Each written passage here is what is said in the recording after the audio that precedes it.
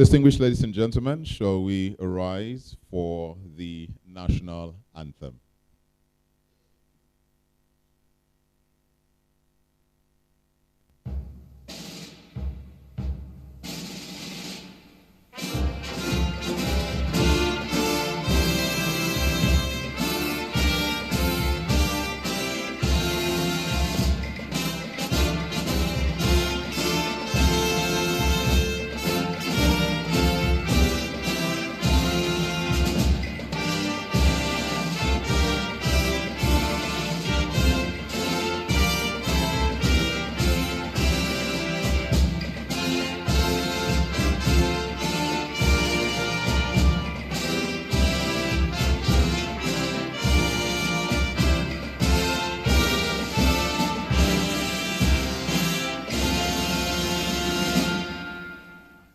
May we please be seated? Thank you very much, distinguished ladies and gentlemen. I'd like to again welcome you to this fourth Nigerian conference in Maize on behalf of Bayer. Immediately, we would like to go to the opening prayer, which is the second stanza of the national anthem, and we will be taking that shortly. And so, as many of us as can recite that, we will just take that briefly, and then we will move on to the next agenda. I'm sure this is like a screening. If this was a screening for the Senate for appointment, many of us Nigerians are not very familiar with the second stanza of the national anthem. So we'll be taking that immediately, and then we will proceed to recognize some of the dignitaries, and then the conference will officially be open. So we will go, O God of creation, O God of creation, direct our noble course, and guide our leaders right, help you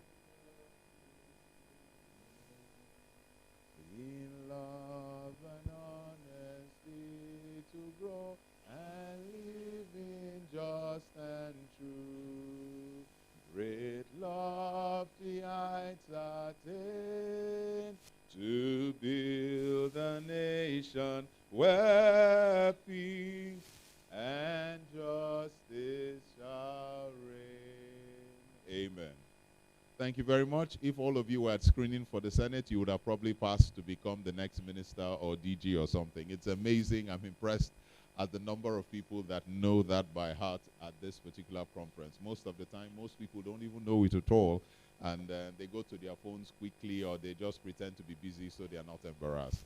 Well, welcome, distinguished ladies and gentlemen. My name is Reward Enakerako. I will be your host for the next 4 hours or so of this conference. We'd like to thank all of those watching online. Thank you for your time, and we will do our best, as we've promised, to keep this event moving very swiftly. I'd like to take a few recognitions for some of our most distinguished guests. I am informed that a number of people are here already. Would like to recognize the presence of the chairman of the Maize Association of Nigeria. I am informed that Gombe, the Maize chairman from Gombe, Nasarawa and Plateau, are they here, please? State chairman, oh, well, welcome, sir. Please just stand up for recognition. Can we, recognize them and welcome them with a round of applause? Thank you very much. Thank you very much indeed. We recognize you and all the other state chairmen who are joining us online. Thank you very much at this point in time. And congratulations on your most recent feat, making Nigeria #1 in maize production in this part of the world. We appreciate you, and we're grateful for the work that you all do collectively. Thank you. I'd like to also recognize the International Institute for Tropic Agriculture, IITA, Professor Friday Ekeleme. Shall we welcome him with a resounding round of applause? Thank you very much, sir. It's a pleasure to have you with us. Thank you very much indeed. I also would like to recognize the person of the Director of Natural Agricultural Seed Council, Dr. Philip Olusegun Ojo. Shall we welcome him with a round of applause? Is he here, please? Okay, he's not yet in the hall. Thank you. I understand we have representative from the Institute of Agriculture, Research and Training, IAR&T. Oh, thank you very much, sir. Ushers, could you please get his name so we can recognize him properly and his designation. Just please get his name and designation so we could recognize him properly. I also understand that we have representative from the Institute of Agriculture Research. The representative of the Institute of Agricultural Research, okay, not here at this point in time. I understand we have representative from the Agricultural Extension Advisory Services. Mr. Chika, is he here? Okay, he's not yet here. I would like to recognize also the president of the Executive Director of the National Center for Genetic Resources and Biotechnology, Dr. Sunday Aladele. Shall we welcome him with a resounding round of applause? Thank you very much, sir. He was here quite early, if I might say. Thank you for leading by example and keeping time. Time is our most valuable resource, and a lot of us Nigerians and people don't understand that if we want to turn things around, a simple place to start without government and big policies is just proper time management. Thank you very much, sir. I would like to recognize also the technical committee headed by, Technical Committee of Man, headed by Dr. Sam Ajala. Shall we welcome him with a resounding round of applause? The technical committee, is he here? Okay, not here at the moment. All right, lastly, I would like to, for now, we would still take more recognitions as the names come up to us, but I'd like to recognize the chairman of the day, who is also the president of the Maize Association of Nigeria, Dr. Bello Abubakar, represented by Engineer Sunday Bamidele. Shall we welcome him with a round of applause? Engineer Sunday, thank you very much. It's a pleasure to have you with us, and thank you for gracing us with your presence at this occasion. So at this point in time, it's my humble pleasure, like I said earlier on, to answer some of the questions of why we're gathered here, what we're doing, and what we hope to achieve with this conference. I would like to welcome to the microphone immediately the country sales manager, Bayer Nigeria Limited. Distinguished ladies and gentlemen, please clap for him. He's the one who's signing my check. So if you clap for him, he may give me more bonuses. Please welcome Temi Tokwe Banjo as he comes to the microphone to make his presentation.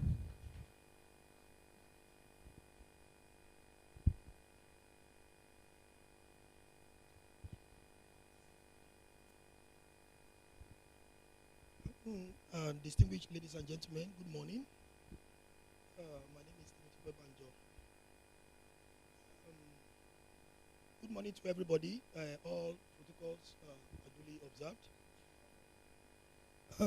I want to thank all of you for taking out time to attend this very, very important program of ours.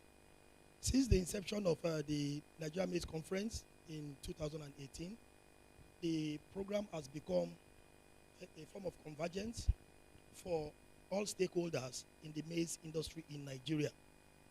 And then we use this program to bring up insights on how to develop the maize industry in Nigeria. And for a lot of people, you wonder, what is the big deal about maize? We have to know that maize is the real deal in Nigeria.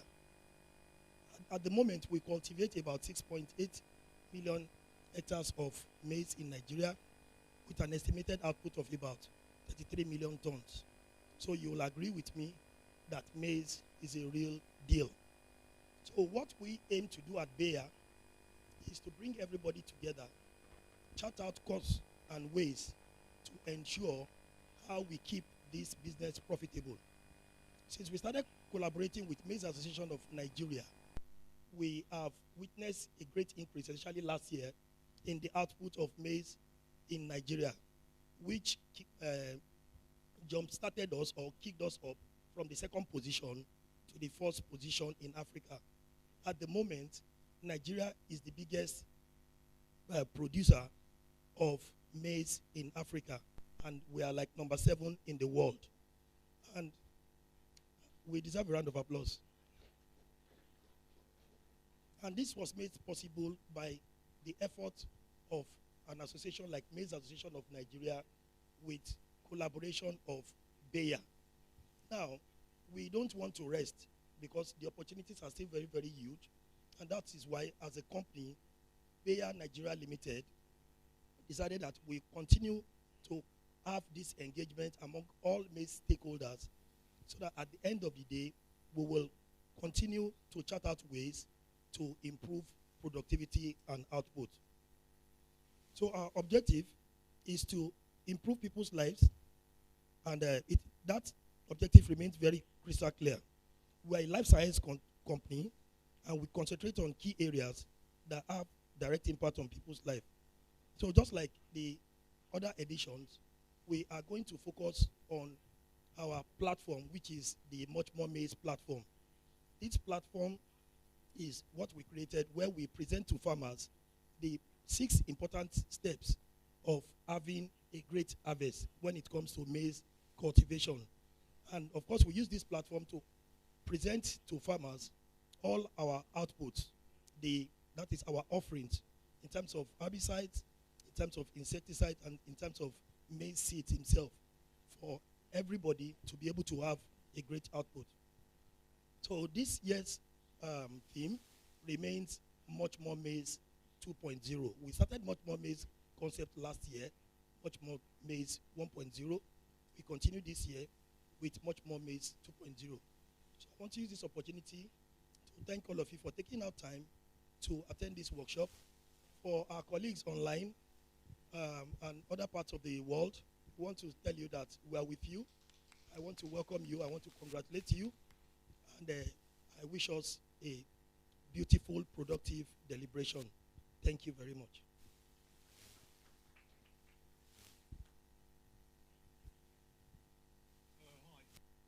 Thank you very much, sir. Please, can we give him a proper round of applause for that very brief presentation? All right, now I'm told that just a quick recognitions. As I mentioned, as the names come, we will continue these recognitions. A member of the technical committee of MAN, he is here, Dr. Usman Bala Daudawa. Shall we welcome him with a round of applause? Thank you very much, sir. The very distinguished senatorial-looking gentleman who is with us this morning. Thank you very much, sir. It's a pleasure to have you with us. We'll be moving on the agenda, and at this point in time, we will be going to agenda number 6, which is the chairman's welcome address. We will be taking by Alhaji Dr. Bello Abubakar, the president of Maize Association of Nigeria, man who is ably represented by engineer Sunday Bamidele. Shall we welcome him to the microphone, please?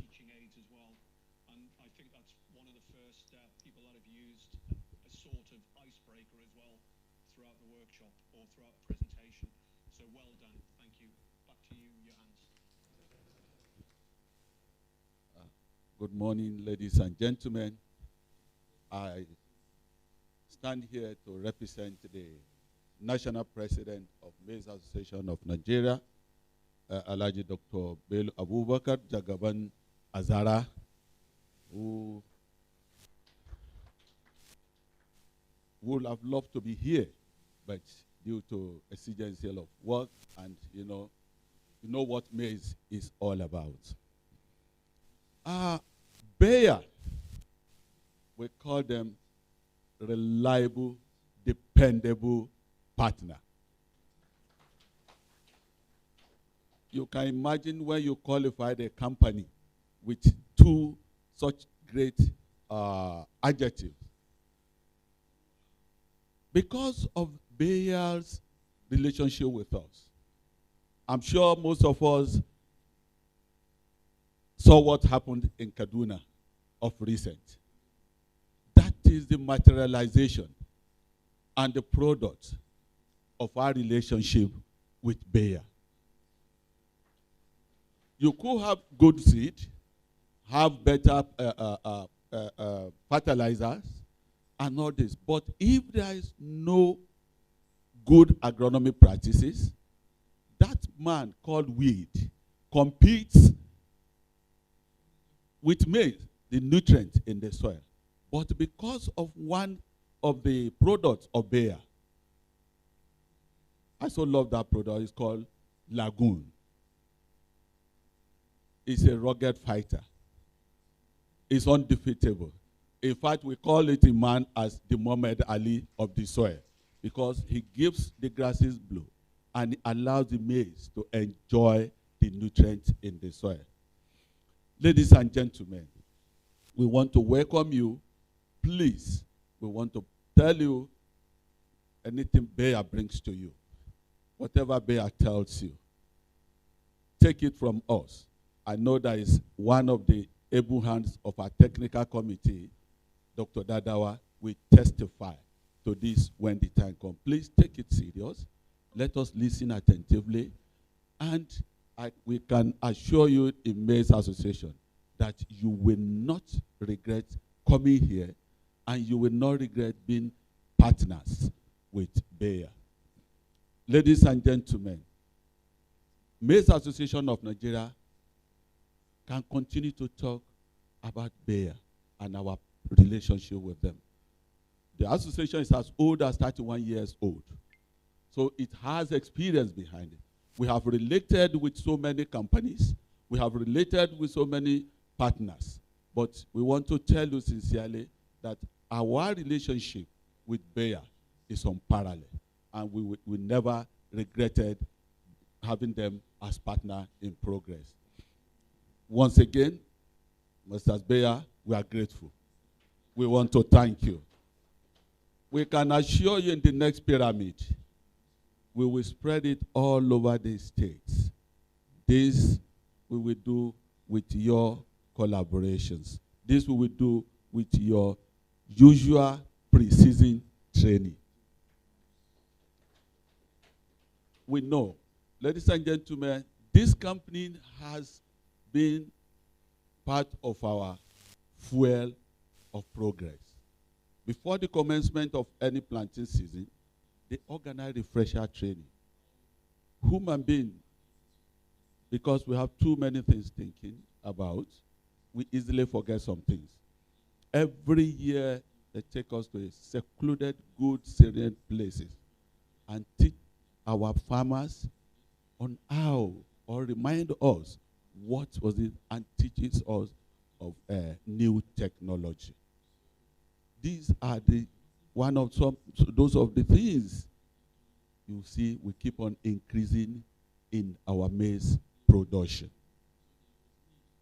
The insecticide, the fall armyworm, all these, we were able to battle them because of the training and retraining and the type of chemicals introduced to us. And here, on behalf of the President and the Board of Trustees, we want to appreciate you for your contribution too towards the success of our pyramid, the unveiling of the second national pyramid in Kaduna. Please, we want to tell you, as Oliver Twist, we will continue to ask for more. We will continue to rely and believe in you. We want to say, please relax, enjoy yourself, and have one or two things to take home. Thank you so much. Wish you success. Thank you, sir. Thank you very much. Thank you very much indeed, Engineer Sunday. It's heartwarming to find engineers in professions like this. It shows us that our agriculture is moving beyond subsistence farming. We are going to be able to compete with the rest of the world.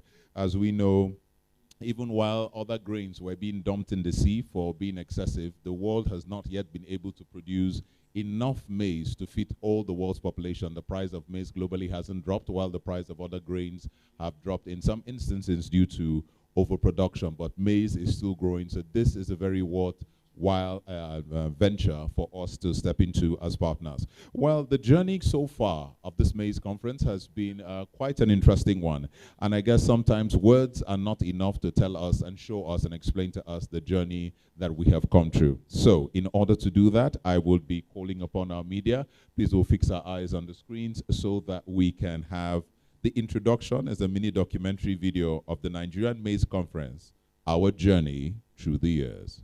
Thank you. Lights out, please.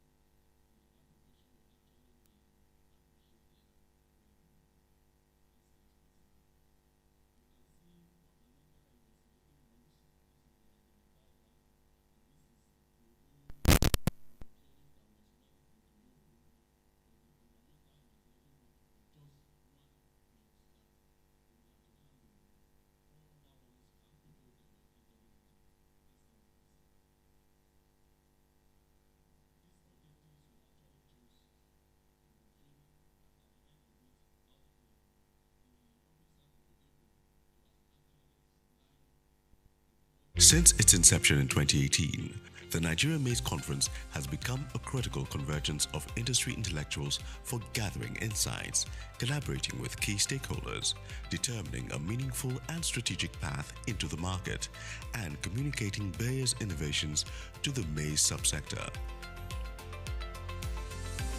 This conference is held yearly because Nigeria is a big market for arable crops with over 6.8 million hectares of maize grown annually at an estimated 33 million tons output. But despite a high production rate, producing over 11 million metric tons, Nigeria is still faced with a productivity gap in yield per hectare of maize farms. At its premiere, Sorry, we're having a little technical issue. Can we please restart the video so we can and reeled appreciate out effective ways farm.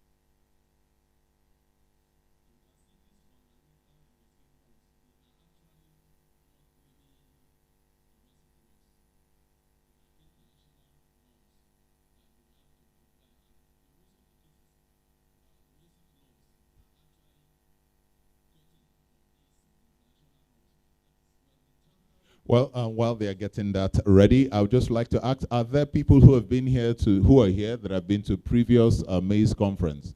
If you've been to the previous Maize conference, you are here? Okay, we're up now. All right, great.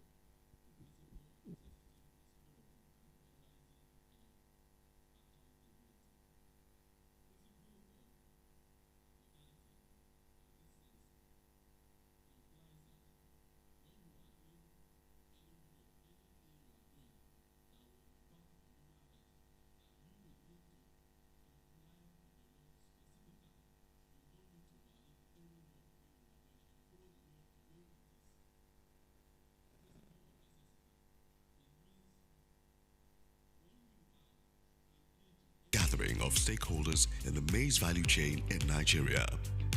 The conference was born out of the need to address the challenges facing maize production and propose solutions to increase maize yield in Nigeria. The annual conference is spearheaded by Bayer Nigeria Limited, a subsidiary of the Bayer AG Germany, an innovative science, health and environmental impact conglomerate, contributing to the growth of science and agriculture in Africa.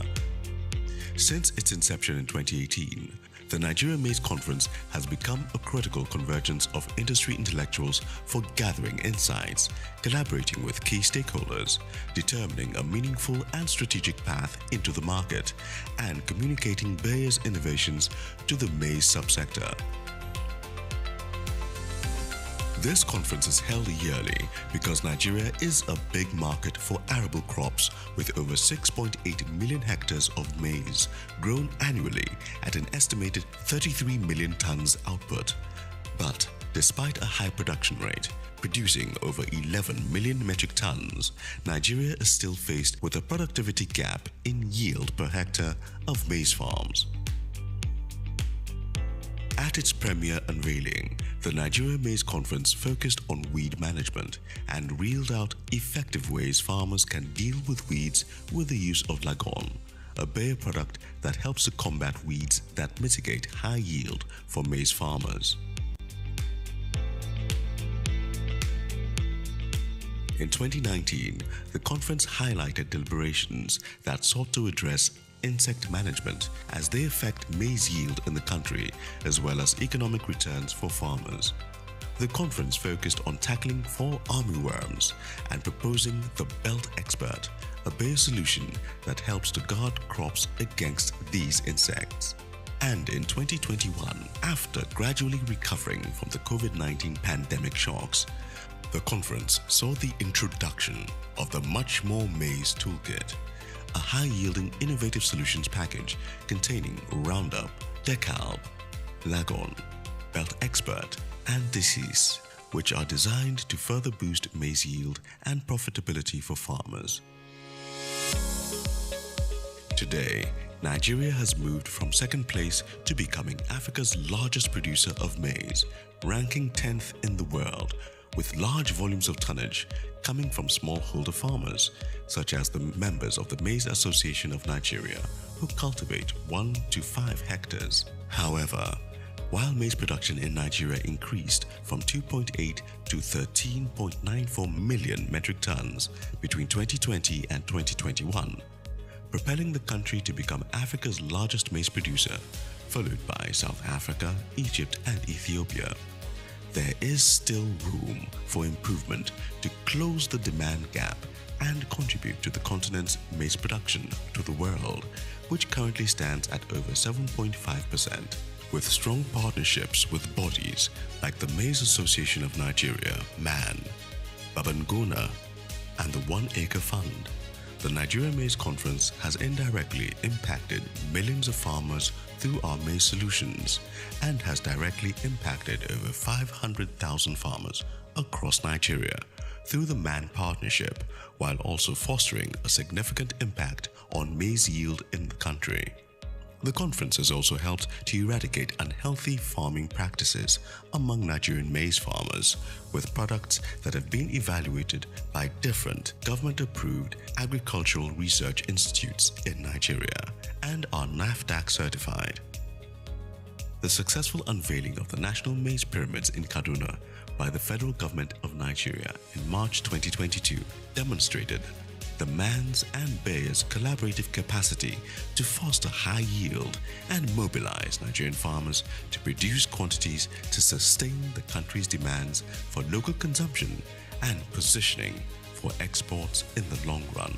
This year we're going to have the 4th edition of the Nigeria Maize Conference with the same theme, Much More Maize. The objective is to entrench the Much More Maize toolkit in Nigerian farmers, and also to ensure that Nigeria remains number 1 in terms of maize production in Africa and in the world. And it's not for now alone. We promise as a company that in the future, we intend to continue to create this platform of engagement between farmers and the technical guys on ways to improve maize production in Nigeria. This is our aim, this is our objective. Let's go there together. Futuristically, the Nigeria Maize Conference looks to focus on creating awareness among farmers and ensuring increased adoption of hybrid maize seeds, which can improve output from 2 to 6 metric tons per hectare. The boom of maize production in Nigeria is why we are here. Let's do this together. Bayer, science for a better life.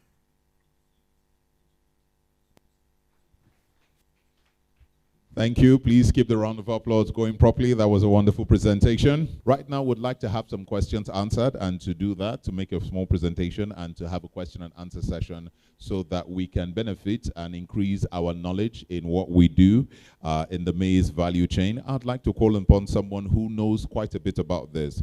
He is a professor of wheat science in International Institute of Fabrical Agriculture. He has done extensive research in the science of maize, cassava, and other crops. He's here to clear us on a few issues, and he's going to be talking specifically about Lagon, the sustainable solution for weed management in maize cultivation. The sustainable solution for weed management in maize cultivation. Shall we welcome to the microphone Professor Friday Ekeleme with a round of applause, please. I'm not particularly convinced about that round of applause. Somebody was warning me about coffee break. Thank you very much. Yeah. I guess I have my slides somewhere.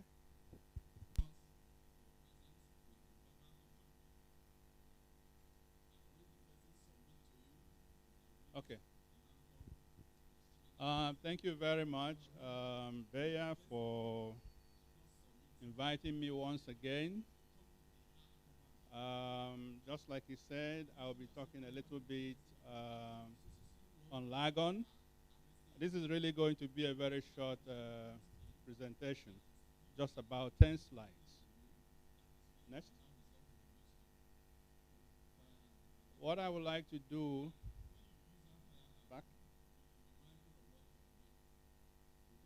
Can you go back one step? Okay, what I would like to do is just a brief introduction, then I give an overview of maize production in one slide, then talk a little bit about Lagon, and then conclude. Next.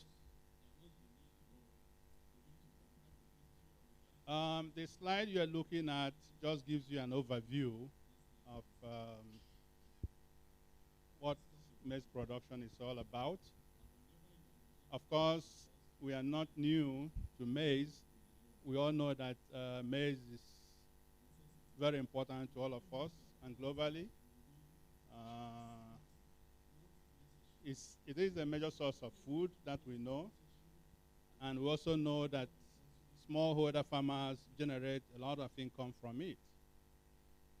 Up north, that goes in the form of selling dry grains. In the south, it goes in the form of selling green maize, which is heavily consumed. We also know that maize is a major raw material for many industries, the feed industries, the baby food industries, and all the like. But with all this, we know that the yield we get in Nigeria and in Africa as a whole is far below the world average. If you look at,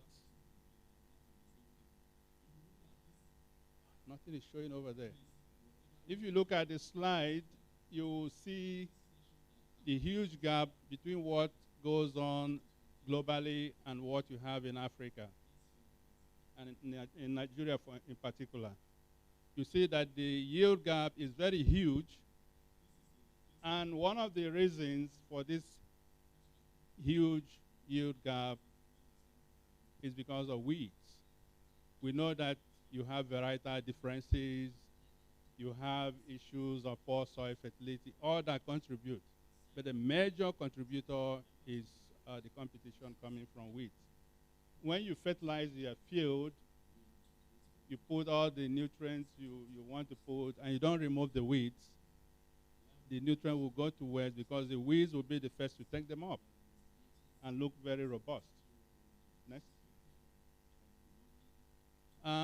We know that maize is very susceptible to weed competition. If you don't do anything, you don't get any yield.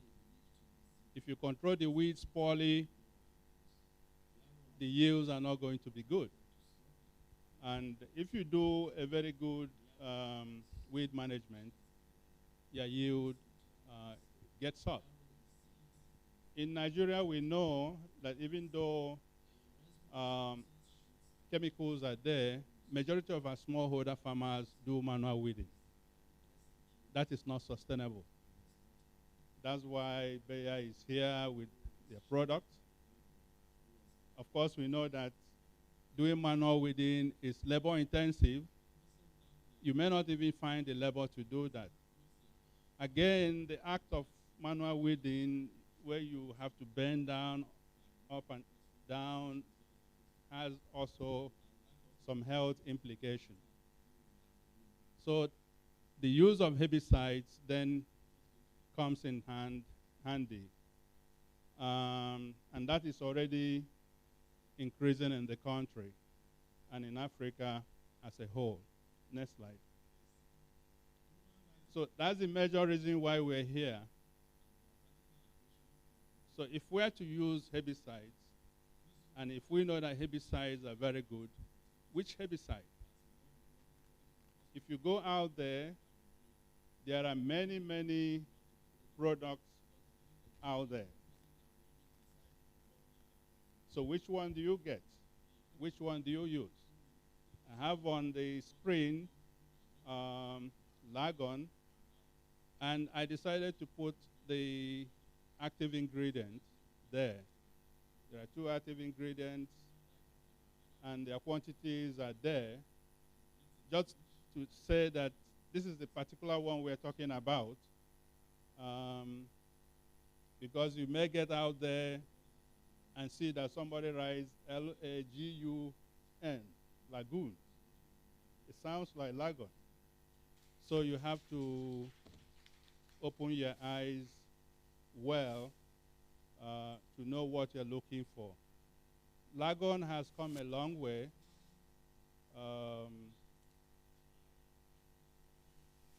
To get into Nigerian market. Next slide. Next slide. There are several reasons why Lagon is the best and is sustainable. I'm going to list all that in the slide you have. This is actually my best slide.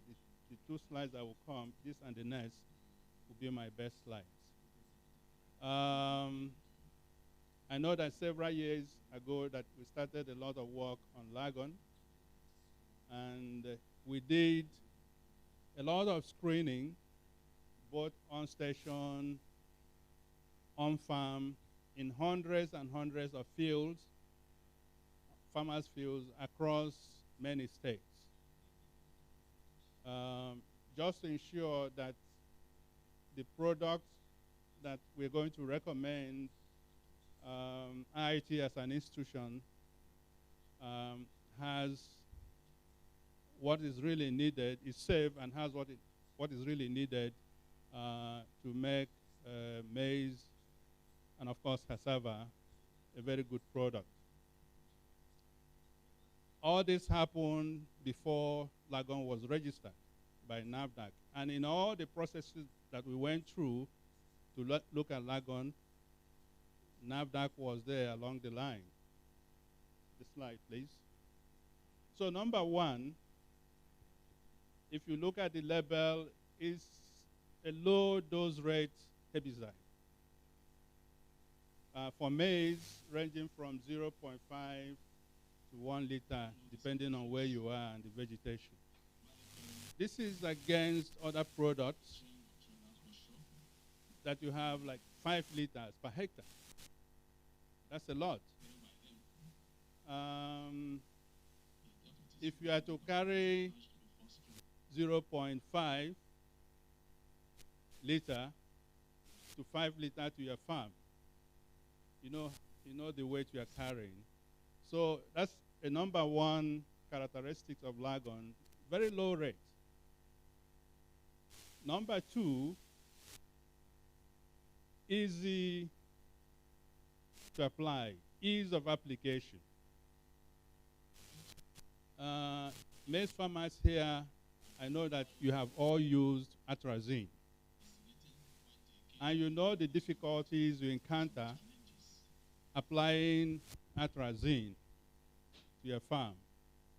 Nozzle blockage, you need to agitate your knapsack several times. If you don't do it, the flow out of your nozzle is going to be very difficult. So that is one good advantage. If you can see, look at those pictures. The first picture that I have a red mark on, those 3 young men there are spraying atrazine. If I expand that picture, you will see a lot of deposit of atrazine on them. That is not good for their health. And of course, you have a testimony here by the chairman that opened the meeting about how Bayer trains farmers at the beginning of each season to start crop production. So that is what you see when you use a very bad product. If you expand that picture, you see that the dress they're wearing is all atrazine on them. That is not very good. Number two problem with atrazine is the contamination of underground water. That's something that maize farmers who are still using atrazine should note. Number 3 point about lagon is effective weed control. I have on the slide a range of efficacies across states at 8 weeks. You can see starting from Abia, 88% down to Benue State. The field remains very clean even at 8 weeks, very, very clean. So that is very critical to successful maize production. Number 4, if you have good agricultural practice, if you follow the gap properly, you don't need any post-emergent herbicides after lagon. Good land preparation, good crop population, canopy closes early. With 1 spray of lagon, you do your harvest and you're good to go. Of course, the 5th point I have made there is that lagon was properly evaluated and registered. The other important point I need to make here is that in the process of evaluating lagon, we also tested the grains and the leaf and found no residue. This is very, very critical. If you have a stack of maize, million pyramids of maize, and you export it, and they pick a residue, it's gone to waste. So that is one important point about lagon, and this one we have it on record. The crop is residue-free, and the fodder, the leaf that comes from it, you are free to feed it to livestock because it's residue-free. And of course, the end point is the grain yield itself. With good weed control, good agricultural practice, yield is enhanced. Next slide, please. This is just to support the few points I made ahead. These are 2 photos showing the efficacy of lagon at maize, when maize was 5 leaf at 5 leaf stage, and the rate was 0.5. And the one by it is the farmer's practice, where atrazine was used. You can see the quantity of weeds you can find there. Next, please. I'm showing this table containing cost-benefit analysis. Just focus on column 2. Column 2 shows the revenue from maize. This is an intercrop, something gotten from an intercrop situation. You can see that lagon, if you compare lagon to whole weeding, you see that lagon is 1.6 times ahead of the whole weeding in Benue State. If you compare lagon, whole weeding, and farmers' practice in Oyo State, you see the revenue realized from maize is 1.3 times higher in lagon than whole weeding, and more or less double the revenue when you compare it with farmers' practice. Next slide, please. We have very good testimonies. This slide shows you testimonies from farmers who use lagon, provided they do the right thing. People are happy with it. In states like Oyo, Benue, Ogun, and most of the states in the north, you see that lagon, as far as maize, and if you permit me, cassava is concerned, is more or less a household name now. Next, please. So I would like to conclude by saying that for you to use Lagon in a sustainable way, GAP, which is good agricultural practice, is very critical. You don't go and spray your Lagon where you have done your soil preparation poorly, and you come back to complain to Bayer. I'm sure they will not listen. That's why they are spending time to train farmers on GAP. If you use GAP and you spray your Lagon correctly, you don't need any post-emergent herbicide. So I will safely conclude that Lagon in maize production is safe and sustainable. Thank you very much.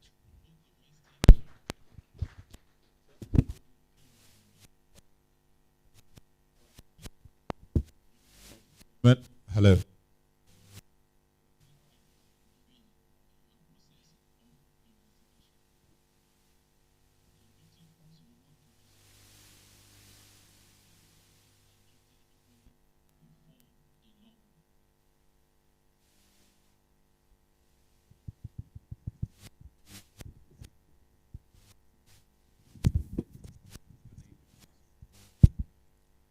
Good morning once again, ladies and gentlemen.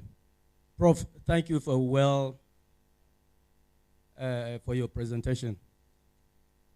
It was actually well taken and quite impactful.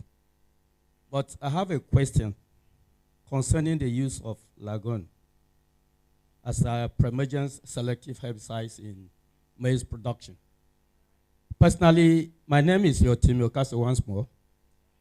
I started with Bayer from the foundation when they were actually doing the research before Lagon as a pre-emergence selective herbicide in maize production was actually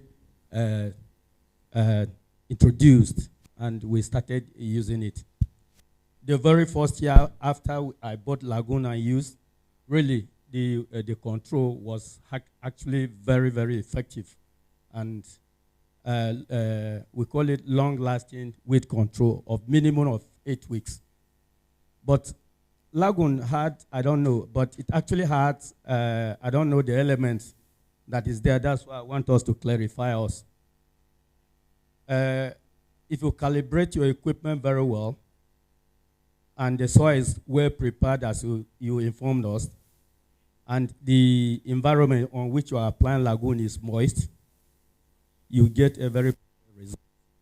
But recently, or even since the inception of Lagon, when you apply it on your field, you will find out that in most cases the maize will germinate. At the initial stage, we had what is known as chlorosis, yellowing, as the crop germinates. What actually contributes to that chlorosis? I would like you to further explain and possibly explain to us how we can use it so that we not have that experience. Because in production, we know that when you have your crop germinates, and at the initial stage you have that chlorosis, what happens is that the vigor in terms of growth of that crop is actually affected. Can you actually clarify us on how Lagon can be used, and if your maize germinates, there will be no chlorosis or yellowing? Thank you. Thank you very much. The yellowing you are talking about is not from Lagon. You need to check your soil again to look at whether there are nutrient deficiencies. It's not only NPK that you look out for. The only thing Lagon can do to your maize, if you don't calibrate well, is bleaching. Your crop germinates, it all looks white. And that goes away after 1 or 2 weeks. The maize continues. And that is an error if you have overdosed, if you didn't calibrate properly. Lagon doesn't cause chlorosis. Of all I know, the length of time we screen Lagon, you can't get chlorosis, but you can have bleaching due to poor calibration. And that goes away after 1 or 2 weeks, it doesn't affect your yield. There was certainly a lot of content in there from my perspective, which, I could comment on, but, everything that needed to be there, I thought was there. It was very sort of student-centric. All right, sir. There's a question from the online audience. It says, where can I get Lagon? How can I use and apply it? And what time of the day is best to apply it? From Suleiman. He's online. Okay, Suleiman online. I think you need, where you can get Lagon, you need to contact Bayer. They're all here in the hall, and I think they will pick your address and let you know how the closest dealer where you are. Generally, it is good to apply herbicides early in the morning when the weather is calm. But then you need to train yourself on how to calibrate well. Calibration is very, very important. Don't use, if you're a friend, of course, when you look at the herbicide product, you have a generic recommendation. They will tell you use 100 mils in so-so in a knapsack. That is a generic recommendation. You can calibrate yourself well. I think Bayer is also in the process, and they do train farmers a lot. If you listen from the beginning of the meeting, the chairman who opened the meeting confirmed that at the beginning of every season, Bayer goes around to educate farmers on how to calibrate themselves. Of course, if you don't get this information, feel free to contact me. We can talk online, through Zoom. I can teach you how to calibrate yourself also. Thank you very much. Okay, you have a question here? You have a question? Thank you once again, sir. I'm by name Maize Badeyemi. So I just want to ask a question. Does the application of Lagon, is it affected by amount of rainfall?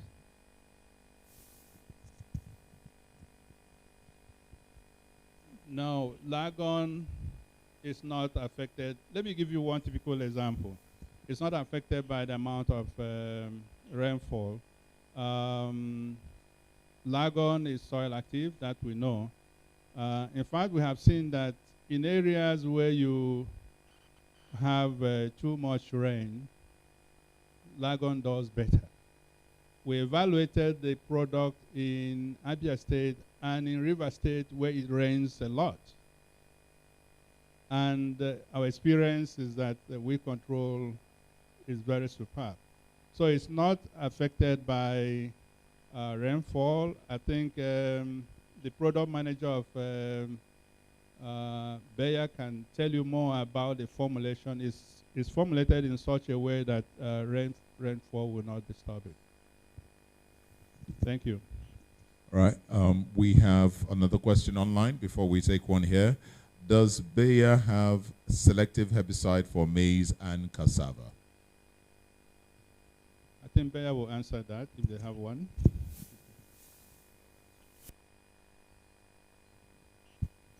All right. My name is Chika Okata, and I work with Agricultural Extension and Advisory Services implemented by Winrock. I can anything from Bayer is, and if Bayer puts water in a container and go ahead and it's usually fantastic. But my experience is I've gone around almost all the states in the country. The observation is that most of these products, one, either they are not easily available to farmers, or a lot of farmers are not aware of these products. I don't know whether, my thinking is that there should be an aggressive approach to sensitizing farmers and letting farmers be aware of this product. They are fantastic. But I don't know if there's anything special you are doing to take these products to the interior or letting, creating outlets in the interior for these products to get to the rural farmers. Thank you. I think that's a comment for Beya. And Beya, I think it's good to answer the question now. Good to see you. Kata is a colleague. The question, he was talking about the first of all, he said the product is good, Lagon is good, and it's been tested. But he is asking what the plan is for aggressive marketing that they find that not too many farmers should know about it. Thank you very much. One of the things we are doing to create awareness regarding some of the products is a platform like this, the Maize Conference. But at the same time, too, we are partnering with distributors around the country. But yeah, we are aware of the fact that we have not reached up to the places we ought to reach. In the next 1 month, we are recruiting extra hands that are going to cover more places. Some of these guys are going to be on motorbikes that will do some placement in difficult to reach locations. Of course, we are aware of the security situation in the country, but at the same time, we have a scheme on ground. We are calling them sales activators. They are going to load some of these products, go into interior part of safe locations, and then we have them. In the next coming weeks, months, we expect a better visibility than what we're having now. Thank you.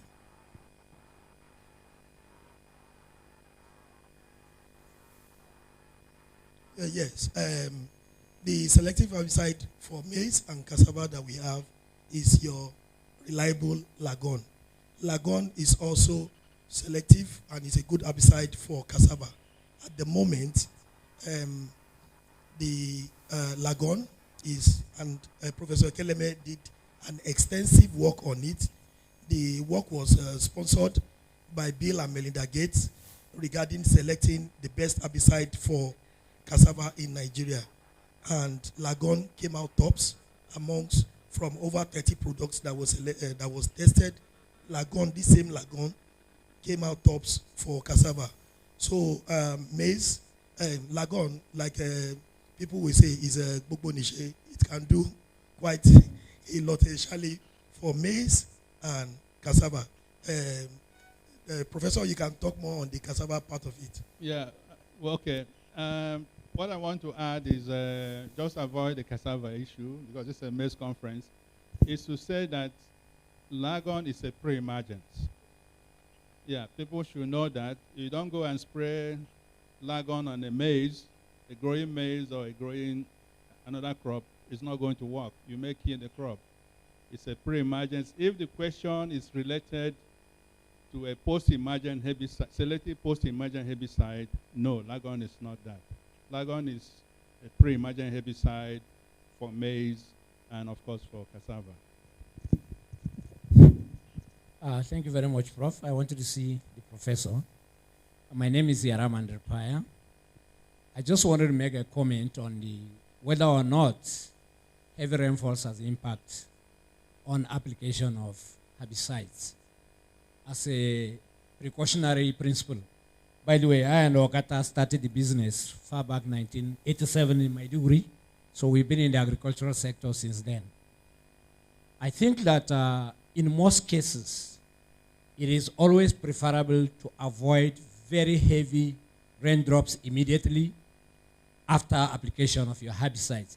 So if you see the weather to be expecting heavy downpour, it is wise to shy off and look for a fairer weather, in the sense that where you have runoffs, even when it is soil impacted herbicide, runoff could carry off the herbicides off from your field, and you will think the product you had is fake, while actually it's a management principle. Thank you, sir. Yeah, just to contribute, that is correct. Thank you. You don't need to spray when it's going to rain. But if you have already sprayed and you are having rain repeatedly, for Lagon you don't need to worry that much because of the formulation itself. So that was the point to play. Sorry, my name is Engineer Bamidele. Look, for those, Mr. Chika was saying distribution, please tell those guys to join Maize Association of Nigeria. We are everywhere. Just come. You get more if when we work together. When you see chains of snakes coming, all of us will pick race. But when you see one, we will attack it. But when you come to us, you join us as an association, you have easy access to this product. Whatever is your complaint, we are all over the country, and we have structure from the national to the local government. Thank you. Thank you, sir. I have this online question. It's from Isaac Ekoja. Is Lagon compatible with glyphosate? Can you use them together immediately after planting? I will advise you not to do that. That's why gap is very important. First of all, use your glyphosate to prepare your land properly before even plowing.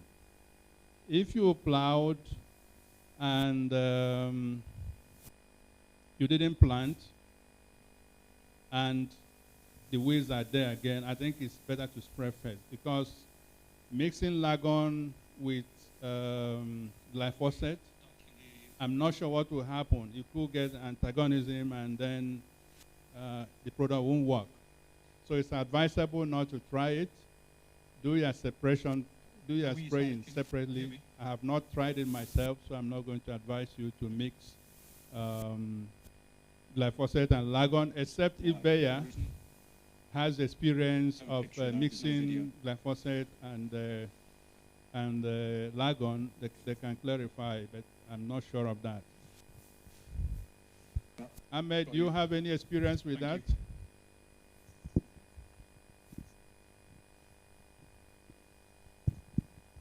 Yeah, Prof. In some instances, we've got feedback from farmers that try to use Lagon and glyphosate, and they have glyphosate Roundup to be precise, which is our own brand of glyphosate. So Lagon and glyphosate give us good results. That's Roundup to be precise. So if you want to compact them, use Lagon and Roundup. It's acceptable. Okay. So that is coming from the product owners. I have not tried it, so I will not advise that.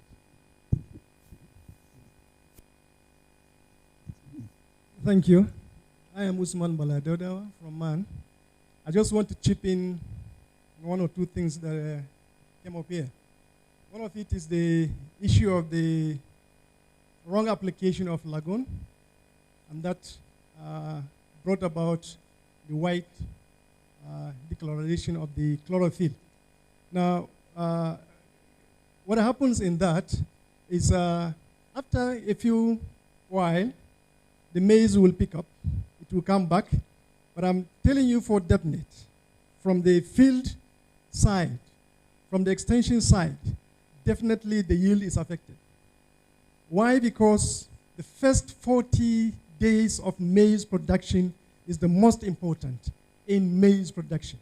So whatever happens between the first day of sowing to that 40 days of the life of the plant, if anything happens wrong, definitely the yield is affected.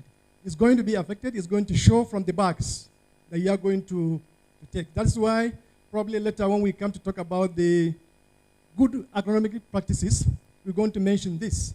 Because while MAN was partnering with Bayer, as we went around the country for the last 2-3 years, selling up the entire thing about Lagoon, we really found total misuse in some cases. That is why even in the EOP of MAN, the economic of production, they recommended just 0.5 to 1 liter per hectare. But we have seen cases where farmers were using up to 2-3 liters of Lagoon. A waste of money, a waste of time, an abuse, and a total loss from the yield. So I think MAN is in the partnership with Bayer, is trying to extend the usage of Lagoon to be safe in selection, because you mentioned that, Somewhere you can see lagoon with you, not all. So the selection is key, the handling is key, and the application is also key. And that's what man is trying to partner with the Bayer to extend to the field. The other thing is about what Mr. Chika somewhere mentioned about the publicity and the orientation for the use of lagoon. It's very important. And that is why the partnership with man is now very key about do not use until you know how to use. That's what we are going to do, and that's what we're going to continue if we are going to attend that much more maize in partnership with Bayer, because the farmers really do not know. They are only akin to the tradition of saying use 100 mils, 1 tin milk filled, and then you throw that into one knapsack and you spray. So we have to defeat that. We have to challenge that. We have to make them buy in to know the technicality first before they even get into it. I agree with you. Publicity is required. We are going to go into it. We will continue with it in man, and we are trying, we will, by the grace of God, see how we can work out that. Last one is about the combination of glyphosate and lagoon. It's total disaster, total waste of money. I mean, you are talking about getting a yield that can give you some income, that can increase your finances, and yet you will buy lagoon for 1,000 naira. It will do 100% work, and you take another 1,000 to buy glyphosate to do. You are combining to get 2,000 instead of 1,000, and yet you will get a yield that will not give you the composite of that. So it's total waste. It's a disaster. And then from adaptive research on the farmer's field, what we find out is definitely one of the two will take lead and then destroy the other. And this is typically from the field. So we don't allow it. Even the combination of the one they have, the Oregon they have, with lagoon is not allowed on the extension side. You go for one, and that is why we are advocating. And that's why we always say lagoon is a good one that can be singled out to do the entire job. Why then do you mix? Next is if you have good practices during your maize production, at the end of the day, you use lagoon. We've seen it. We've tried it in adaptive research. We've seen it. One dose of it will clean the soil up to the harvesting time. So if that is done, it means the next coming season, the farmer is safe because the weeds will not be that much to warrant for any other dose but that of lagoon. Thank you. Yeah, you are very correct. You know, I said it. First of all, very beautiful contribution. Overdosing or poor calibration leads to that bleaching. You know, there are different degrees of bleaching. If it's just a minor bleaching, 1 week is over, that wouldn't affect your yield. But when it is that heavy, of course, it's going to take a long time to recover. That's when the yield gap comes in. We have seen that bleaching. The problem is, and I've been telling Crop Life about this. You see, when you buy a herbicide, there is always a generic recommendation. 1 cup of this in a liter, 200 mils in a liter. It doesn't work well that way because if 2 of us are spraying, we are moving at different paces. And because of that, we're going to deposit differently. So each person needs to calibrate himself to be able to do a good job. Training farmers is key. And of course, you know, I started by saying that lagoon is a low dose rate herbicide. People already used to 4 liters per hectare, 5 liters per hectare, so they measure big quantities and pour in the knapsack and spray, and that's a headache. Mixing herbicide, I don't advise it at all, even when you can do it. We have experience with farmers up north who plant cowpea and use paraquat, which we're trying to remove from the market. Somebody sometime, somewhere, told them, mix paraquat and this and spray. Even when the field is very clean, you don't need, there's no vegetation to receive the paraquat because it's a post-emergent. People still mix paraquat with their pre-emergence and spray and waste the money. So you don't advise that. If you do your gap well, do your good land preparation, make sure you calibrate yourself and spray, make sure the plant population is right, canopy covers early, you are good to go. So you are correct. Thank you very much. Shall we give the good professor a resounding round of applause? Thank you very much, sir, for demonstrating what it is and the importance of a weed scientist. When I was growing up, I told my father I wanted to be a weed scientist. They beat me with a stick and took me to the village witch doctor. They said I had the devil. But today, thank you very much, Professor. You've shown us that all these fields, and it's an African problem. Use this to demonstrate that it's an African problem. We look at things a little too small, a little too narrowly. And when somebody is pursuing a particular thing, if we do not see the immediate translation to Kobo and Naira, we throw it away. But imagine agriculture without understanding how weeds, best way to deal with weeds and all of that, it's going to be hazardous. Thank you very much, Professor. We appreciate your work. I'd like to take a few recognitions, and then we will get ready to replay the mini documentary again since our technical issues have been resolved. I'd like to recognize Sefiat Kom, the MD, Bayer Nigeria Limited. She's online. Shall we welcome her with a round of applause? We have quite a bit of them online. Most of the, oh, she's here. Oh, a man. Oh, is a man, please. Apologies. Shall we recognize him with a round of applause? Thank you very much, sir. Joseph Kibaki, Lead Field Solution. He's also online. Shall we welcome him with a round of applause? Laurent Perez, Commercial Lead West and Central Africa. He's also online. Shall we recognize with a round of applause? We have present with us in the hall the Dex Officer for Maize from the Federal Ministry of Agriculture, Dr. Muftau Adeleke. Shall we welcome him with a round of applause? Dr. Adeleke, can you stand for record? Thank you. Thank you very much, sir. We also recognize the representatives from the Unity Bank. Abimbola Bidja, he's the maize champion from Unity Bank. He's here with a team. Thank you very much, sir. It's good to have you with us. I'd like to recognize formally the Agricultural Extension Advisory Service, a representative, Mr. Chika. He spoke earlier on. Thank you very much, sir. Shall we welcome him with a round of applause? Thank you very much indeed. And we'll be going out to the next presentation. We'll be talking about the value proposition for Belt Expert against Fall Army-1 on maize. To do that presentation, we will be calling upon the Market Development Agronomist from Bayer Nigeria Limited. Shall we welcome Ayodele Kayode with a round of applause as he takes the next presentation.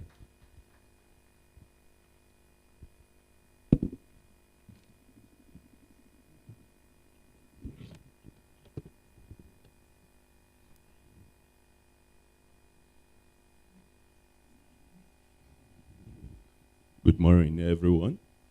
My name is Ayodele Kayode, and it's a privilege to stand before you to lead the discussion on how to protect our maize crops on or against fall armyworm.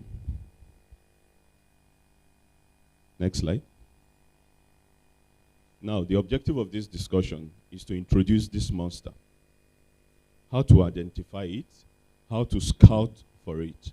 When we mean scout, it means how to take note, how to see it in our farm. Then we will present the solution. Having seen a problem, what is the solution?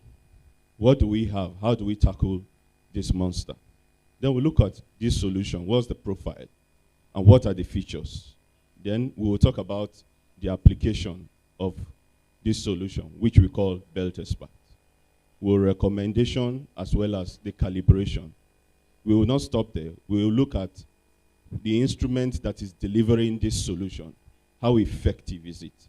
And how well to take care of this, our material, as well as disposal. Then we'll talk about stewardship. Stewardship entails how well you take care of the product from the beginning, from the life cycle to the end of it. Next slide. So our objective here is to ensure that the knowledge of this pest, the life cycle, will recognize the presence as well as the basic approach. We call it integrated pest management that we can use in order to further control it or limit its damage. Then we look at the technical knowledge of belt expert, the mode of action, as well as the label instruction and the safe use as recommended. Now, introduction to this monster called fall armyworm. As you can see, if you look at the picture before you, you will see a maize with some fall armyworm in it. If you look closer, you will see some brown spots. Those brown spots are the frass. This frass is the waste that has been generated as a result of the action, the eating of the fall armyworm on our maize. Investing so much, and you see one maggot come from somewhere to just destroy all your investment, all your labor. Next slide. Now, what is fall armyworm and who is it? How do we recognize it? Because it's important we know our enemy. Now, if you look at this picture, the first one, the first key to know is that there is an inverted Y. This larva, the first thing is, when you look at the head, you will see like there's an inverted Y, which shows these are one of the trademarks of fall armyworm. It can take different color. Some can be green, some can be brown. Another thing to look at is that the bottom of the fall armyworm, the last segment, there are 4 square dots on it. So these 2 signs are easier to note and to use to identify fall armyworm on your farm. Then there's another thing. There are 4 dots on each segment, but these 4 dots are placed a bit far apart, such that it is same on the other. But the last segment at the tail is the one where you have the 4 dots that are squarely located. Next slide. Now, the thing about fall armyworm is that it can travel as far as 47 kilometers. It means it can live here, go to Nasarawa or Kefi and hatch or lay its egg. And one moth, it comes like this butterfly. People think it's butterfly. You will see a brown moth. We don't call it butterfly. It is brown. It is very, very dangerous to our crops. It can lay between 100 to 200 eggs. And usually where they lay it is under the leaf, where you will not find it. They lay this egg, it hatches within 2 days or 3 days. It produces this small maggot with, if you look at the picture, the number 3 slide, you will see that there are some small maggots that have head. These ones, they will begin to burrow into your leaf once they hatch and begin to feed on it. This is their feeding action. Normally when you are scouting, you will see something like whitish or pinhead on your leaf. It is a sign that this monster is already on your farm. Then when you see, as they keep growing, you will see it will grow to caterpillar, the one that is easily recognizable. And as they are growing, they are feeding more. Then the dots that I was saying before, when you look at it, the number 5 picture shows those 4 square dots at the base of the larva. Then the 6th picture shows that inverted Y that I mentioned in the beginning. Next slide.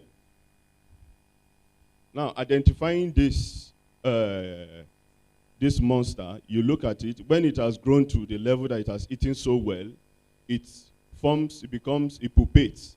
This pupation takes place in the soil. It means that it will drop from the leaf after eating. This takes about between roughly 16 days, 10 to 16 days. It will drop to the soil. It will burrow into the soil, bury itself there. From there, it will become another, it will morph into an adult, and the whole circle starts. This adult is the one that is going to go and lay egg again. Now, this egg will still hatch into these small caterpillars that we see. And these ones are very destructive. Now, these caterpillars, they form one silky thread that is like spider web. This is what they use in swinging themselves. When the wind blows, it will just blow to another plant. And when it goes to another plant, it will start burrowing, start feeding deeply on that plant. Let's go to the next slide. Now look at the action. Look at the damage you see. If you don't control, if you don't scout, if you don't scout your farm on time and take good care, this is what happens. Also, it's not enough to scout. It's not enough to take care. It's not enough to spray. You must know the right product to spray. Now, the feeding action of this larva does not just, these Lepidopteras, they don't just stop. They eat everything. They damage your cob. They damage even the hull. They will go as far as cutting off the flower, the tassel. They are so voracious, if you leave them, they will damage the whole farm. And that is why it is important that we tackle it. Next. Now let's take some notes on fall armyworm. Now, when we want to identify it, there are two specific signs. Two physical signs that we know. What are they? Next. Now, I spoke about the inverted Y. Yes? Next. Now, that inverted Y is the major identifying symbol, as well as the 4 spots square at the end, at the tail end of this Lepidoptera. Next. Now, what is the duration? It just takes 30 days. 30 days is the life cycle. Within 30 days is enough for it to do enough damage to your farm. Having invested so much time, resources, and effort, one small laba, or they call it butterfly, when we were small, will just come, lay egg, and finish the whole farm. So we cannot just look at them like that. Next. We must take action. Since when have fall armyworm been identified in Nigeria? It has been present since 2016. Next. Now, what are the integrated pest management rules that we should follow? 1 is prevent the presence of this fall armyworm. How do you prevent it? We ask that you take good care of your farm. We ask that you sanitize your farm in the sense that you get rid of debris and residues of old crops. You get rid of your weeds. Now, Prof was speaking about weed management. Weed management is also important in integrated pest management because they serve as the host. While your maize may not be there, while your corn is not there, if you allow weed or in your surrounding or within your farm, it is a very good secondary host for fall armyworm. So it will be residing there, it will just keep incubating till you plant your maize. So it's important that we get rid of secondary host. Monitoring is important as well as control. Now when we are talking of control of fall armyworm, we don't just use one solution. We don't just use one product. We don't advocate for it. We ask that you alternate. This is the keynote we are here to deliver. Alternating means that today you are going to use this product within the window. That's the window of life cycle of the fall armyworm. Now, each product you use, take for instance, bed extract, has the time frame for which it should be used. It also has the time in which it must act, within which it performs its functions within the plant as well as protects it. So it is important that you study the label, you understand the product you're using in order to be able to protect your crop. Next slide. Now let us look at this life cycle. Next. Now, I've introduced it in the brief, saying that the adult lays egg. It lays between 100 and 200 eggs. Now, 200 eggs means that it's going to hatch roughly, let's say, 150 larvas. If this is hatched, one larva is enough to cause enough damage. It grows within day 1 to day 3, it hatches. Day 3 to day 6, it's already feeding on your crop. And normally, where they lay the egg is underneath the last leaf, where you will not even suspect that something is there. So you won't notice, except you have the technical knowledge to understand that, look, this, you need to check the base of your leaf to know that, okay, this moth has laid its egg there. Then you know that you begin to know that you need to take action. Then it moves from this stage, from the day 3 to day 6, it goes up, it becomes a bigger larva. Sorry, can you go to the former? Yes, thank you. It goes to a bigger larva. Now, as it's going, it's also creeping up the plant. It is going to begin to feed on your cob as it goes up. Now, this is day 6. If you delay in taking action, it becomes very difficult to control because they enter into the hull of the maize. The hull is that circle, this region. When they hide inside here, it's difficult for you to notice because, and the crop then hasn't grown this.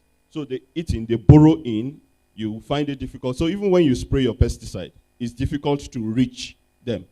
So it's important that you scout on time. Early scouting is very important. And how do you scout? You don't just scout by just looking at the edge of your farm. Let's say this is your farm. It's important that, one, you step into your farm maybe from 5 meters. You begin to scout. Now, you move in a zigzag pattern so that when you do random sampling, you're able to know.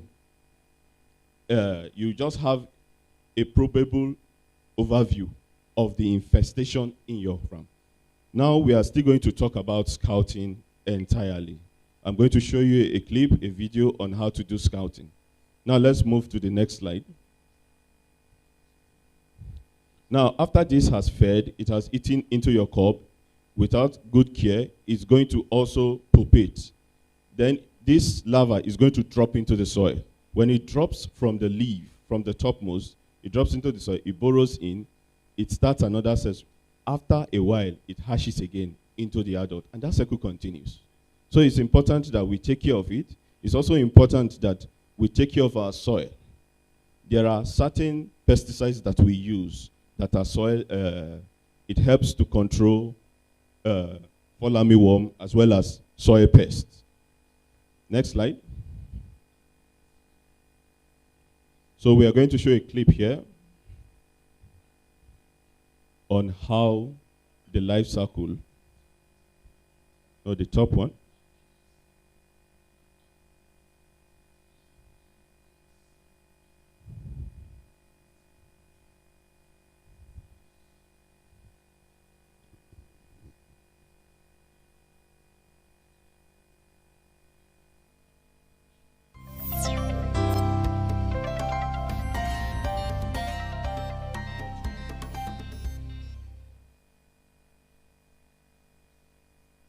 The fall armyworm is an insect that can damage your maize plants or even cause you to lose your whole maize crop.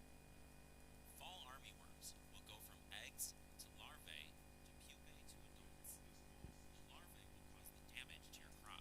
Just play, don't worry. There are various ways to control this pest, besides using chemicals. The fall armyworm is an insect that can damage your maize plants or even cause you to lose your whole maize crop. Fall armyworms will go from eggs to larvae to pupae to adults. The larvae will cause the damage to your crop. There are various ways to control this pest, besides using chemical pesticides. The best way to manage the pest is by using an integrated pest management approach. The best way to protect your maize crop is to scout early and to treat early if required. You must scout throughout your maize field, and if needed, treat it with environmentally safer insecticides long before the maize is shoulder high. In this animation, we will explain how to scout for the fall armyworm so you can take action to protect your crop and yourself and family. Scouting means you must search through your field and check your maize plants for signs of damage from the fall armyworm. The larvae are mainly active at night, so it will be hard to find them when you scout. The larvae will cause damage to your maize. The smaller the larvae, the easier they are to control. The freshly hatched larvae are very small and hard to see. They will only be about 1 millimeter in length, so you will need to look mainly for leaf damage. You can identify their presence as they will make pin-sized holes or window panes on the leaves of your maize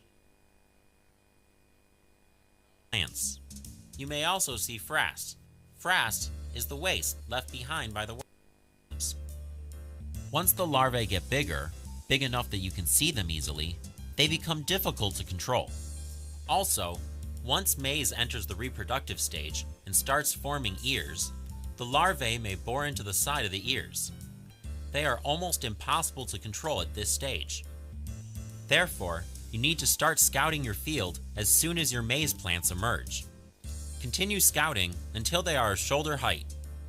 After they are shoulder high or reach the reproductive stage, even if you find the fall armyworm larvae in your maize crop, there's not much you can do to save the crop. This is why scouting early is very important. You should never scout the field when someone has just sprayed with the chemical pesticide, as the chemical can cause harm to your health.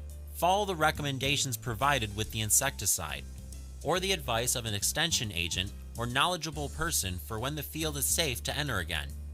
When you scout, both at the early and late whorl stages of your maize crop, you can move through the field in a W pattern.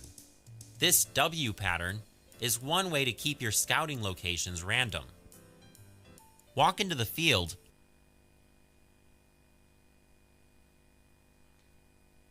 about 5 meters from any edge.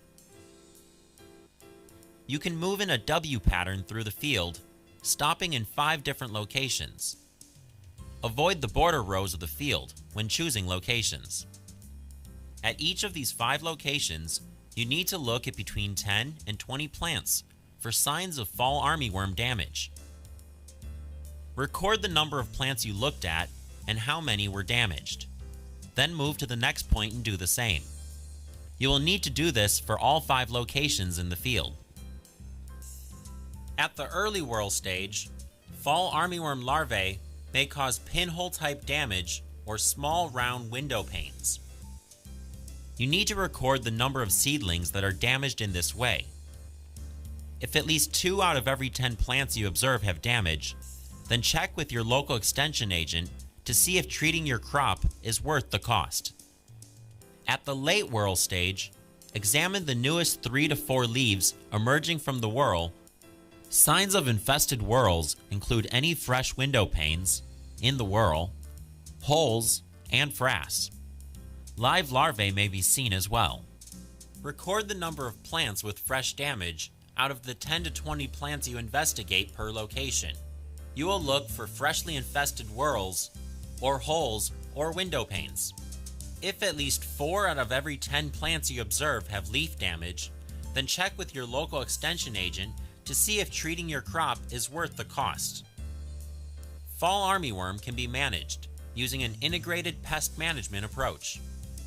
Your local extension agent can advise you on methods to adopt, including environmentally safer insecticides to use so that you can minimize harm to beneficial insects, to yourself, and to your family. Once your crop is at the tassel and ear stage, it is very difficult to control the fall armyworm. To be well prepared, talk to the experts in your area about the fall armyworm this season. If you are unsure what to do about the pest, find an extension agent or knowledgeable person to seek advice on integrated pest management of fall armyworm. Remember, scout early and adopt an integrated pest management approach.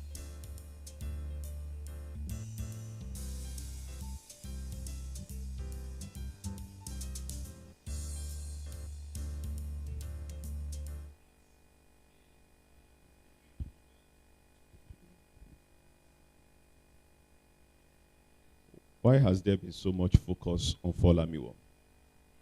What has been the impact? Are they of economic significance? we need to see this and examine this. As far back as 2018, we have recorded about 268 million US dollar loss in just 4 states as a result of fall armyworm. Next slide, please. Now, if 4 states could register this, what do you think would have happened in Kaduna, in Niger State, in Nasarawa, in Kano? The loss, the impact in terms of economic term is too massive for us to ignore. Next slide. This pest has globally affected almost all the countries that actually grow maize. It started from the Americas. It now spread all through to Africa, to Asia. Next slide. Now, this is the record as far as fall armyworm is concerned. The loss and the yield reduction as a result of fall armyworm, the threat is massive. Imagine this amount of money is what our farmers lost because of fall armyworm. And how do we combat it? How do we put a stop to this yield loss? Next slide. Now, looking at the feeding habit of fall armyworm, it's important you know your enemy. If you don't know your enemy, you won't know where his weaknesses are. So it's good we study our enemy. And that's why we are studying our enemy. Our enemy here is fall armyworm. We are all growers and producers of corn, maize. Now, this small larvae has the tendency to waste or reduce all our effort. Now, the advantage of scouting is that the earlier detection, as we suggested, will save you a lot. Now, in the day one, when they just hatch, it's easy to control them because why? They are relatively very small. And the amount of food they will eat is small. When you look at this graph, the first month, you will discover that that green box shows you the quantity of food eaten by the caterpillar. Now, as it moves to the second stage, the quantity eaten by this caterpillar has increased. That is how it will keep growing from the 3rd until the 6th. If you allow it to get to that 6th stage, it will have had so much devastation on your crop because they feed voraciously and they do not have mercy on crops. Let's go to the next. Now, how do we manage this? How do we control this monster? We had advocated that we use integrated pest management. What is integrated pest management? It means whether it's our cultural control, physical control, as well as the pesticide control. Now, there are traps that we use. We call them insect traps. There's pheromone. Pheromone is a chemical that attracts either the male or the female, such that it will think it is for mating. So they will put a bowl, they will put light. You know, these insects, they fly at night. It will fall in. That's another way of reducing the pest. Then the pheromone, there's what we call sticker trap. Once you place it, it will come towards there. Once it goes towards that trap, it will glue there. The adult will not be able to fly or lay egg or mate. We are reducing the population. Those are part of the integrated pest management. Then we also said, please get rid of host plant, crops or host weed.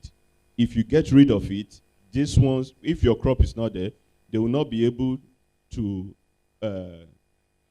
incubate on your host crop or the weeds that are there. So it's important that we do proper weed management. With proper weed management, there's no secondary host that will give rise to fall armyworm. Then it's also good that when we are plowing our land, we bury deeply. Burying deeply ensures that we are able to take the pest from the region where there's oxygen to the point where it does not have access to oxygen and it cannot burrow out of the soil. So those are part of the controls. Next slide. Now, when you're planning for your maize crop for the season, it's important, like we said, that you manage it before the season sets in. You control your weed. Weed management is very important. So it's important you remove these weeds so that they will not serve as host where the egg will be laid. Because some weeds are very good for armyworm. The volunteer crops too, you get rid of them. However, it's important that you plant as soon as the rain is set. Once the rain is steady, you plant. Because if you plant late, you are going to make yourself the target of fall armyworm. Because by the time every other person has harvested their crop, your own will be the one that is left, and they will come and dine there. Now, it's also good that you do not apply excessive fertilizer. When you apply excessive fertilizer, it makes it very luscious, very green, very supple. And everybody knows, soup was sweet. Now money kill them. And you have spent money in feeding your maize through fertilizer. It makes it very sweet, very supple, and they will come, they will feed on it. So it's important we do not apply excessive fertilizer. Then it's also good that we get rid of infested plant, infested crop residue at the end of harvest so that they do not reside. Next slide. Now, when we look at it, these are the ways in which we can take care of fall armyworm. It's good to use treated seed. Treated seeds are protected. It's unlike safe seed. So it guarantees that your soil, your seed in the soil is not going to be eaten up or by soil pest. It's also good to monitor them from egg to larvae, check the hulls for damage, check if you see that pin-size hole. Because when you look at the leaf, you will see some whitish or some pin dots. It shows you infestation. Now, the picture by the right shows you initial damage. That means you must initiate treatment. Once you see all those pin-like dots, those whitish dots, it means that your farm, this monster is there and you need to take action. Prevention is always better than cure. You may not see it, but it's good that you protect it so that you protect and ensure your investment. Next slide. Now, controlling fall armyworm using this principle is important. Now, when we come to, you've used all the cultural and the physical method, you must come to the point where you must use the insecticide. How do you use insecticide? It's important you read the label. Reading the label means that you understand how to use that product, when to use that product, on what to use that product. So we don't just advocate that you keep using one product. Every product has the time, the amount of days it functions in the crop. So you must know that, okay, product A now, when you spray it, after 7 or 14 days, it is done. So we ask that you alternate product. Why we say you should alternate is that if you use product A, the next product should not be product A. Go to product B. Then the other one is product C. Why are we saying this? So that the insect does not develop resistance. You are managing resistance. You are also confusing the insect. You are making sure that it's not adapting to your strategy. You are changing your strategy. It's like today, God forbid, let's say there are bandits somewhere and they're expecting to see police. You now deploy army. The strategy of the army is different from the strategy of the police. That's how we also fight these enemies. So we recommend that you alternate these products so as not to create resistance and also to manage your fall armyworm properly. Next slide. Now, talking about the solution, talking about belt expert, because we need to manage them before they eat up all our effort, before they finish all our investment. Next.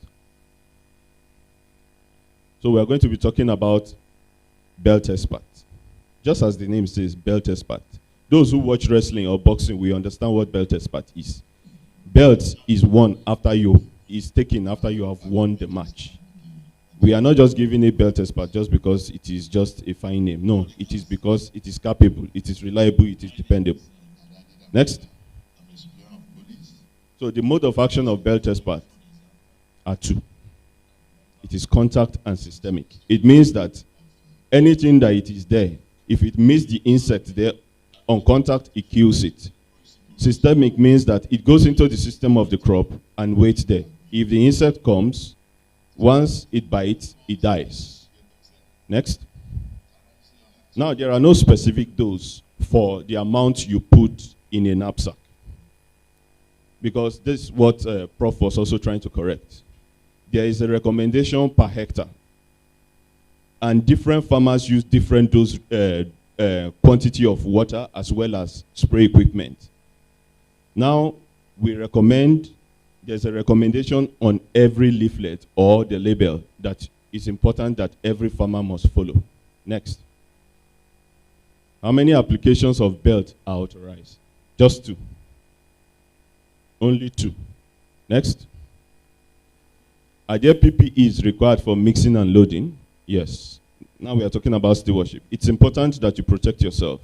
These are pesticides. We're not asking you to use your raw hand to fetch it. It's important that you wear gloves, you wear long sleeve, you wear trousers, you wear boot, you wear apron, and rubber-resistant glove, which we have reiterating, because it's important you protect yourself. These are not supposed to come in contact with you at all or your body. Next. Now this is an overview of the product. One, the first thing you should know is that belt expert does not instantly kill. What it does is that it knocks it. It causes paralysis of the caterpillar. It's not like just touch, immediately touch it, it dies. No. What it does is it will stop it from feeding. You will see the crop, you will see the pest there. They will still be there, but you will see that it is not acting. After, if you apply now, after 3 days, you will discover that this crop, this pest is not moving. It's just going to starve itself to death. And besides, it's paralyzed. So there's no movement, nothing. That's how it's going to die. Now, there are 2 active ingredients in belt expert, flubendamide and thiacloprid.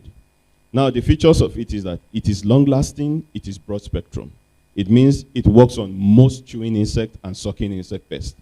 It's not only that belt expert is limited to only maize. It covers all the vegetable crops, all the seed crops, all the root crops, all the cereal crops, and the corn. One thing is that it is very effective in controlling Lepidopteras. All these caterpillar, it's capable of controlling them effectively. Next. Next, please. We know that it's quick acting and very efficient. Now, what is the dose rate that we recommend? We recommend that you use 0.15 liter per hectare. 0.15 liter is just 1.5 bottle of belt extract. And the pre-emergence, and the post-harvest interval is 30 days. When we are talking of post-harvest interval, the PHI, it means that pre-harvest interval, it means that the time in which you need to observe that product. If you spray today, just like belt expert, you need to wait 30 days before you harvest. Every product, every insecticide has this. It's important that farmers understand the PHI of every product. That's why we advocate that you read label. Now, belt expert, when you spray it, we say you begin to spray from between the 2 and 3 leaf stage. It's best, that's when you get the best action. Not when you wait till the maggot or the caterpillar has grown so big. Then it will be difficult to control. But when it is young, you control, you are preventing. After the first spray, you can wait till 10 days. You can wait till 14 days before you do the second spraying. And the maximum you can spray that we advocate is 0.3 liters. In this way, you are following the recommendation according to the label. Also, it is suspension concentrate. It means that this has fast action in penetration. That is the advantage of this formulation. It is fast acting and fast penetrating. The absorption is very high. Next. Now, this is the fall armyworm management by Bayer. We advocate that, okay, from 2nd to 3rd leaf stage, you spray. Now, when you look at this 2nd window, we have put belt extract there. Now, this is the 3rd leaf stage. It gives the protection. When you spray the first one, it will last 14 days.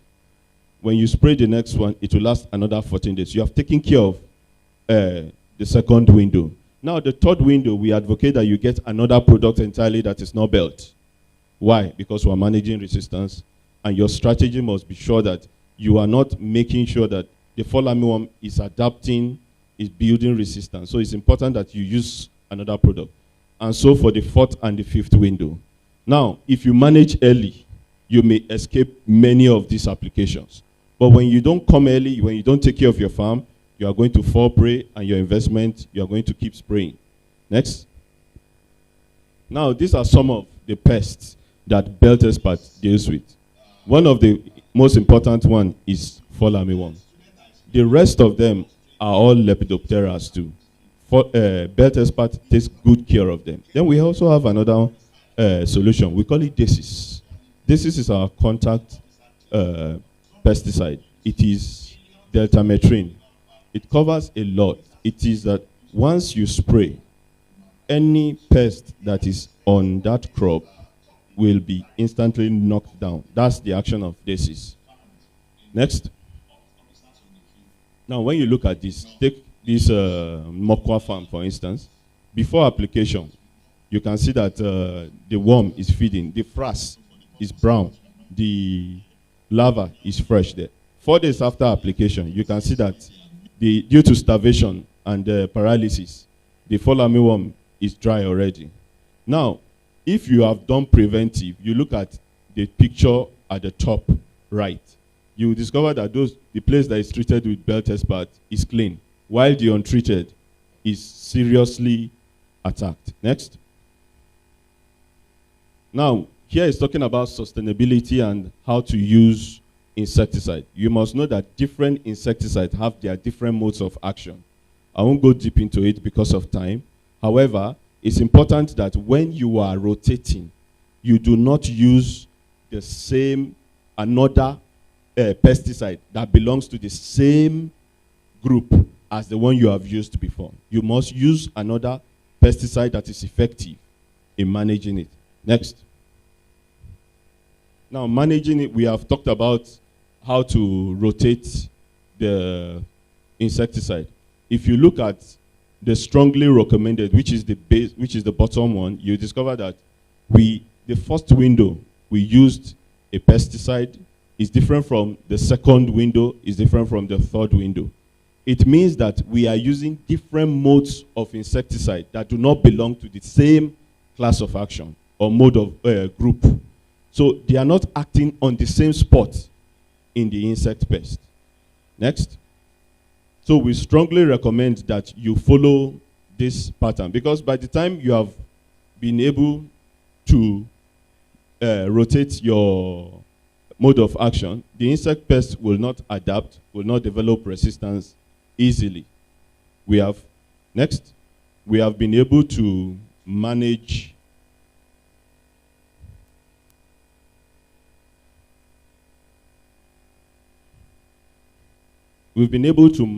our pests. Okay, thank you very much. We've been able to manage our application by making sure that we are not creating resistant pests that will future damage our crops. Next slide. Now, we are going to talk about application. It's important that we apply the right dose with the right instrument. Now, distribution is very important. It's like going to war, having your bullet, having your gun, but not having the right bullet for the right gun.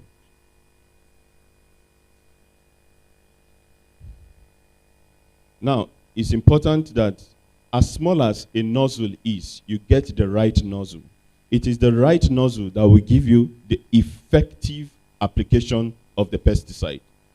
Now, if you look at this coverage, the dots that are big, it shows it's not good, but there's an even distribution of smaller dots, which is appropriate. Now, what will give you an appropriate, even application? Next. Next. Next.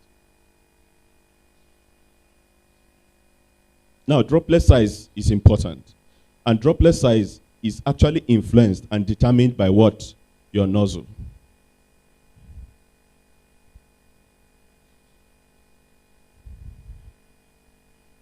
Now, the smaller the droplet size, the more area you are covering. But larger droplet size, they are big, but they do not cover more area of the pest. Now, droplet size, like I said, is determined by the nozzle. And what type of nozzle is best? Not the one that we allow for too much drift. If the droplet size is too small, it is also not good. Drift will affect it, as well as weather. Next. From a practitioner's point of view, because obviously I've worked with the Peace framework and the PIP process for many, many years. Obviously, it took me many, many years to become an accomplished, which I don't think I still am, sort of top-tier interviewer, as we call it in the UK. Now, looking at this nozzle, these are the common nozzles that we all know that is common to farmers. Another really good example of Normally, before as well. I've got to say that most farmers are used to the ones that the insecticide nozzle, which is very good use of icebreakers, slides, visual aids, and of course student participation as well. So I'd just like to say congratulations. But for best impact, for best action, for best result, we advocate that you use flat fan. This flat fan are the last two, the green and the red, on my left. They now use what they call the Mendez principles of effective interviewing. I mean, it's basically the Peace framework dressed up in UN clothing, but they have changed it, and it's moved on a lot. So if anybody has got a pen and a piece of Now, for effective delivery, we recommend that you use the flat fan nozzle. Next. And having a look at it at the end of the class. There are some very, very good PDF now, books out there. We are going to talk about protecting yourself. Bayer is a responsible company, and we take it very seriously that you don't just use the product, you must use it properly. And it's important that while you are applying, while you are measuring, while you are decanting these products, you protect yourself. The first thing to do is to wear gloves. Next. Now, we are talking about safe use and responsible use of crop protection product. We call it CPP for short. Now, there are different elements. Nobody now can complain and tell us that I cannot use nose mask. Thank God for COVID. Somehow, it has helped us to all get used to using it. But all these elements are important in protecting you, the farmer, you, the sprayer. And it's not difficult. All that you need to do is get a pair of long sleeve shirt and trouser. Wear it to protect your skin. Sometimes you need to wear apron, particularly when you are measuring from the container into your knapsack. Then we recommend you use nitride gloves. Nitride gloves are very, very protective. Then it's important you use boots. The boots protect you, not only from anything biting you, but from the pesticide touching your skin while you are spraying, touching your feet, because the skin is the entry point of pesticide into your body. And these pesticides were not made for you. Goggle is important to protect your eye, as well, or face shield, depending on the recommendation on the label. Every label carries a recommendation. It tells you the crop protection, the CPP, sorry, the PPEs that you must use. PPEs are personal protection equipment. Every label, every crop protection product has this recommendation, and it differs from one product to the other. Then there's the hat that you must wear, as well as your nose mask. So COVID, like I said, has helped us to adapt to the use of nose mask. Next. Now, after you have done all, it's important that you protect your spray equipment. We are talking of the backpack. Ensure that it is well cleaned, broken parts are replaced, your nozzle is spraying well.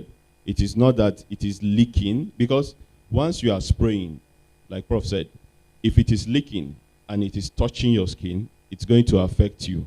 So we don't want these products to touch you. So check for leaks, control it, clean it properly.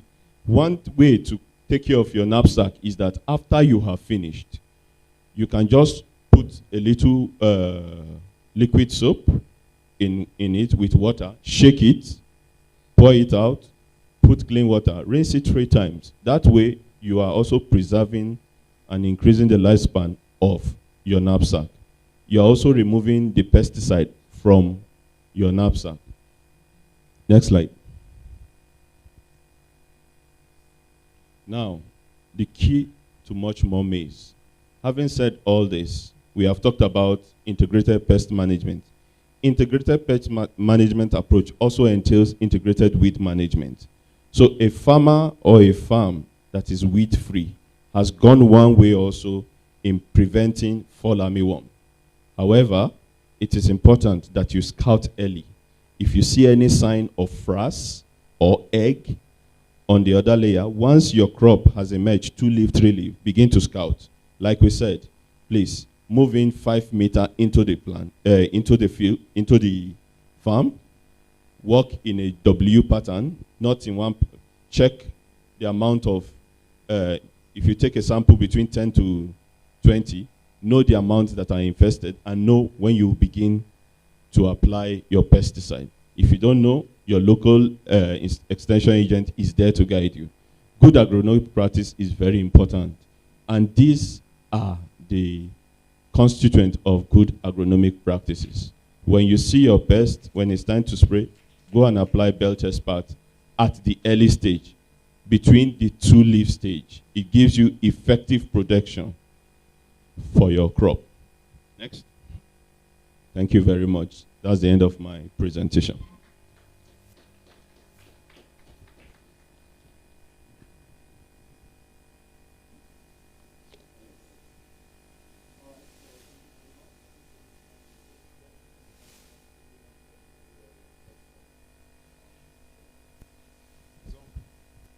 It's on. One question. One question here and one question from each of our platforms online. And then we can move on for a coffee break. The other questions will be answered when we have the plenary session. When all our guests are here and seated, we will take other questions. So if your questions are not taken now, don't be concerned. We'll still have a segment where we will take them. All right, sir? Your name, organization, and your question. Hello, good morning or good afternoon. It's afternoon already. My name is Honorable Musa Hakim. I'm the President, Global Initiative for Agricultural Reform. I'm happy to be part of this conference today because in my organization and myself, we farm maize a lot. And unfortunately, 2 years ago, we had a very serious experience of this fall armyworm. It destroyed substantially part of our farm project. So that's why I'm very happy to be part of this program today, because so far I've learned a lot of things to, going forward to help us in our production.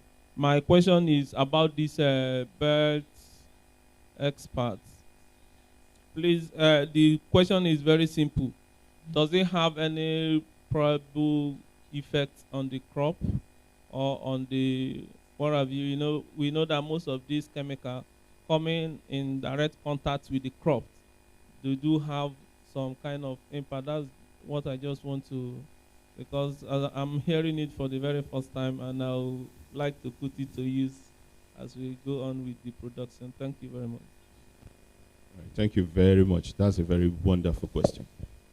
Now, if you look at our spray, as we recommended, our spray calendar, we recommend that Belchespart be sprayed between the 2-3 leaf stage. Why? Now, every pesticide has a lifespan. It means that if you spray now, there's a period of time it can stay. That's what we call the residue. Now, it's important that you follow through that pre-harvest interval. The pre-harvest interval is the one telling you the amount of days this pesticide is still residing in the crop. That's why it's important that every pesticide must be read, the label.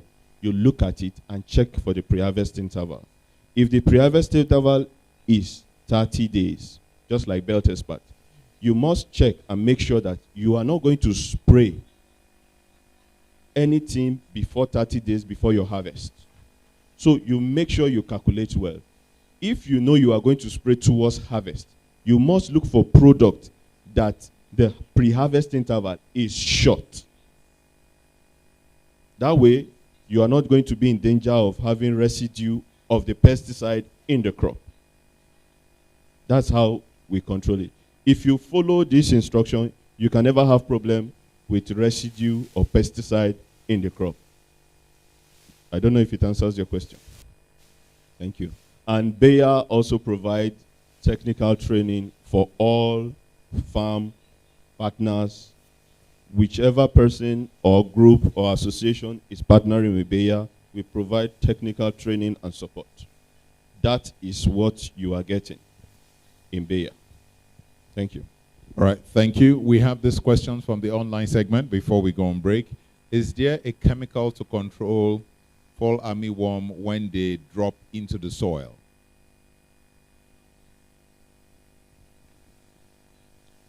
There are.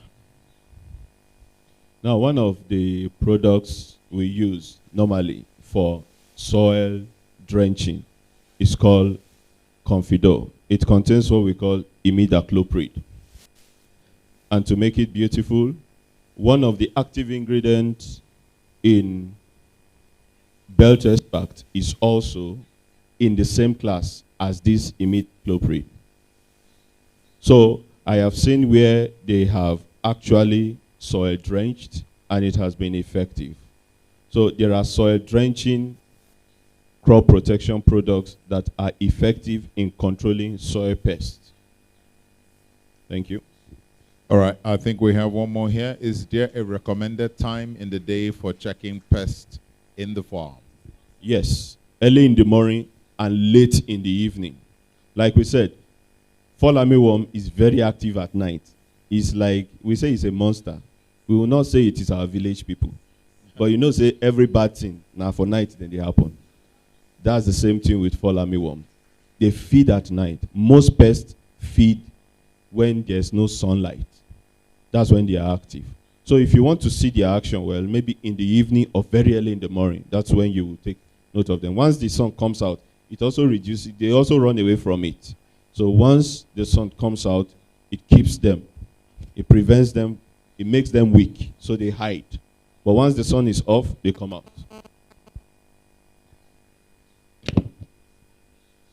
Right, thank you very much, sir, for that wonderful presentation. Please, a round of applause.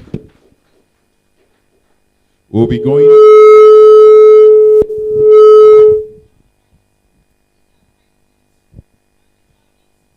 We'll be going on a break now. Some of us would like to stretch our backs a little, stretch our feet, get a little sun, get a little coffee or tea break, as the case may be. If you're fasting, we have some takeaway packs for the snacks break, so you can just take that away with you instead of having that here. So we'll take a break, and we'll be back in about 15 minutes or so. Is that fair enough? No answer. 15 minutes. Is 15 minutes too short? Okay, we'll be back in 15 minutes time from now, and we will continue the rest of the segment. 15 minutes will be at about 12:35. Thank you. The market and communicating Bayer's innovations to the maize subsector. This conference is held yearly because Nigeria is a big market for arable crops with over 6.8 million hectares of maize grown annually at an estimated 33 million tons output. But despite a high production rate, producing over 11 million metric tons, Nigeria is still faced with a productivity gap in yield per hectare of maize farms. At its premier unveiling, the Nigeria Maize Conference focused on weed management and reeled out effective ways farmers can deal with weeds with the use of Lagon, a Bayer product that helps to combat weeds that mitigate high yield for maize farmers. In 2019, the conference highlighted deliberations that sought to address insect management as they affect maize yield in the country, as well as economic returns for farmers. The conference focused on tackling 4 armyworms and proposing the Belt Expert, a Bayer solution that helps to guard crops against these insects. And in 2021, after gradually recovering from the COVID-19 pandemic shocks, the conference saw the introduction of the Much More Maize Toolkit, a high-yielding innovative solutions package containing Roundup, Decalb, Lagon, Belt Expert, and Disease, which are designed to further boost maize yield and profitability for farmers.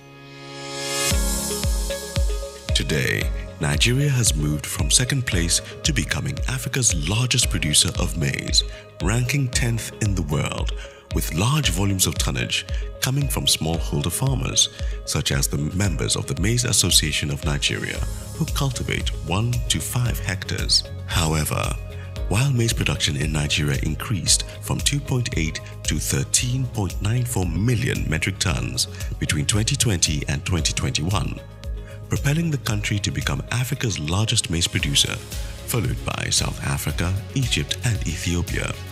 There is still room for improvement to close the demand gap and contribute to the continent's maize production to the world, which currently stands at over 7.5%. With strong partnerships with bodies like the Maize Association of Nigeria, MAN, Babangona, and the 1 Acre Fund, the Nigeria Maize Conference has indirectly impacted millions of farmers through our maize solutions and has directly impacted over 500,000 farmers across Nigeria through the MAN partnership, while also fostering a significant impact on maize yield in the country. The conference has also helped to eradicate unhealthy farming practices among Nigerian maize farmers, with products that have been evaluated by different government-approved agricultural research institutes in Nigeria and are NAFDAC certified.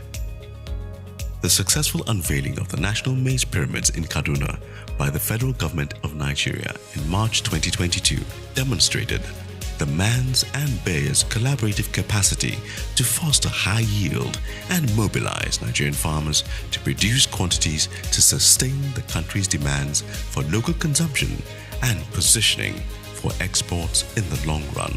This year we're going to have the 4th edition of the Nigeria Maize Conference with the same theme, Much More Maize. The objective is to entrench the Much More Maize Toolkit in Nigerian farmers, and also to ensure that Nigeria remains #1 in terms of maize production in Africa and in the world.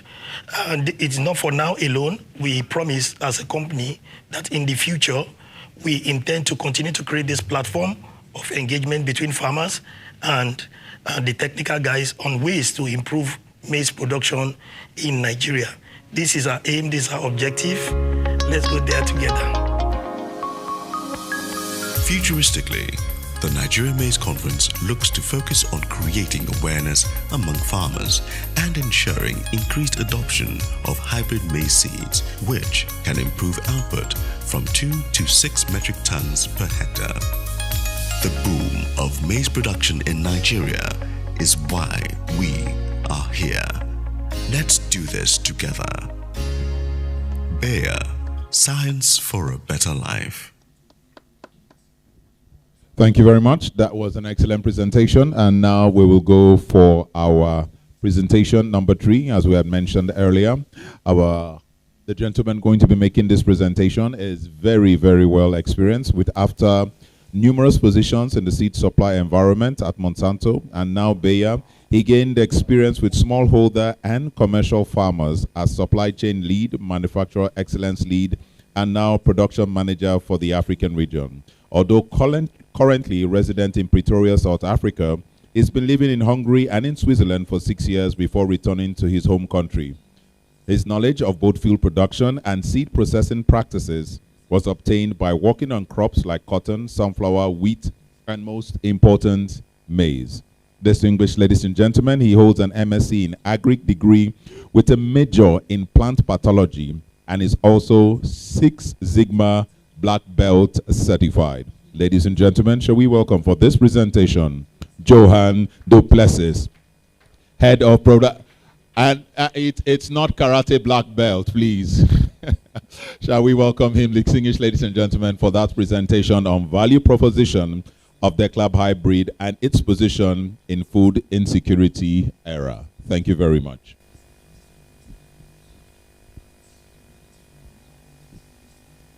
Make sure you can all hear me.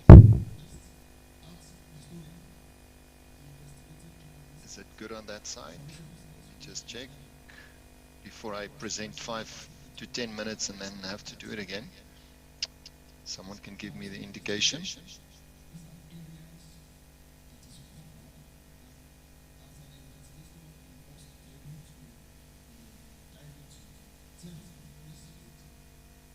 You can type on chat as well if you can just indicate if you can hear me. Yeah, we can hear you. We can hear you. Perfect. All right. Online? Is online also good?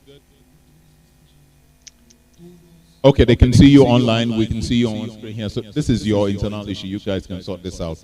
All right. Thank you very much. So the stage is quite over to you. Thank you very much. And yeah, you can share the presentation.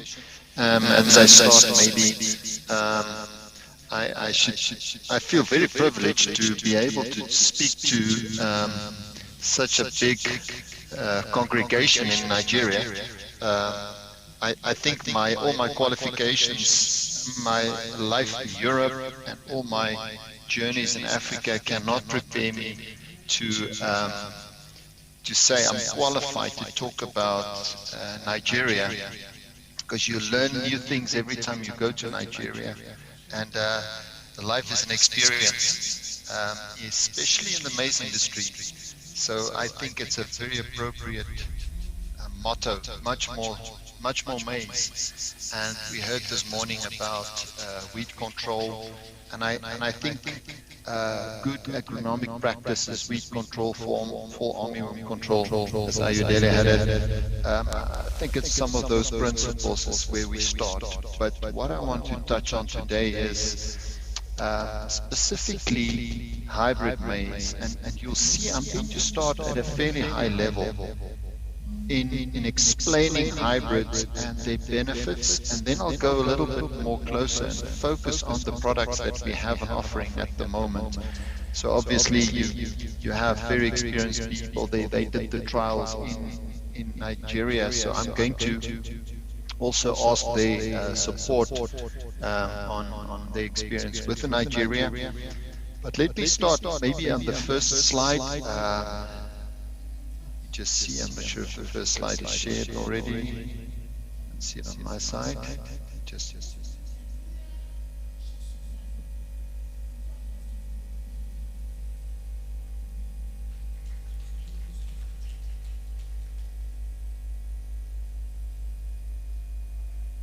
There you go. Here's the first slide.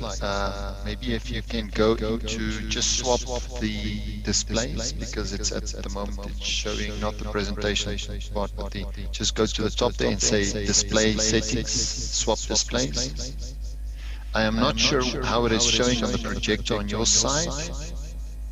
Online it is showing. If it's showing correctly in the room, then don't worry about this. Then you can keep that as it is.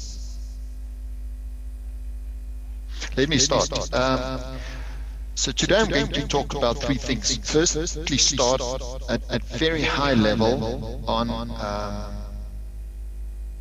just give a bit of time there, on the improvement of maize cultivars and actually hybrids. How did they develop initially? Then I'll start talking about the impact of hybrids on food security, but yeah, general, and I'll talk a little bit broader than just Nigeria. And then lastly, I'm going to focus on the Bayer products. Why decal, first of all, and then the products that we have currently in maize seed on offering. I'll give a little bit of a background on that, of the material, how it was bred, and why it is so good and a good offering for us in Nigeria. So the first slide on maize improvement. As soon as the slide comes up, I'll continue.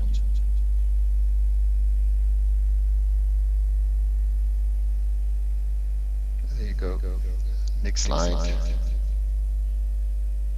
And who's controlling? Yeah, maybe first one. Next slide. Okay, and click again. I will just say next, and you can just click once there. So the picture that you're seeing there is actually what maize looked like many moons ago. In the earlier centuries, it looked like that small thingy on the left-hand side, and then as we started breeding maize, it started going to the right-hand side, and what we know these days as on the right-hand side, that white maize, even the open pollinated yellow one there in the middle, that is what it looks like today. So maize didn't look like it is today. So 1910, the first hybrid maize was bred. And I believe it was in the US, and that was preceded by open pollinated varieties. Next. So I do want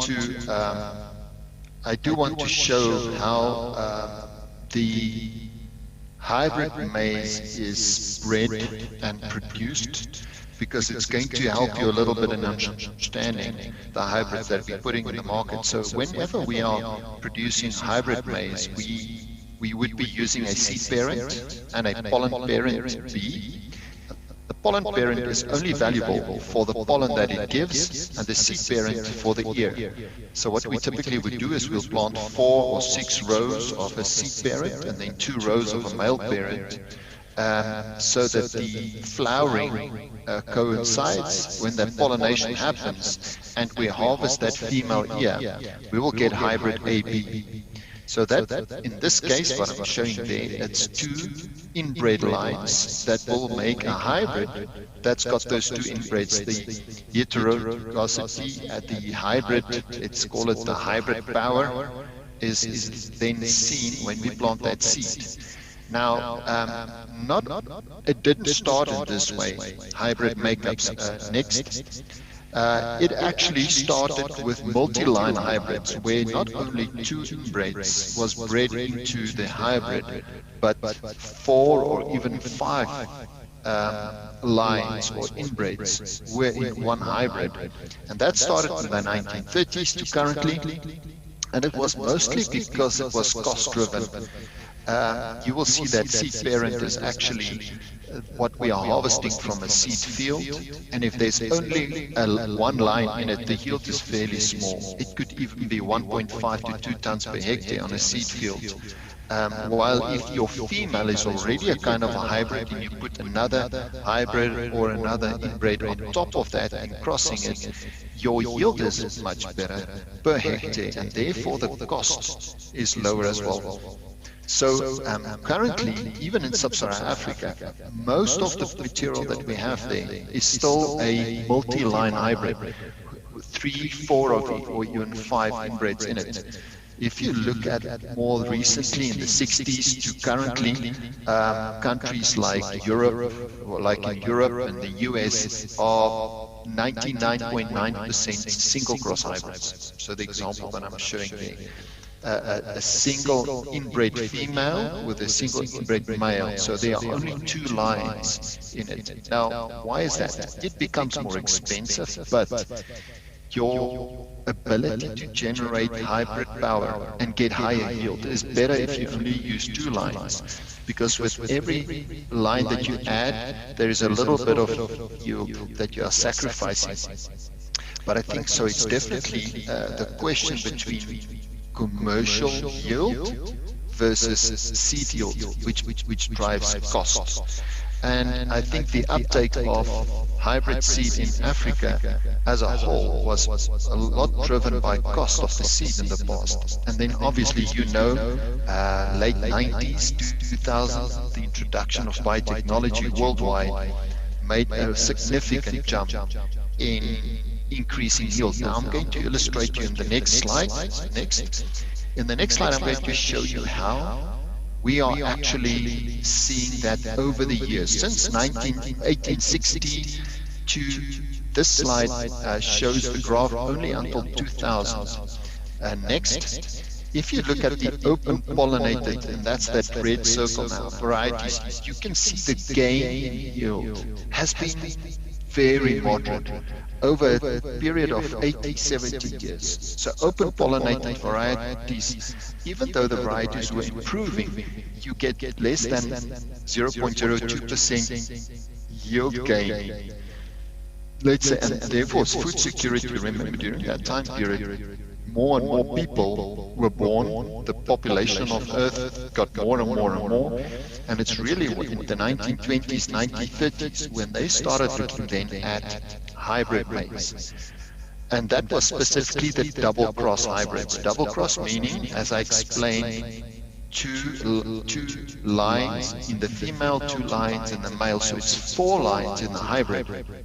There you can see we had a 1.04% yield gain year on year. So every year we expected that yields would increase with about 1%.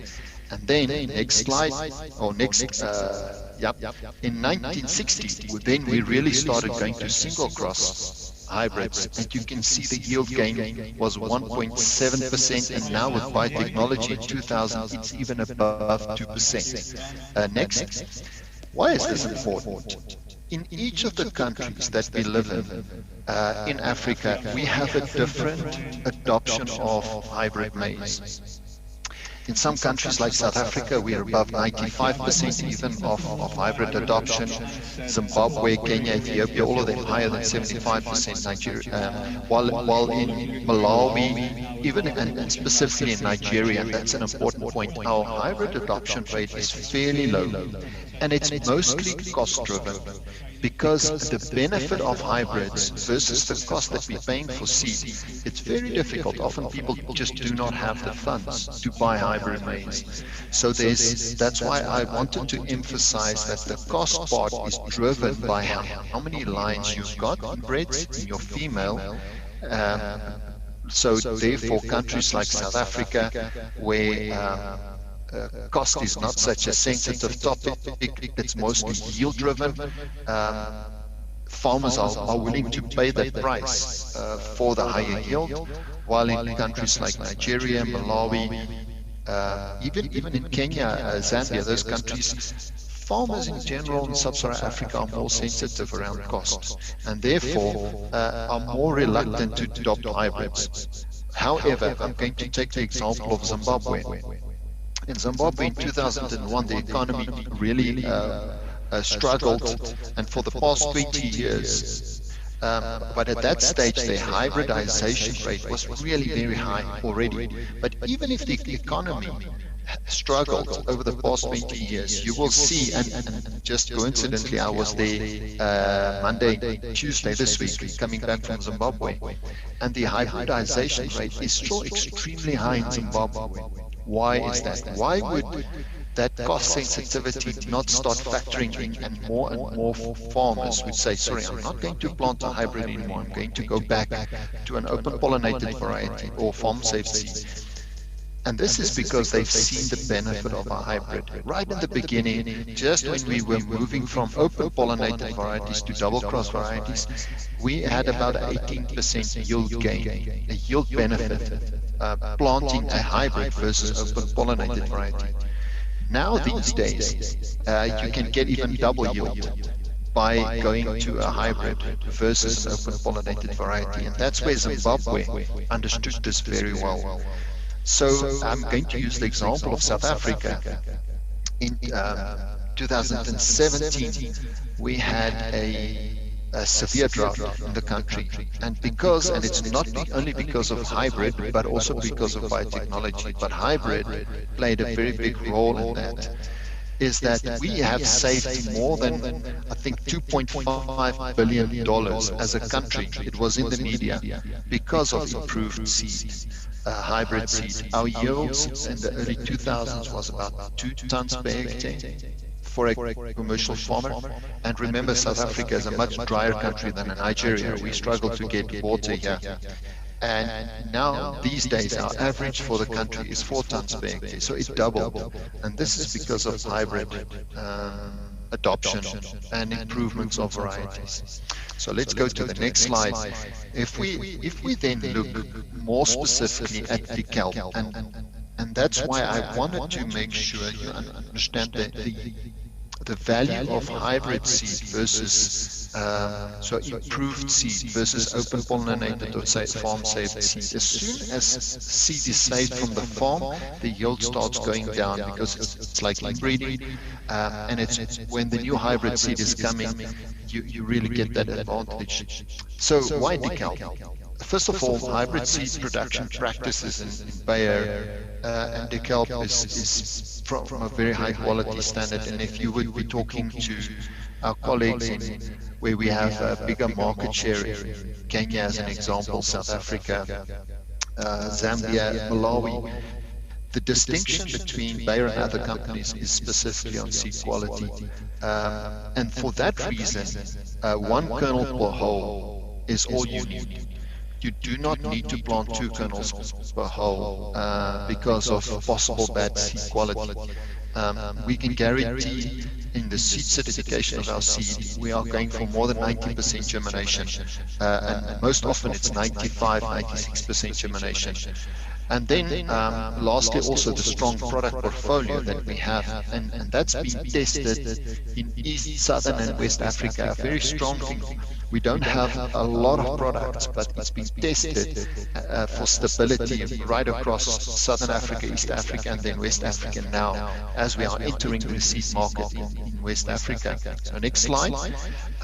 Let's go then to the reason why seed quality is so important for us, and why do we manage to keep seed quality at such a high level. I'm not going to go through the whole flow, but there are very strict decision-making processes, and that same process we follow from South Africa up till Nigeria. The green areas are the highlighted areas for tests that we do in Nigeria. We don't do only germination tests, the normal warm germination test. We also, for carryover seeds, we're doing cold tests. We are looking at defects, cracked seed. Fall armyworm is a very, very big problem for us also in seed production. I said rightly, it's a different animal, that one.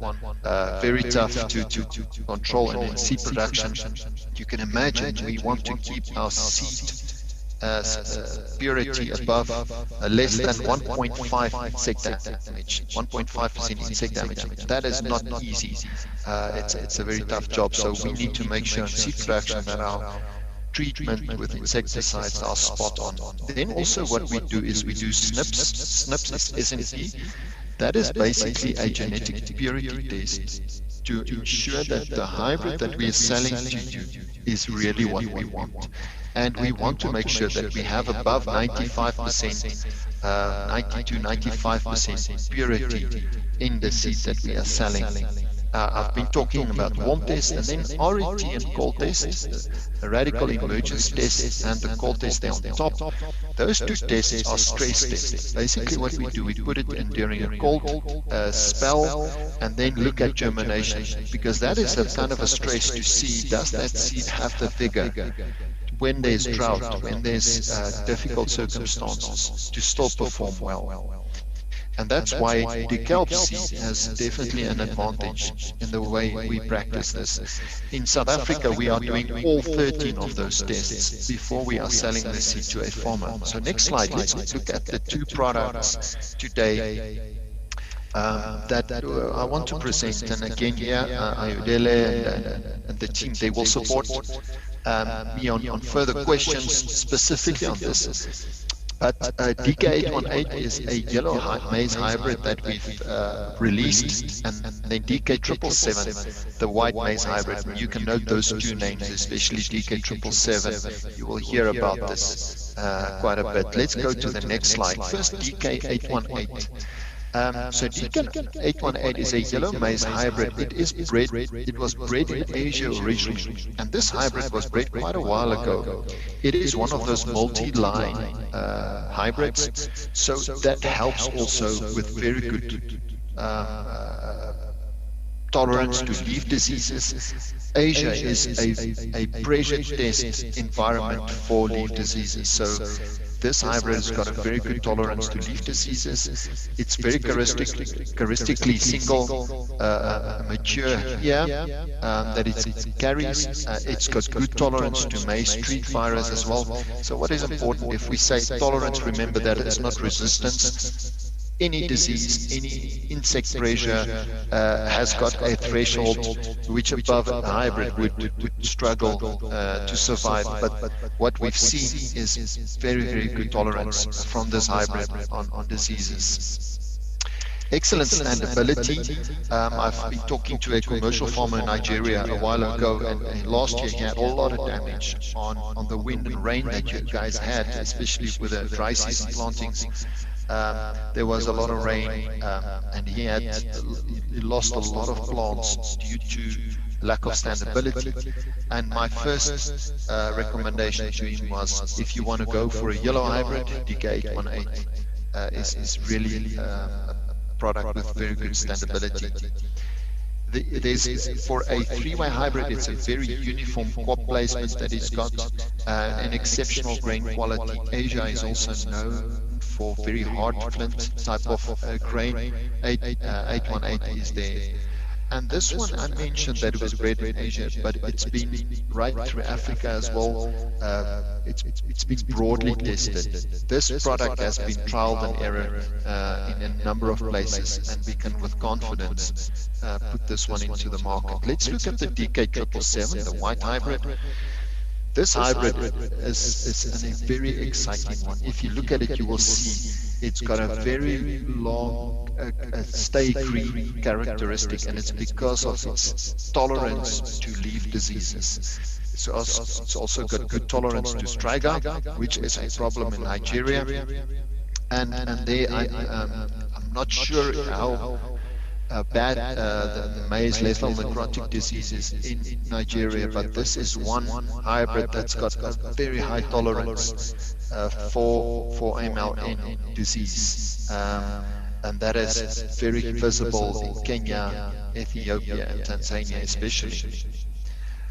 It's got exceptional good grain. It's flint grain, and this is unique for a white hybrid, because typically white hybrids would be a bit more softer in kernel than the yellow hybrids. This one has got a very nice grain. That's why also very healthy here. It's highly prolific, very high yielding hybrid, very uniform crop placement and good standability like the DK818. And as I mentioned, the stability, and maybe to just add one last comment then on this hybrid. This hybrid DK777 is sold in exceptionally high quantities in every single country that we are selling in sub-Saharan Africa. We have launched it in Ivory Coast now as well, and the same with Nigeria. So there is actually not a country in sub-Saharan Africa where we do business where DK777 is not sold. I'm not going to predict this. I don't want to be that arrogant, but it's going to be one of the highest selling white hybrids in Africa throughout all the companies in the future. So a really good hybrid for us that we are bringing into the market. It was bred originally in Mexico. We tested it in Africa, and it's doing exceptionally well in sub-Saharan Africa. And I think that's basically the last slide that I wanted to present to you. I am not sure if there are questions at this stage or whether we're going to wait for questions at a later stage, but I thank you for the opportunity to present it to you. And also, thank you for this privilege, Tematope, for being able to meet all of you. Next time I will try to do it in person. I apologize, I couldn't get my visa in time to come to Nigeria, but hopefully end of May, beginning of June, I will be there. Thank you. Thank you very much. I'm sure you can hear by the applause, your paper was very well received. Thank you. So we're going to have questions now. So if you have questions, we'll take a few questions on site and a few online. So please help me coordinate the ones that are online so we can ask them. But the ones on site. Does anyone have a question here in the hall? Okay, we have a question. Ushers, okay, let me just take the microphone to him.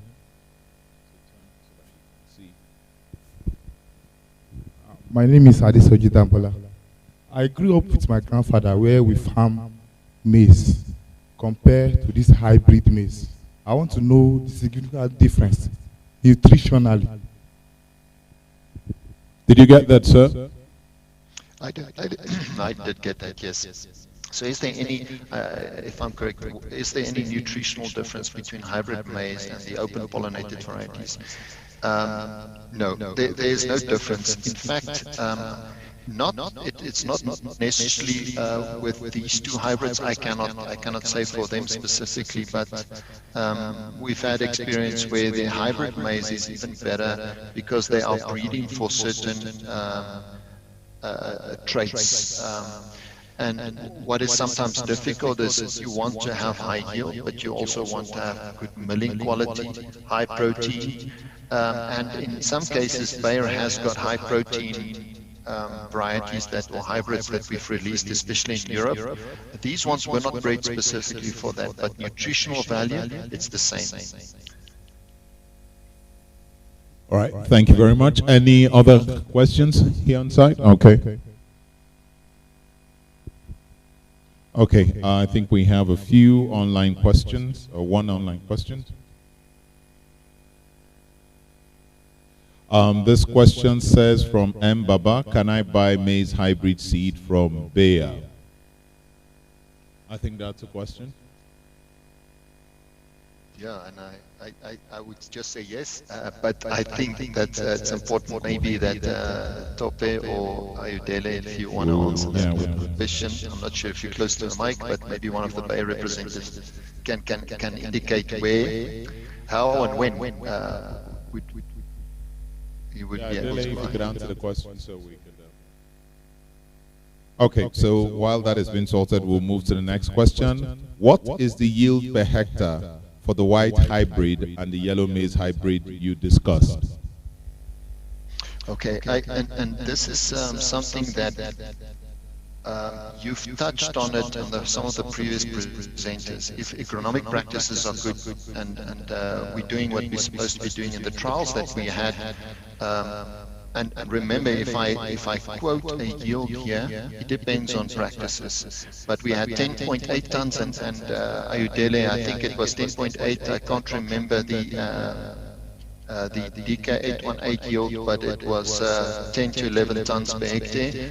We know that for DK777 in some of the other countries yields 13, 14 tons per hectare. The DK777, the white hybrid, has got, I'm fairly sure that if we would look at seed yields, we are getting consistently 4-5 tons per hectare on seed yield. So a 4 to 5 ton seed yield will easily double when it goes to hybrid. But I want Ayudele maybe to just add here on the environments that the different locations and trials. What was the range of yield that you obtained from these hybrids, specifically DK777? Ayudele, do you want to take that one?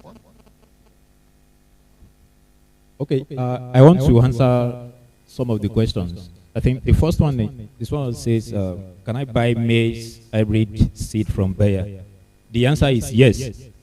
The reason why our product is not always available is we don't just harvest and go to the market. Like Johan mentioned during his presentation, we normally have internal quality tests that we do carry out. And it's not done locally. So we have to export the seed out, then we'll wait for the results to come. Our sister company do not, they don't waste time in in doing the analysis, but all this clearing and the like is taking a lot of our time. So the answer is that you can get seed.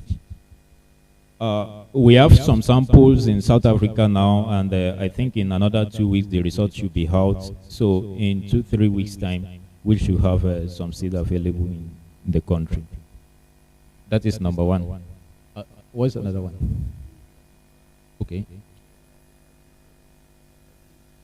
Okay, so Joanne has answered that one. But what I want to add to it is, he mentioned something like 4 to 5 tons, and he said seed yield. What he was referring to is, if we do seed production from the female, we should be able to get between 4 to 5 tons per hectare. But when that is planted, when the seed is planted, we're expecting the farmer to double the yield that we got from the seed production, if normal agronomic practices are being adhered to. Thank you. Thank you very much. All right, so we continue with the questions. There's a question here from the online community. It says, what can be done to guide against aflatoxin? What can be done to guide against aflatoxin? Yeah, it's important one. What I like about both those hybrids, they have a very close tip.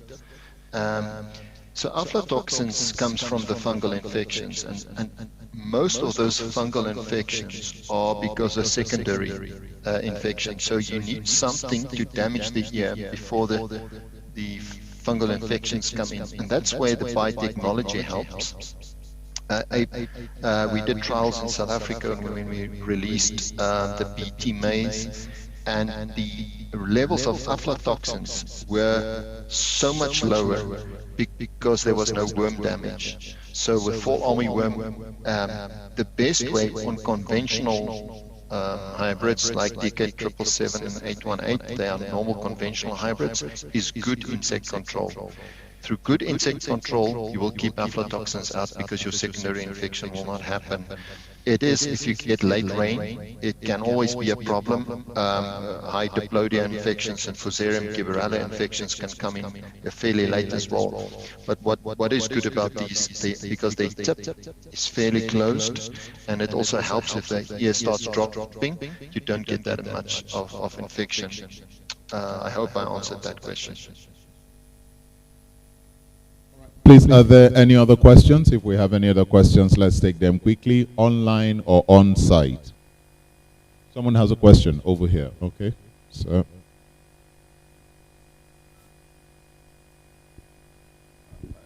I'm talking as president of MAN now. The issue of aflatoxin, I think it is the level of moisture content in grains. The level of moisture content, we trigger the aflatoxin content in it. So in Africa, most of our grains are dried on the field, and the storage moisture content is between 11 and 13%. So I think when people start being said aflatoxin in Nigerian this thing, I always ask, where did you carry out your research? If you carry the sample, if you take the sample at the border, remember our borders are porous. So the grains can cross from Niger. And thus, but if you want to convince me as a storage expert, do the random sampling, go from the north across the country, and let us. I will probably advise the scientists to help us so that they will disabuse my own mind. But for aflatoxin in grains, it is the level of moisture content. Correct, absolutely. Right, thank you. I think we have another question here. Ushers, where are you guys?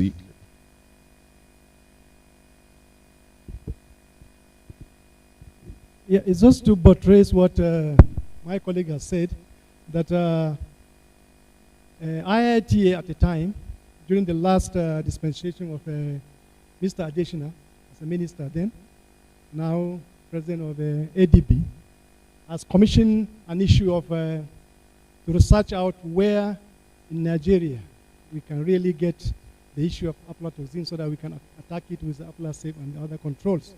And we found out that it was only within the rivers, within the densely forest, where there is the moisture. The moisture is not of the grain, but the moisture of the environment that attract the aflasafe disease. And then we found out that less than 10% or 1 to 10% of aflatoxin within an environment doesn't do much harm on the maize.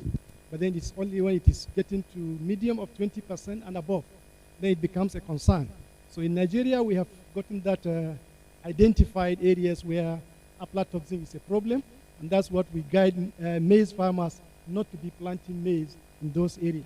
I think it's a good control that we have in the country now. Thank you.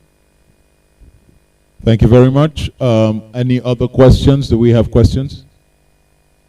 Online, the online community. Okay, we have a question over here, please.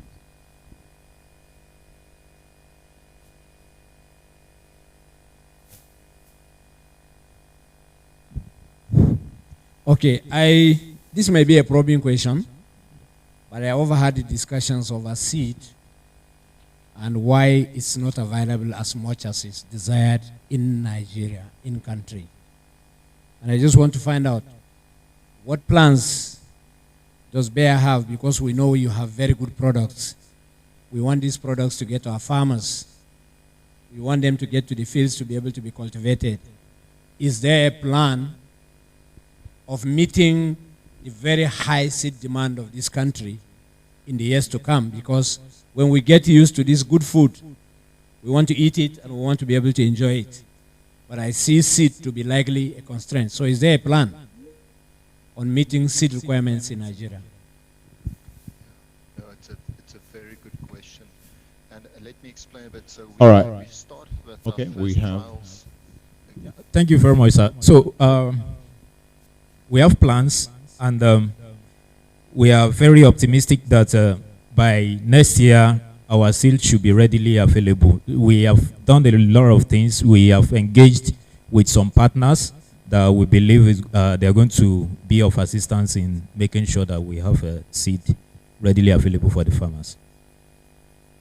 Thank you, sir. Yeah, can I ask? I want to add to what Solomon said. There is we've really struggled to get good seed quality in the productions that we did so far.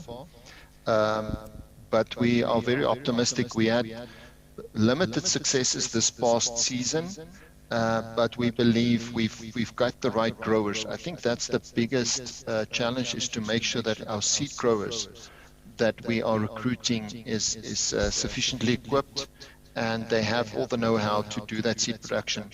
Remember that as the hybridization rate in Nigeria is fairly low, so is the expertise to produce seed. And to produce seed is not just planting a normal commercial crop. You need to plant it in a certain way, irrigate in a certain way. There should be a synchronization between male and female flowers. As I mentioned, your insect damage needs to be below certain tolerances. You need to detassel, you need to take out the female tassel. If you don't do those things well, then the quality of the seed is not sufficient to go into the market. And that's where we had challenges up till now in getting good seed quality, and we will not release quality if it doesn't pass those tests. As Solomon mentioned, we are taking samples. Currently, it is in South Africa. We will have limited quantities available now. We're also working with the Central Bank of Nigeria to make sure that as we establish our infrastructure in Nigeria, we have the opportunity to bring some of those varieties and some volumes in also from the outside. We are waiting for the approval to do that. But I believe once we have, let me call it, cracked the grower quality code, the volumes will be big. We'll be able to supply you.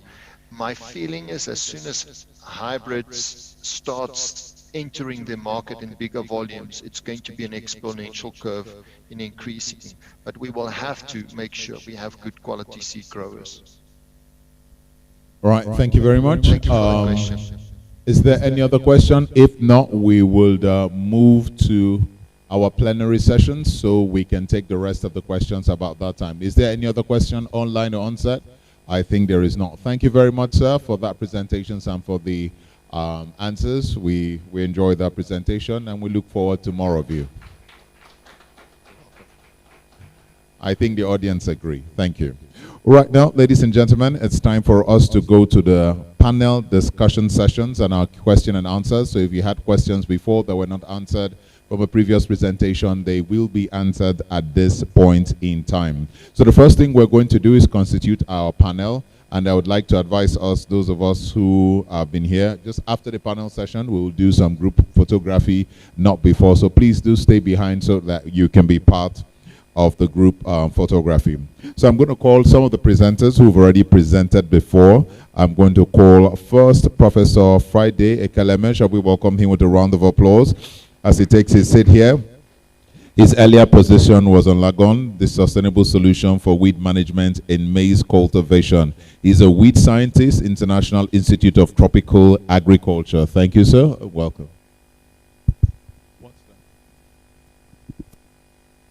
Sorry, a little interjection. Let me get some information. Thank you.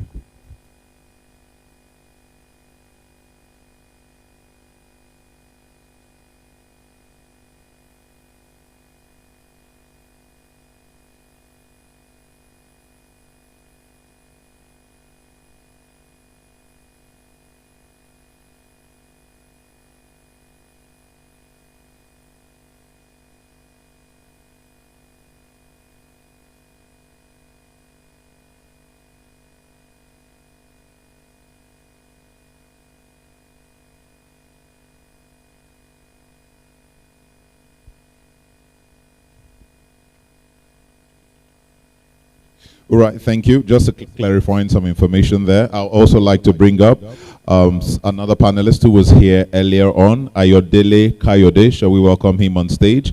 His presentation was on value proposition for belt expert against fall armyworm on maize. Shall we welcome him with a round of applause? Thank you very much, sir. Marketing Development, Agronomist, Bayer Nigeria Limited. Now we go to introduce other panelists who've not been here before, and they will make a brief 5-minute presentation each on their areas, and 5 to 10 minutes presentation, and then we will go into the general question sessions. So please welcome to the podium to take the seat, Dr. DJ Oguniyom. He's a plant breeder, Institute of Agricultural Research. Shall we welcome him with a resounding round of applause? He will be talking about hybridization's roles in improving Nigerian maize productivity. Thank you, sir. Welcome. Thank you very much, sir. The next panelist will be on good agronomic practices for maize production, on the importance of gap in maize production. Shall we welcome to the podium Dr. Usma Bala Dadawa. He's a scientist, Maize Association of Nigeria man. Shall we welcome him with a resounding round of applause? Thank you, sir. You look like a senator. I'm sure you're going to be in the Senate one of these days. He says he's not. It's good to have you, sir. I'd like to welcome our own Dr. Yorama. He's a Director, Plant Resources Department, ARCN. He will be presenting on modern technology and maize farming practices today. Shall we welcome him with a round of applause? Thank you very much, sir. He has been very active and engaging, and we look forward to seeing and hearing more from you. And finally, last but not the least, we're going to be welcoming someone very important, the Director General, National Center for Genetic Resources and Biotechnology, Dr. Sunday Aladele. Shall we welcome him with a round of applause? His presentation is on the place of quality seeds in optimizing productivity gap for our maize farmers. Thank you very much, sir. It's good to have you with us. So first on my list, I'm going to okay, all the microphones. I think they need one microphone for that table. Get it there. So we will be starting with our first panelist. He will be doing a presentation on hybridization, roles in improving Nigerian maize productivity. Shall we hand the microphone over? We hand the mic. Okay, please. Thank you very much. I salute everyone today. I am Dr. Oguniya, who is presenting on hybridization, the role in Nigerian maize productivity. When we look at it, in the beginning, everybody had enough food to eat. But as time went on, population increased, and the taste of human being changed. Therefore, there was domestication of crop species. And at a time, we find out that the population continued to increase, but the land area on which we are cultivating this crop does not change. In fact, in this kind of part of the world, it's decreasing. Everyone wants to build estates. And as the population is increasing, there is competition. This competition brought about food insecurity. And we therefore find out that if we are not be careful, there may be trouble. And where will the trouble come from? The trouble will come from a situation whereby few people are producing for so many people to eat, and they will not get enough food to eat. United Nations has told us that in 2015, the population of Nigeria is likely to be 400 million, and we are getting food to eat. So we need to work very much on food security. And achieving food security, it requires a situation whereby we need more efficient, productive, sustainable, intensive, and resilient food system. And maize as a crop fits into this very food system very perfectly. Now, if we know that we have to work very intensively, if we know that we have to work relentlessly to get food on our table, and we have known that maize is one of the crops that is mostly grown and utilized in the whole world, then what do we do to assist farmers? Breeders start out to bring hybrid. And where does hybrid come from? Hybridization. We have been told how hybrids are being made. But we notice that any improvement that does not bring food to the table and money to the pocket of stakeholders will not work. And we say that how will hybridization in maize bring much more maize? By the time we look at maize, I will not go to the history of improvement. Maize has been grown in this country for a very number of years. But the improvement started in 1930. And in 1950, we noticed that the improvement continued to increase. But the game changed in 1980s, early 1980s, when the introduction of hybrid into Nigeria came. And at that time, we began to get more yields. Now, if we have been doing that for so many years, from 1980 to this level, and we're still talking about low yield of maize on farmers' field, what do we do? That shows we have to intensify our efforts on hybridization. Why? Because hybridization in maize will bring higher yield per unit cost. Less cost will be put into it and we'll get higher yield. What of uniformity? That will encourage marketing.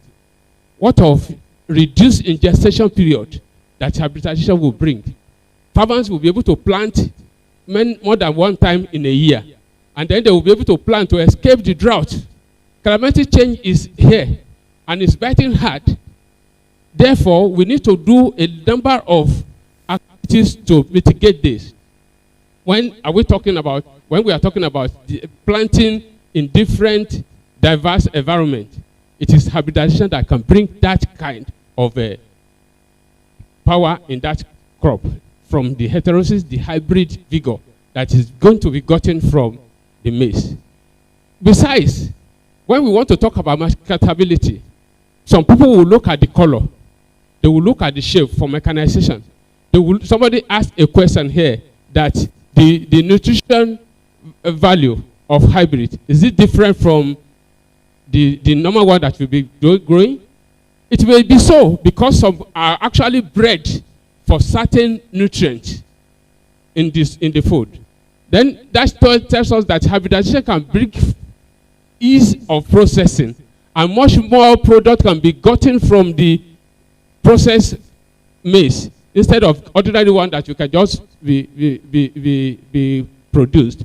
But we are now saying that if maize can be hybridized and it will get to a level at which the efficient use of the nutrient in the soil, the efficient use of the soil, the efficient use of nutrient in the soil will be harnessed to get a higher yield for the farmers. That will help us a lot. What about resistant and tolerant to abiotic and biotic stresses that are ravaging everywhere? Many fields has been lost to effect of striga. Many farmers have left the field because of farming worm. We just had it here. Many farmers are getting away because of from the field because of drought. How do we combat this? It can be gotten through hybridization. In any case, hybridization will bring a situation whereby maximum optimum output will come from reduced use of input, low cost of production, and the likes. How will hybridization be harnessed to bring much more maize? There is need for genetic control and the use of hybrid seeds. We breeders, what we do mostly, we go for the yield and the quality. But many a times we forget the seed quality. The seed quality has to be actually looked at for, so that farmer can get whatever the description that you get to give to farmer that you will see on the field. Many farmers, when we ask them, what type of seed maize do you plant? They say solo. I am using the field language. They say solo. When we say solo, which one is solo? Which type? Is it hybrid or is it yellow? Is it white? No. That tells us they do not actually know, and that is why I agree that we need to do more aggressive information dissemination. We have said it here. I know that Bayer do a lot of internal quality control, but there's need for us to have more seed get to the farmers. Then we will need to plant ecology-specific varieties, which hybridization has brought about. At the end of the day, we also need to combat the effect of climate change. And these are coming. And this is what we need to actually look out for and work towards. At the end of the day, we will find out that there will be much more maize. Let me talk briefly to the scientists, the breeder, and the rest. The breeders will need to bring for the yield, high yield, climate smart hybrids. We also need to do those researches that are culturally acceptable and socio-economically viable, that will bring affordable gift to the farmers. Thank you very much.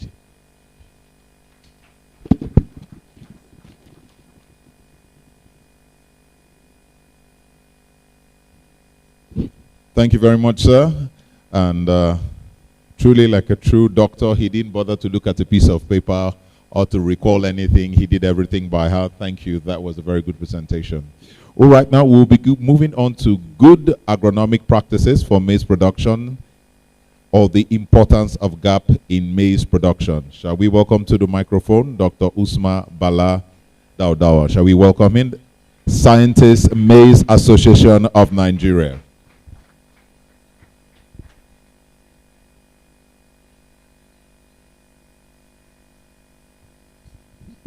Thank you, MC. I have been constrained to speak for 5, 10, 15 minutes. I wouldn't know how I can do that, but I will try to do that. As I move on, if the MC frowns at me, I'll frown back at him, because this is the most important segment. Farmers label, extension services, support label. This is what we may refer, if I use Yoruba, they have Taye and Kahinde as twin.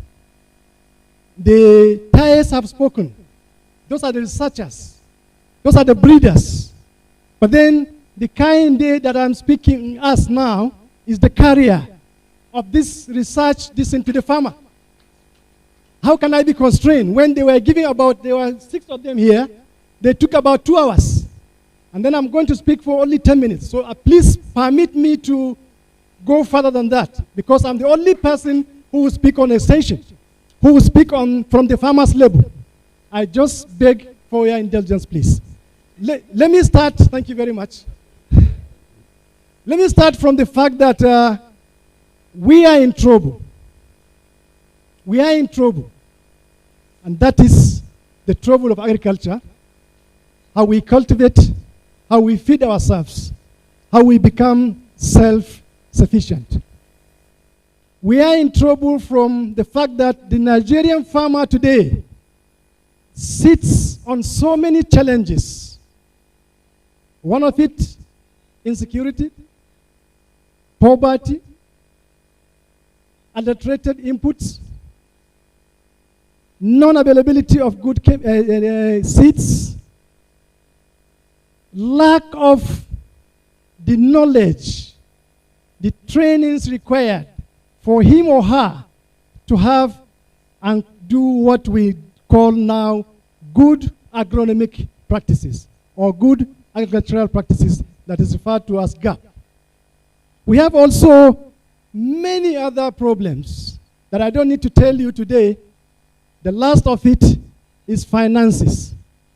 That is why MAN is partnering with CBN. They are here. Through Unity Bank, they are here to champion an intervention from the federal government. Because our farmers, as peasant as they are, don't have the finances to carry all these hybrids that we are talking about, all this and that, to their farms, cultivate them, get the yield, and be that profitable. Our farmers today are not business-oriented. They are still on traditional level. We need to take them out of that. So I don't need to go further to tell you all the problems, all the challenges our farmers have. I just mentioned some few. Now, if those are the challenges, what do? That means we are doing some things or all the things wrongly at the farmer's level. And that is why we must emphasize good agronomic or agricultural practices.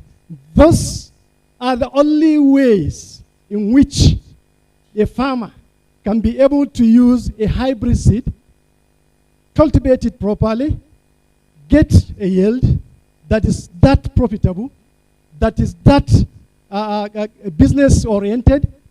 If he has taken a loan, he can pay off the loan. He can have some reserve for his own domestic use.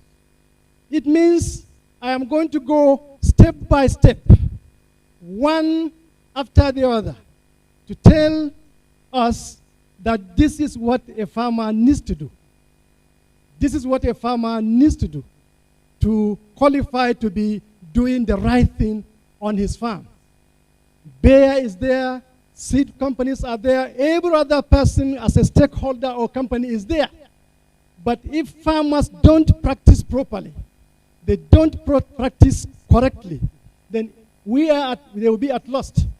They will not get to the desired land.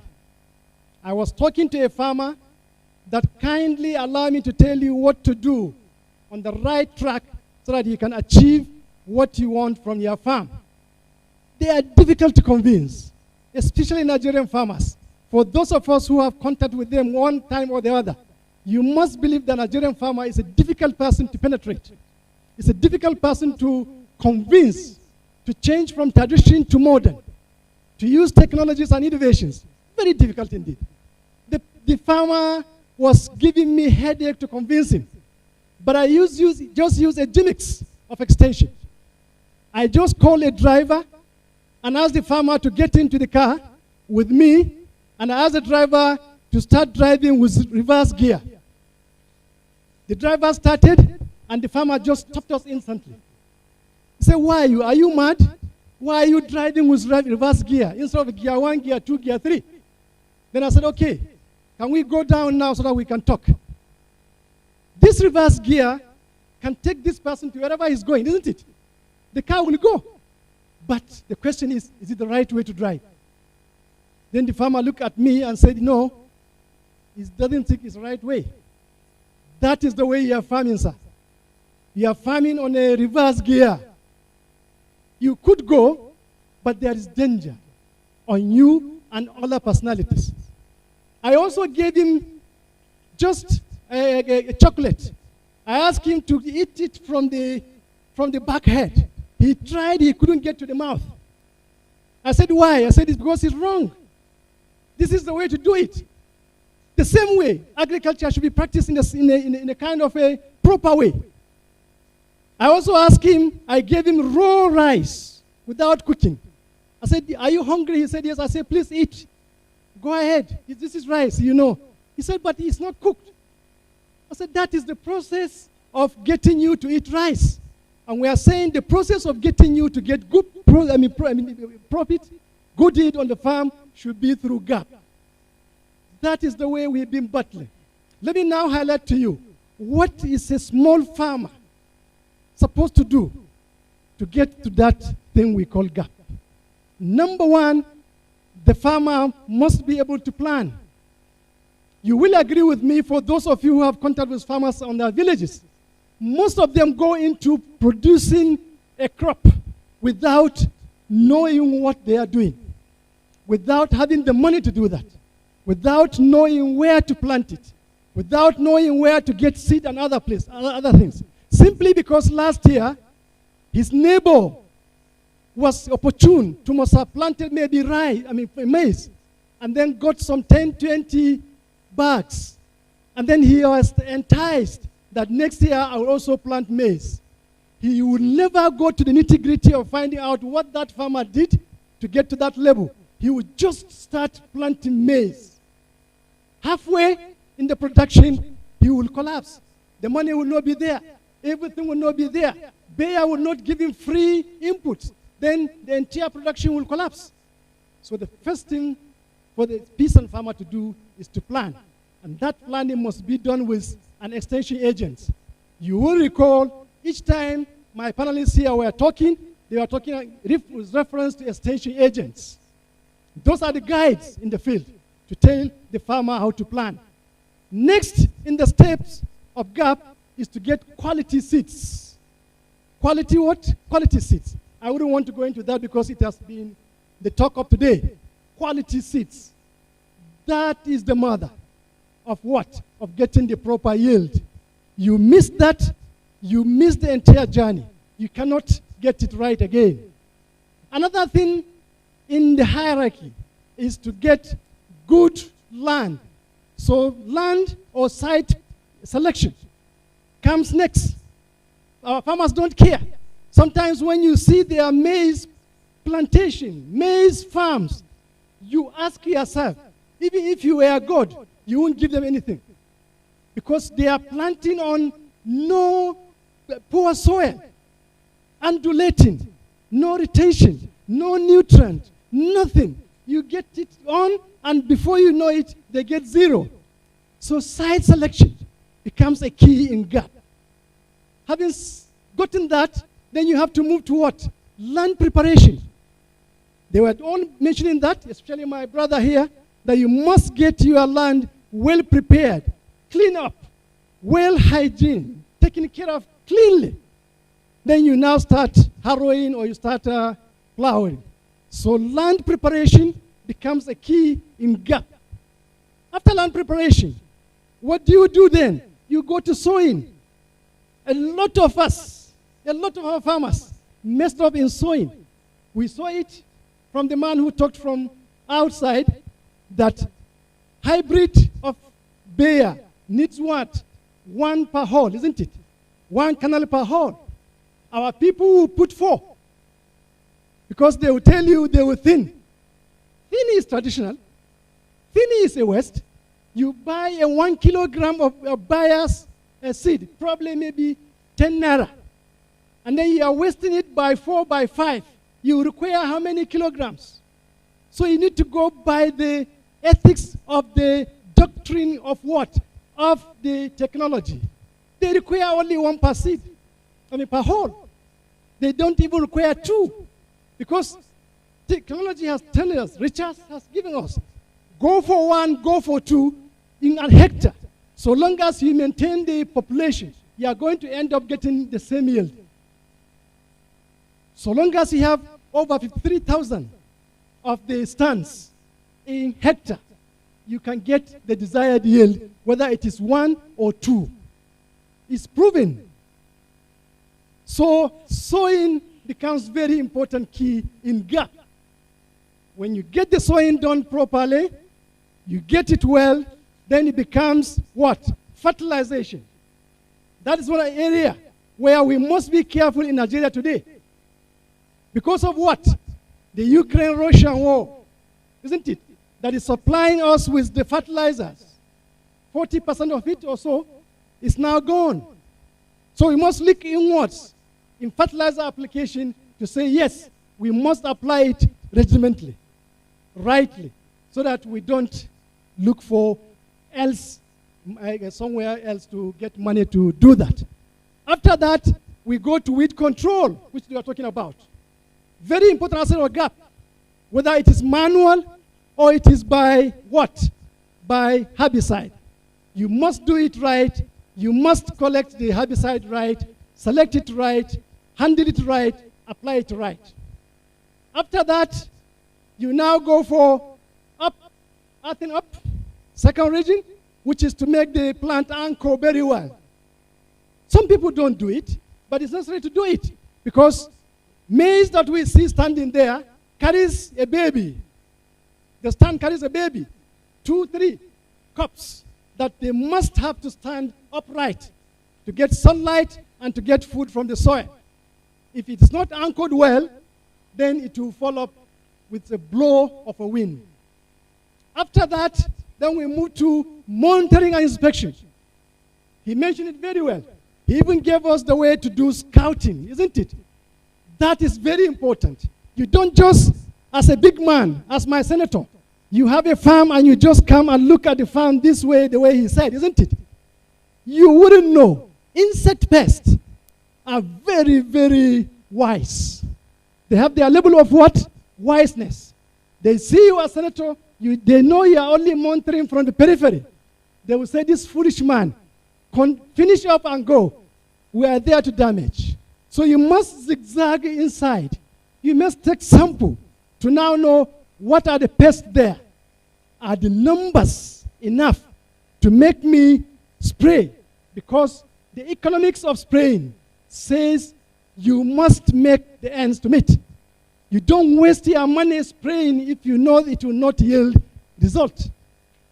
That one should be done properly, and I'm happy buyer is on it. Next is having the extension to run through that properly. Monitoring, inspection properly will take you to next level of gap, which is harvesting. Very critical, an area where our farmers may lose 30 to 40% of the yield. Nature has given you. You have done everything right. You have gotten the yield. You can see it clearly. But then if you are not careful to do a right harvesting, then you will lose 30 to 40% of the yield. Don't forget, yields do not increase after maturity. They don't. There is nothing you can do when you are supposed to get 10 bags or probably 1 million cups. Once those are given to you in the farm, no more, no less. You can only be called to harvest well, handle them well. That is the point when we talk about loss and damage. You can get what? Loss and damage if you don't handle properly. So our farmers should know that under gap, there is difference between maturity and drying. Most of them confuse the two. And don't forget, this plant we call maize and all other plants, talk to the farmer. The farmer needs to understand they are talking, what they are saying, their language. They are talking to you now in English. You listen, you understand. Plants also do talk to the farmers. It's left for the farmer to understand the language. Once the crops are matured, they will tell the farmer that, Oga, I am matured now. In the next 1 or 2 weeks, I will dry. Please come over to harvest me. If you don't harvest me, I will give somebody who will want me. That could be rodents. That could be ants. That could be thieves. Because the plant will fall down to the soil, isn't it? So a farmer must understand when the plant matures, when he goes and get it after drying. That is the field drying, different from the artificial drying you will do after cutting. Very critical indeed. After that harvesting, he cuts very well. He allows for some few days to dry, natural sun drying. Then he removes the cups, part of the gap. Then he sun dries the cups. Artificial drying then. Could that be in the farm or in his home? In the store or in his warehouse? After that, he gets the moisture content to about 12%. Not more than that. If it is more, it will not store well because it will be absorbing a lot of issues. It will be attracting insects and the rest. That is also part of gap. The maturity index must be understood by the farmer. Transporting the crop from the farm to wherever he's keeping as a primary storage is also important. Most of our people will just lamp on a pickup, and you find some of them dropping by the road, isn't it? But they will use useless bags, dirty ones, thorn ones, and then he will be losing some quantity on the way. So transportation is also part of a gap. Then we come to storage. Having done all these things, if he does not store well, he's going to end up minus 30 or minus 40 within the storage capacity. The warehousing, local or modern, should be such that can really give ventilation, go out of rodents, out of thieves and the rest. So it must be stored properly to maintain the percentage of the moisture and then to safeguard damage or loss. Having done that, then the next one is marketing or domestic. He might take it for domestic to eat. He might take it for marketing to get money. That also is another problem where quality and quantity is being lost. Up to domestic, up to the table. Most of us ate food during the breakfast. Has the food or the product been taken care of qualitatively and quantitatively? This, in a nutshell, is a run of what? Is what we call gap. Quickly, as I've been constrained, he is looking at me, I'm looking at him. But I would have loved 2-3 hours to talk about all these things. But minus that, I should be able to say, this thing we call much more maize. I hope Bayer is there. I would have loved just more maize for now. When we are there, then we move to much more maize. They have just jumped the hurdle, one step ahead. We are not with the more maize yet. You know why? It's because we don't translate things like this to the farmer's level. I would have advocated and prayed for Bayer in their partnership with MAN. The president is here with his team. That after this conference, a farmer like me, extension agents like me would have loved the resolutions that are here, made here, concluded here, to be taken to the farmer's farm. That is when you can get much more maize. Of course we can. If there is will, then we can. If we don't have the will, then we cannot. Should I ask the MC, can we? Because we have the will. We are determined to do it. But we cannot leave these resolutions in this beautiful hall. It must be taken to the maize farmers across the country. It must be done with extension services. It must be done with vigor. It must be done through training with technical. It must be done to convince. I tell you, in the days when fertilizer came into the country, nobody wanted it. No farmer wanted it. There was a campaign by extension agents on what? To convince farmers. After the convincing, then we went also to make them adopt to the use of fertilizer. They did. And where are we today? Who is campaigning for farmer to buy fertilizer? It's already accepted. What, the same way, Bayer, MAN, and others must start on what? Convincing farmers to use their product safely and well. Convincing them first. Then we go into adoption. Once they adopt, they will accept. Once they accept, then we go to much more maize. We're not yet there. We are starting. Today is just the starting point. I would have loved if all of us are alive by next year, when there will be the fifth, what? Fifth much more maize. We start by evaluating the resolutions we took from here to the farmers.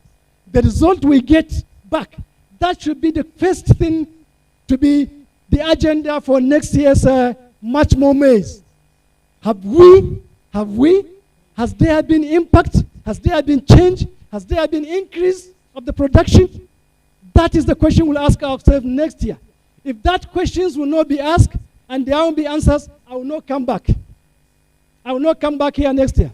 Unless buyer and man tell me that, yes, they are ready to take this resolution to the field, monitor result, bring back for evaluation next year, which will make much more meaning of the 5th anniversary, not 5th conference. The starting agenda next year should be really monitoring and evaluating what we have this year. Otherwise, we would just be talking here, we would just take tea here, we would just leave everything here. And the extension agent is not happy when things are not being carried to the farmer. And I hope we will. So my own, he is coming. My own is that this is much more maize. But my own is, yes, we can. That's my theme. I tag my own as, yes, we can, because we have the will. Their own, Bayer and man, is much more maize. My own is, yes, we can, because we have the will. You can come forward. Thank you very much.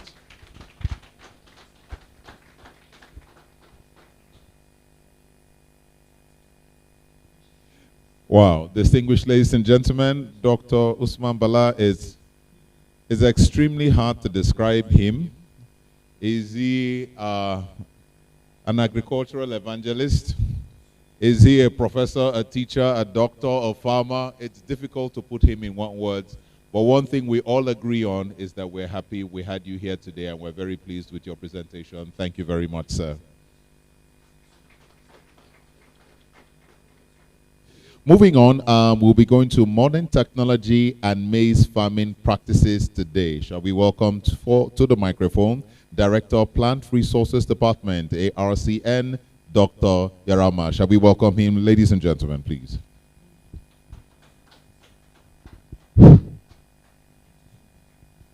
Doctor, thank you very much for your brilliant exposition.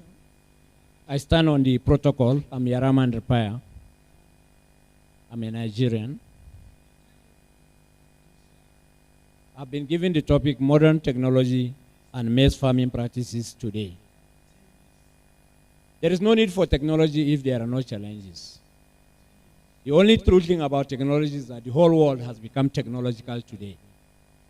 Because what I was in the many years that I've spent when I was young and today are quite different. Technology has helped in changing a lot of things about even me as a person. So what are these challenges that might be forcing us into using technology? In the year 2010, we woke up to an announcement by the National Bureau of Statistics that I think we were over 150 million people in Nigeria. Unfortunately, about 100 million of us were living in poverty.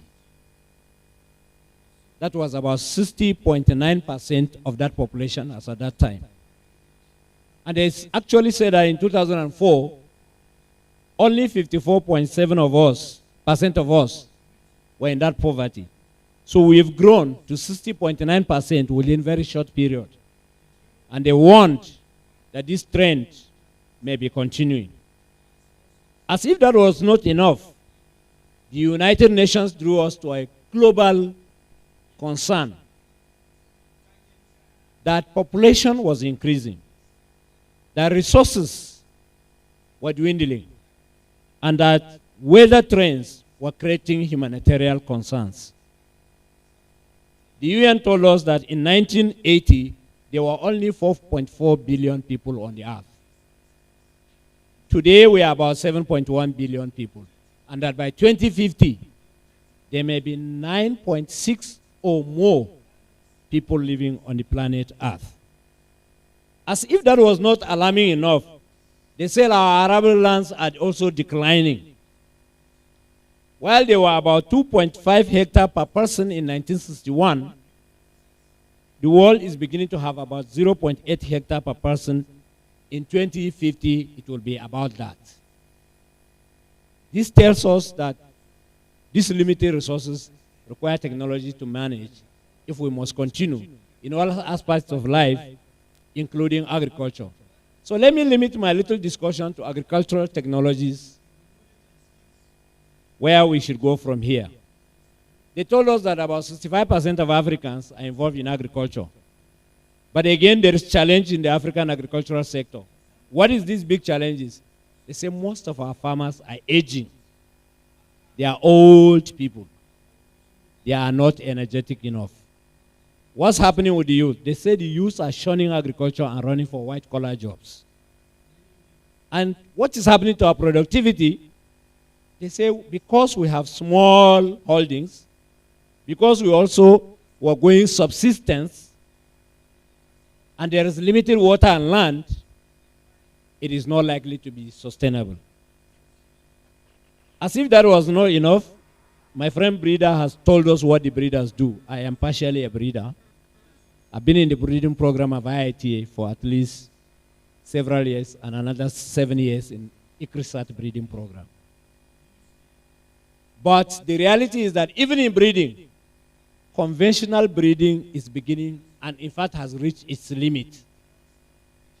But yet, the truth about technological improvement is that in agriculture, over 50% of the potential of any improvement in crops comes from the genetic potential. So, like my brother said, get a bad seed and you've already sacrificed 50% of your potential. Therefore, genetic improvement is very, very important. But no matter how excellent genetic potential you have, there are other things that you require technology to handle. And Dr. Kayode has given me a very good cover. In fact, all the gap he mentioned, from land preparation to the market, technologies are today available to aid you to be able to come and make better profits. But some of the challenges are critical that we must mention. High disease pressure, particularly here in the tropics, it's a major problem. Biotic stresses have been mentioned, things like striga, stem borers, fall armyworm. They've spoken all about them. But we require technology to handle this. We cannot fight these things with our own hands. Even the abiotic stresses, like drought, low soil fertility, and the like, we still need technologies to do this. Post-harvest losses today is about 20 to 40% in most cases because we have very poor post-harvest handling techniques. So, poor agronomic practices as against good agronomic practices also cause more trouble for us. So where do we go from here? There is only one solution that is a very bogus solution: research. Research will bring new technologies in every aspect of our productivity that can change the course of things, that we can smile at the storms of challenges of agriculture. We are fortunate in Nigeria, and I happen to be a member of the CGIAR System Board, representing Africa for about 2.5 years, from 2017 to 2019. I got that position renewed for Africa, for Nigeria, for another 3 years. So Nigeria today is still the African voting member on the CGIAR board. After my tenure, my present executive secretary is presently still the member of Nigeria on that board. And we've had IITA with us, privilege.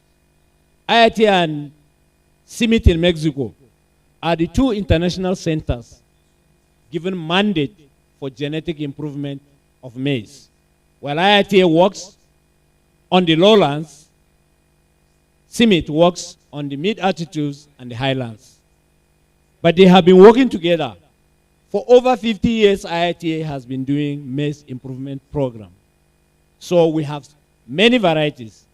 I'm happy my scientists from Institute for Agricultural Research and Training, More Plantation Ibadan, is here, which also has very good mandate on maize in the humid tropics down there. Well, Institute for Agricultural Research, Zaria, has the other mandate in the north. What do they do? Genetic improvement, creating better varieties. So they have spent so many years trying to create varieties. And according to Dr. Ajala, if he were here, I actually looked up, I thought I would see him here.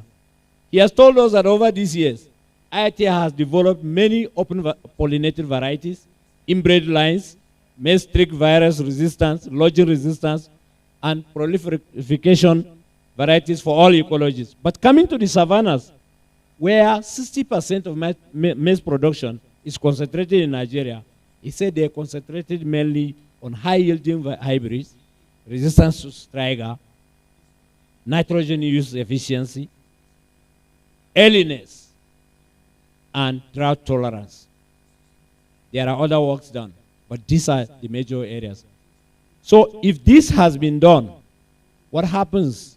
We also talked about post-harvest quality improvements. And he said they've had issues to do with dry milling quality improvement. They've had to look for micronutrient content improvement like vitamin E, aflatoxin resistance. So many, you can name so many areas where research has been concentrating. But where are we today? In fact, Ajala said maize improvement is one of the most lucrative business in the sense that there is an investment upon return upon investment of 1:38. That means if you put in 1 naira, you're likely to gain 38 naira at the end of the improvement if it is done. And how is this going to be translated? It means this 1:38 will give us results of poverty reduction up to 3%. You'll be removing about 3% of our population from poverty every year if you do good maize improvement, because you're going to be empowering a lot of people. So that will be talking about removing 1.2 million persons each year out of poverty using the maize value chain. These were presentations of Ajala far back 2015. Where do we stand today? Like I said, there are many, many technologies from planting to harvest. But let me just pick out one or two few technologies that are very critical. I said 50% of genetic potential of a material depends on, of the improvement of a material depends on genetic potential. So if I have a good planting material, it means I have 50% already secured. In doing this, one area that has stood out is that there is an experience, if we can learn from the Brazilians. In 2005, Brazil started its improvement program. They went to Argentina and bought very high volume of seeds from Argentina to come and start the maize program in Brazil. And I can tell you in 2012, 2014, I was in Brazil. The level of combined harvesters I saw, the cultivators I saw, there are none to be compared even in the United States. I was privileged to study in the US. So I've also seen maize production in the US. But I think Brazil has gone so far.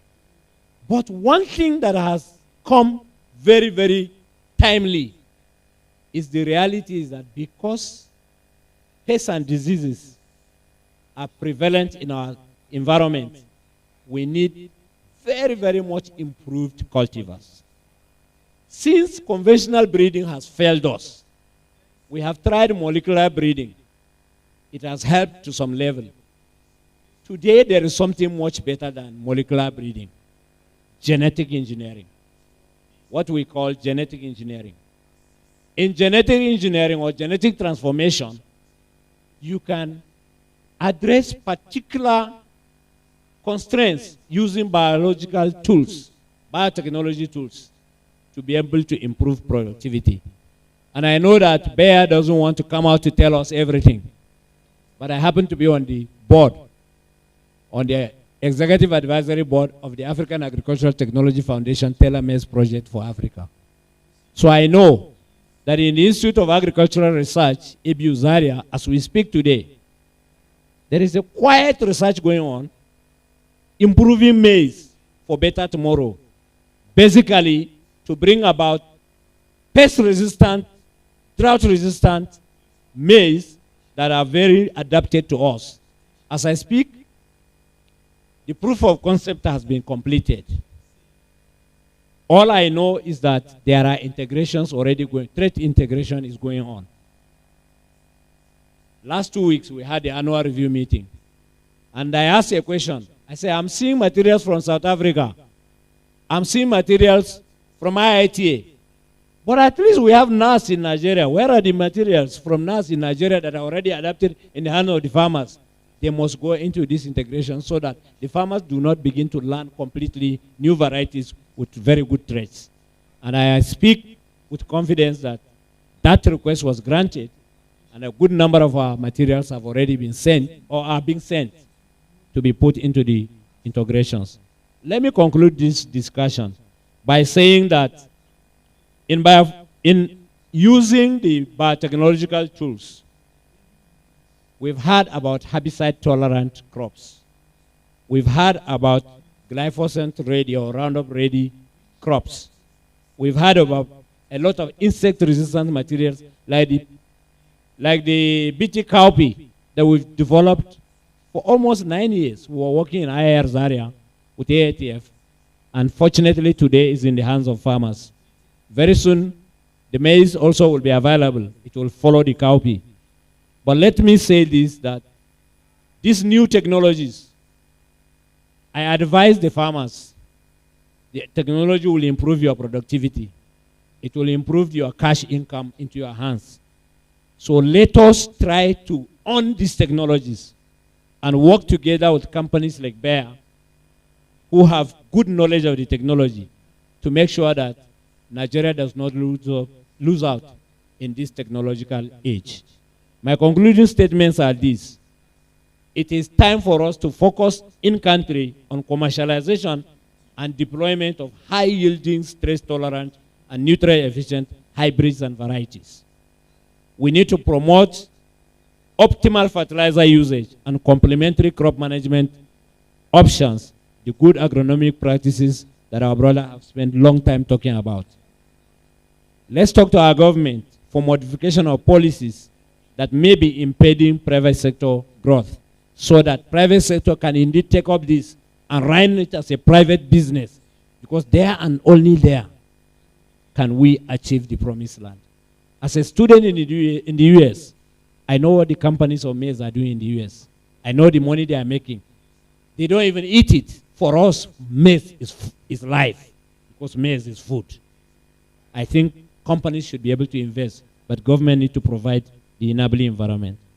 Let us therefore adopt, go into adoption of improved maize cultivars, including even the genetically engineered cultivars, like the tailor maize that will soon come out from the Institute for Agricultural Research in Zaria. There is need also for us to expand the horizon of the usage of maize. So let's identify and develop new uses for maize. This will open new markets. And finally, there is need for effectively and efficiently link the maize producers, please and please, to reliable markets. It aches me. When I was in Zaria, I used to go to Giwa market. When I was in Kano, I used to go to Dawanu. The middleman makes much of the money. The farmer who aches the work in the field literally gets peanuts. Time has come that let's engage the farmers. Let's work with them. After all, if we lift one another together, tomorrow we'll all be proud Nigerians. Thank you very much.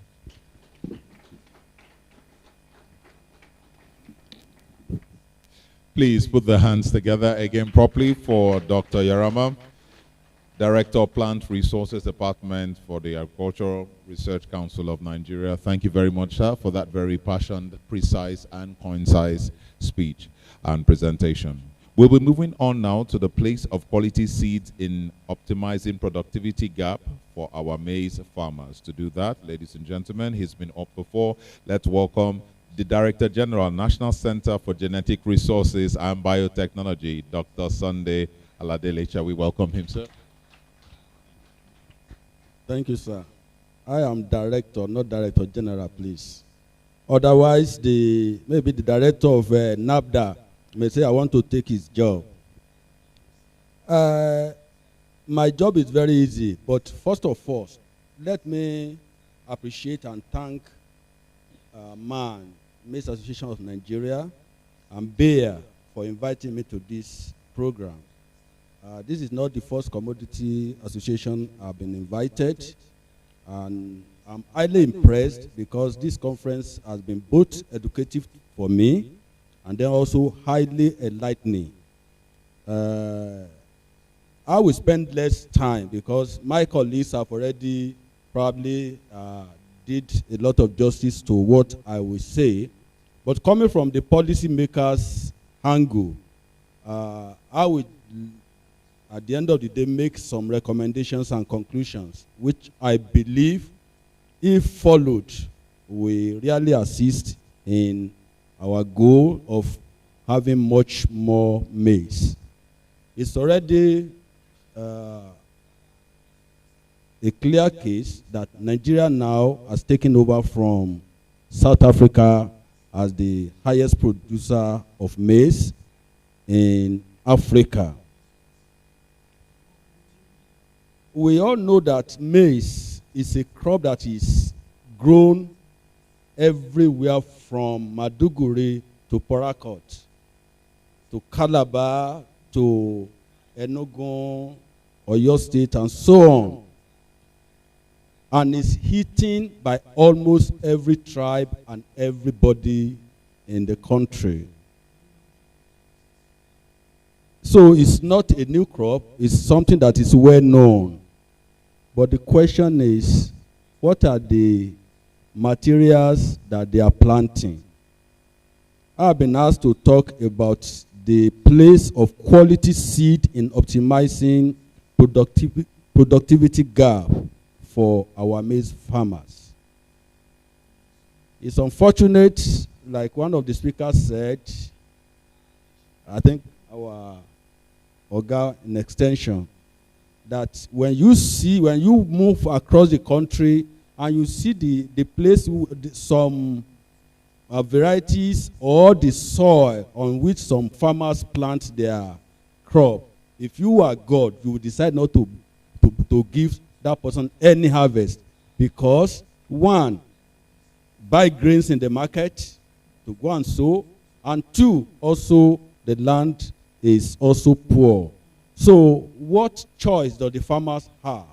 The farmers already have choice, either to grow improved seed or poor seed. Improved seed, like our presenter from South Africa has retreated, Nigeria seems to be the lowest in adopting improved seed. Why?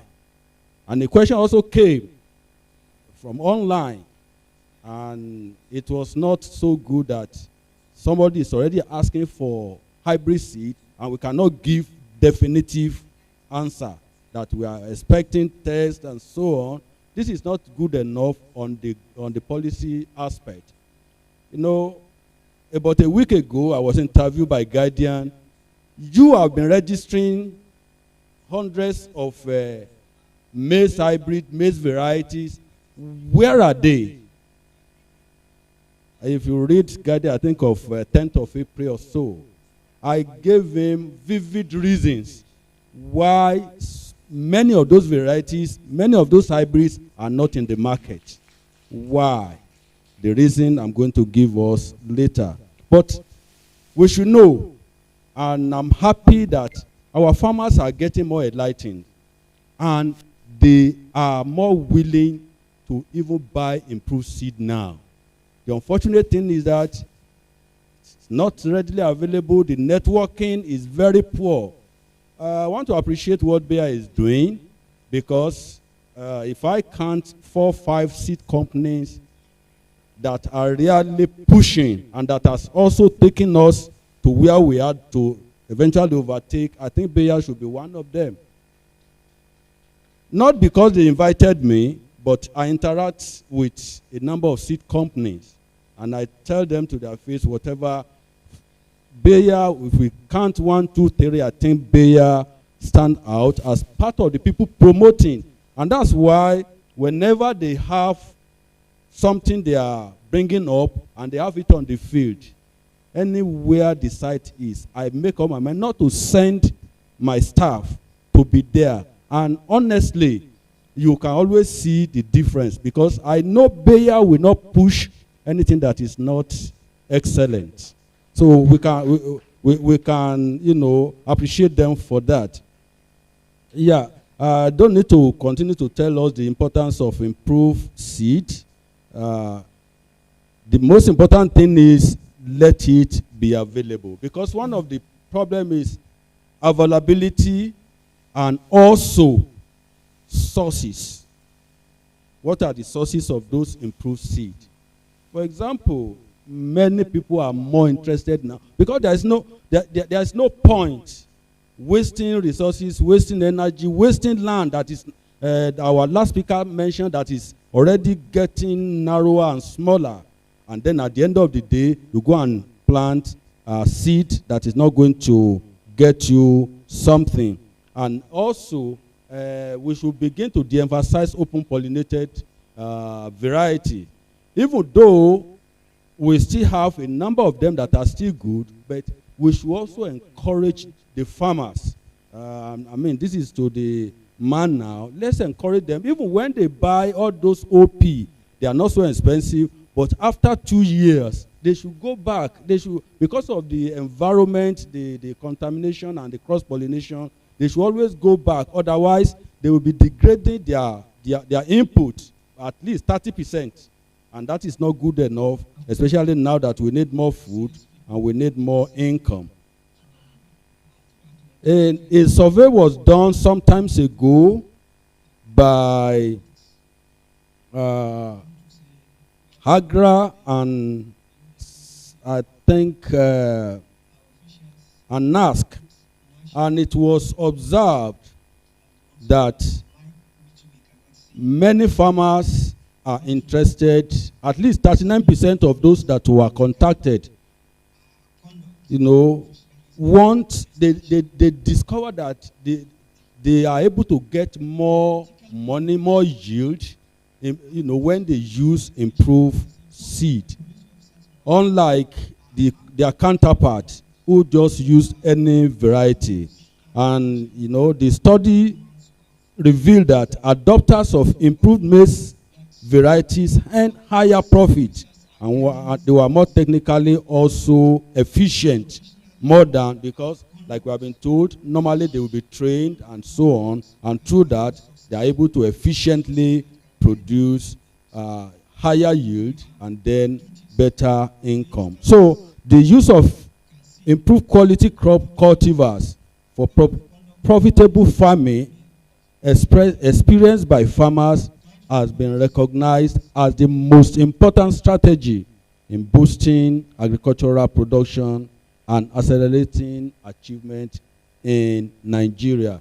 If we want much more maize, we need to also emphasize more on the use of improved varieties. And in the last decade, I was just looking at the catalog. In the last decade, Nigeria has released 90 hybrids and open pollinated varieties of maize. But get to the farmers, how many of them are there? Hardly you will see 5. And if you see 5 at all, maybe 3 will be from you know, Bayer, and 2 maybe from Sitco or from the other companies. And that is why? Because they register it, but what is their the improvement that have been put in place in order for these materials to be used by farmers. And I must tell you that the benefit of genotypes, the benefit of variety cannot be harnessed unless it gets to the farmers. And that will lead me to the recommendation. Like I've told you, I'm not going to waste time. I give you recommendation. Number one, which man may need to follow up very, very well. Government should seriously begin a robust sensitization to create awareness on the use of improved seed. Yes, some percentage are used, but majority of the farmers are still not, they can just go to the market, carry module, and then go and buy. They are just wasting time, wasting energy, and wasting resources, and then we'll not be able to get to where we want to get to. Number two, seed companies should embark on aggressive feed demonstrations of newly released hybrids seed. This is part of what I told the Guardian man. Please tell the whole world, tell the country that whenever a hybrid is released, why must it take 5 years for us to get?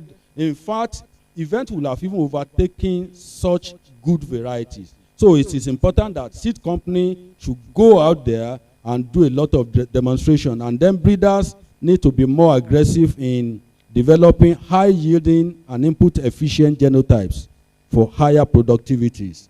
Of course, NARIs should ensure widespread of on-farm trials during variety evaluation before the release for registration. I cannot take what I don't know.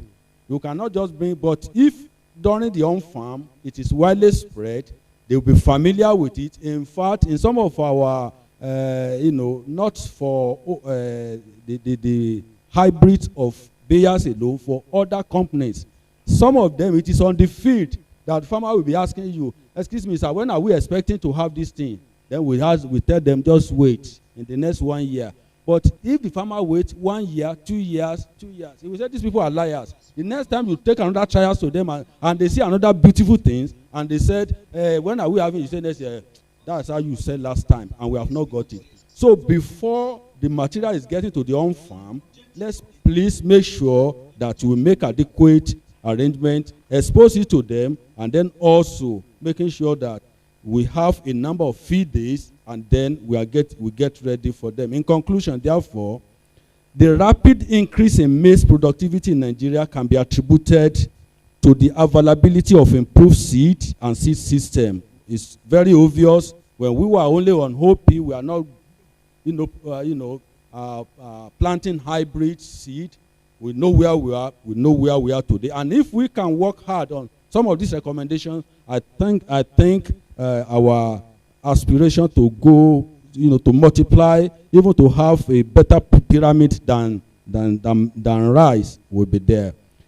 Number two, if well informed, farmers are willing to purchase improved seed at any cost. Since other factors is highly, like my last speaker said, is highly dependent on its productivity. And let's note this, cost of seed. I hear some people will say, because of the high cost. What is the high cost? When you look at the cost of seed, compare the entire total cost of maize production, it's less than 5%. For God's sake. It's very small. And then what will it cost you to use that small amount and then get a bogus harvest?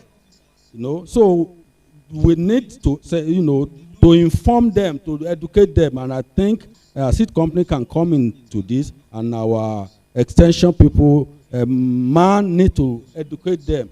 If you plant you plant a useless seed, you just waste your labor. But if you just sacrifice that token to buy seed, and then maybe with other accessory, other things, then you'll be there. There is also demand. We can also conclude that, I may disagree with my last speaker in this aspect, that sometimes ago maybe there are maize that are not being bought. I tell you, people are looking for maize from anywhere. I have a junior brother who works with Feed Me, and he says that They are looking for maize. He said the boss use maize of 10 million every week. 10 million naira every week. So the space is there. The demand is there. More so now that the CBN says, don't bring any maize inside again. Then we have opportunity. So the space is wide. And then also, we want to conclude also that National Agricultural Seed Council, they have been doing a good job, but they should still intensify, and then in collaboration with National Varietal Release Committee, so that they should be commended for the growing quality of seed, but they should do more. On that note, I say thank you for this opportunity.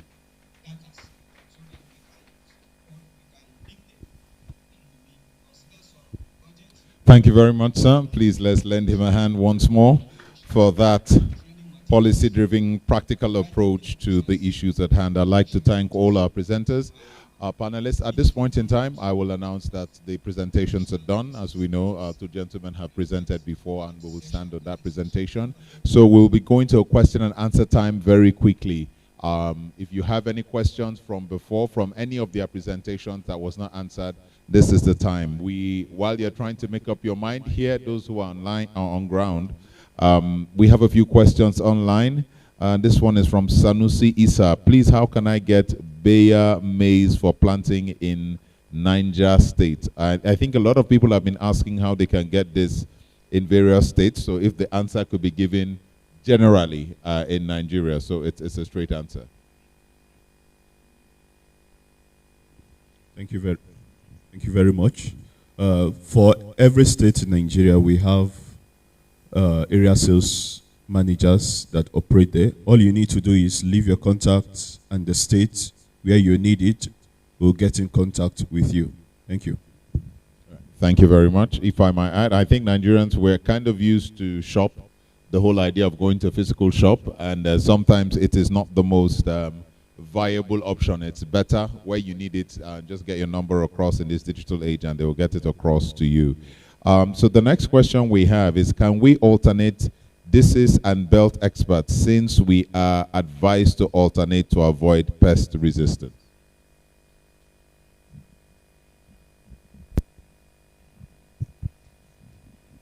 Yes. Disease is one of the active ingredients that you can alternate with belt extract. It's actually placed after belt extract to deal with the adult moth. So this helps to control the adult insects and get rid of it instead of laying the egg. So it's one of the active ingredients. It's not in the same class or the same group as belt extract. So yes, we can include it in our integrated pest management. All right, thank you very much. I hope that answers the question. We also have, this one is from Conich HB. Sorry, is there an association for yam too? Does Bayer, yam is my favorite food, stop laughing. Does Bayer partner with yam farmers? How do you get the products? I am from Kwara State, thank you. Okay, we are still doing some research on yam. Thank you very much. So we're going to, please, if there are any other questions, please send them to us so we can take them. This one says, does Zachary Shehu, does Tihan work with maize? Does Tihan work with maize? That's an excellent question. Now, you don't need to stress yourself using Tihan, because what is in Tihan that you know that works in controlling Lepidoptera is what is also in belt extract. However, what is in belt extract is two composite, two sides that gives you, that targets the pest. One is the contact, and the other is the systemic. Now, the flubendamide that is also in the Tihan is the one that is in belt extract. However, the formulations are different because they work in different ways. The penetration, their mode of action is also different. While Tihan is OD, this is SC. It means that the way it penetrates and works matters, because when you're delivering this insecticide, you need to know the mode of action that we get to the site of action of the pest. So the best and the most efficient is this SC, which is in Belt Expert. It helps deliver very fast knockdown and rapid response in terms of paralysis to the pest that we are talking about. Then the traclopride, which remains with, which knocks down the insect, also gives you another action. So you don't even need to use T-hand, while you have Belt Expert that is customized to actually fit this pest. All right, thank you. I think we have several questions, so we'll take them very quickly. This is Patrick Abiodun. What are recommended alternative pesticides for different windows apart from Belt Expert? Not sure who would answer. Is that a question for you?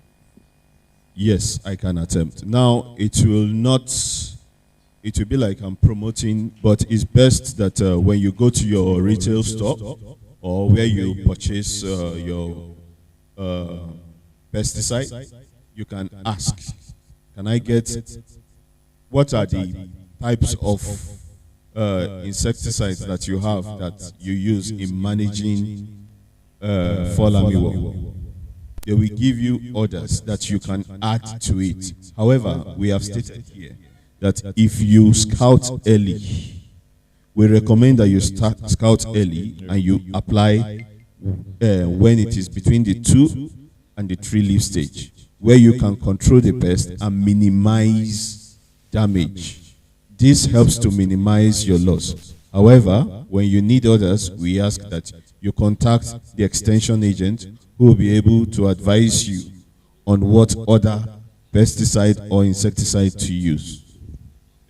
All right, thank you. Dr. Osman, would you like to add a bit about how they can interact with the extension agent in helping to get more knowledge to manage their pesticide?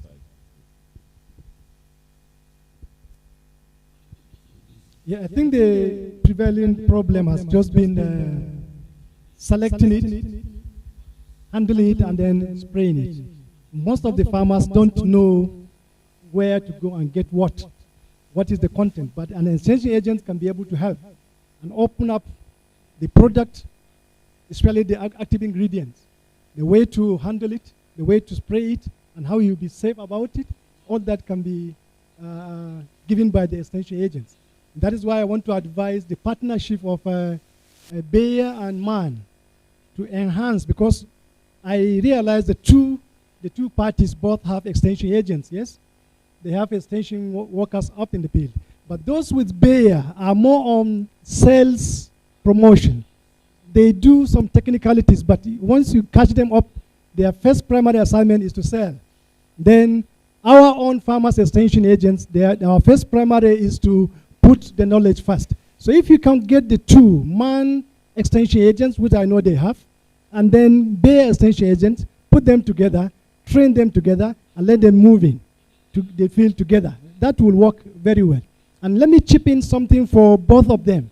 See, I have seen more reliance of MAN to CBN intervention. Thank God Unity Bank is doing it very well. That is very good. But we are saying there are so many windows that MAN can exploit, more so with this partnership now. Just 2 days ago, ADB President Adeshina, who is our son of the soil, is floating money under emergency for this Russian war. He is going to give 1 million maize farmers, 1 million maize farmers in Nigeria, 1 million rice farmers, 250 each for sorghum and soybeans. Now, if you look at the amount, he's floating 1.5 billion US dollars, and he's saying this wet season. So if MAN will do justice to CBN, they should reduce the pressure on the CBN. They can continue with the intervention from the CBN, but they can have cushion with other interventions. This is a man from the country. He has taken so many people from Nigeria to his office there where he is, and then they are working very well for Nigeria. He has only visited one country to talk about this intervention under emergency, and that is Nigeria. He went to Buhari and he told him about this. And he is very keen because he was a minister of agriculture. He knows the terrain. But then, man and bear don't have farmers registration. Can you register your farmers? Get a data bank. Because all these outside interventions don't come like CBL's intervention. They come with a data bank. They come with assurance of who is taking the benefit, who is the beneficiary. Now they look for BVN, they look for all other things, which they may skip in Nigeria. So could man and bear partner to give us essential stuff, to use external intervention to get farmers' data? That will assist us to get to much more maize. Thank you very much. You wanted to add something? Thank you very much. I think the work of extension services should not be left alone to extension agents. It should start from the beginning. When a breeder is breeding a variety, you should encourage the farmers to be part of it. When they are doing participatory variety selection, the moment you are part of it from the onset, it will be easy for them to adopt because they will know what it can say and how it behaves through all the demonstration and the multi-locational trials. So the extension service should encompass all the stakeholders in maize value chain. Thank you. Thank you very much, sir. Thank you indeed. Someone is asking, how can they get the various presentations that have been done today? I think the answer would be, if I'm correct, to go to the Maize Conference website. I believe that. So if you're looking for the presentations, just go to the Maize Conference website and you will get all the presentations there available for you. We're going to, some of the questions here have been answered before.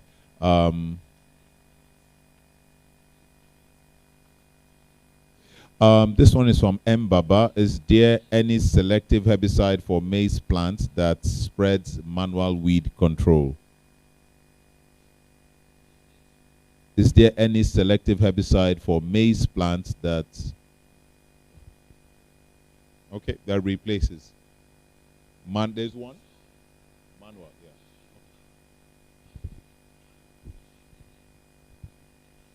Any selective herbicide that replace manual weed control? That's the question is that supersede manual weed control. Of course, it's much easier to control your weeds using herbicides than manual weeding. Yeah. Like we said, manual weeding is expensive, a lot of drudgery is involved, and even to get the label is a problem. Somebody, in one of the presentations, we had that the youths are running away from agriculture. One reason is weeding. No youth would like to go and weed. We talked about technology today. Farming doesn't mean you have to carry the knapsack on your back. If you have a large farm, it's going to be tractorized. You need a boom sprayer to do that. So in all, herbicides are better in terms of cost and in terms of income, what you're going to get at the end than with manual weeding. Thank you very much. I'm sure the answer is quite clear. This one says, are your seeds not GMO? Are your seeds GMO or not? Are the seeds GMO or not? I think the person has more questions than he is asking. So, sir. I think I can say that authoritatively here, that no GMO maize in Nigeria as of today. We only have one crop, which is cowpea GMO, one variety that is being released. No GM maize. It could come tomorrow or next tomorrow, but as at today, there is no GMO maize variety or hybrid release in Nigeria. Thank you. Thank you very much. Okay, so, sure. Yeah, I think the other point I want to make here is this. It is true that there is politics of food and politics of agriculture across the globe. But I think that as Nigerians, we must speak the truth to ourselves. I lived in the US, I schooled there. I've visited Brazil, I've visited many other countries where GMO has been under consumption. I've eaten GMO many times. Many years back till today. I think the point is that we shouldn't begin to enter the politics of Europe and America over economy. It is better that, yes, I don't agree that people should bring GMO and dump it on Nigeria. But personally, I feel that our scientists have capacity to be able to go into GMO research in this country and come out with the results that all of us can say this is good for us or this is bad for us. So let's not just go with the myopic idea that anything GMO is bad. Thank you. All right, thank you very much. I have two similar questions, so I will just ask it as one. My appeal to Bayer is to organize empowerment opportunity through maize entrepreneurship for the youth to embrace maize farming as a business with all gap on production cost for clearing, from clearing to harvesting for a hectare of land. It was more than one question, so I'm just asking it as one question.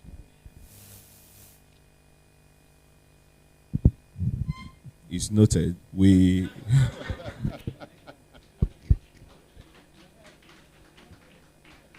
I don't think there could have been a better answer. All right. I think there was one comment. I was told there was a comment in the audience. Can we take that and we round up this session? Please make it concise.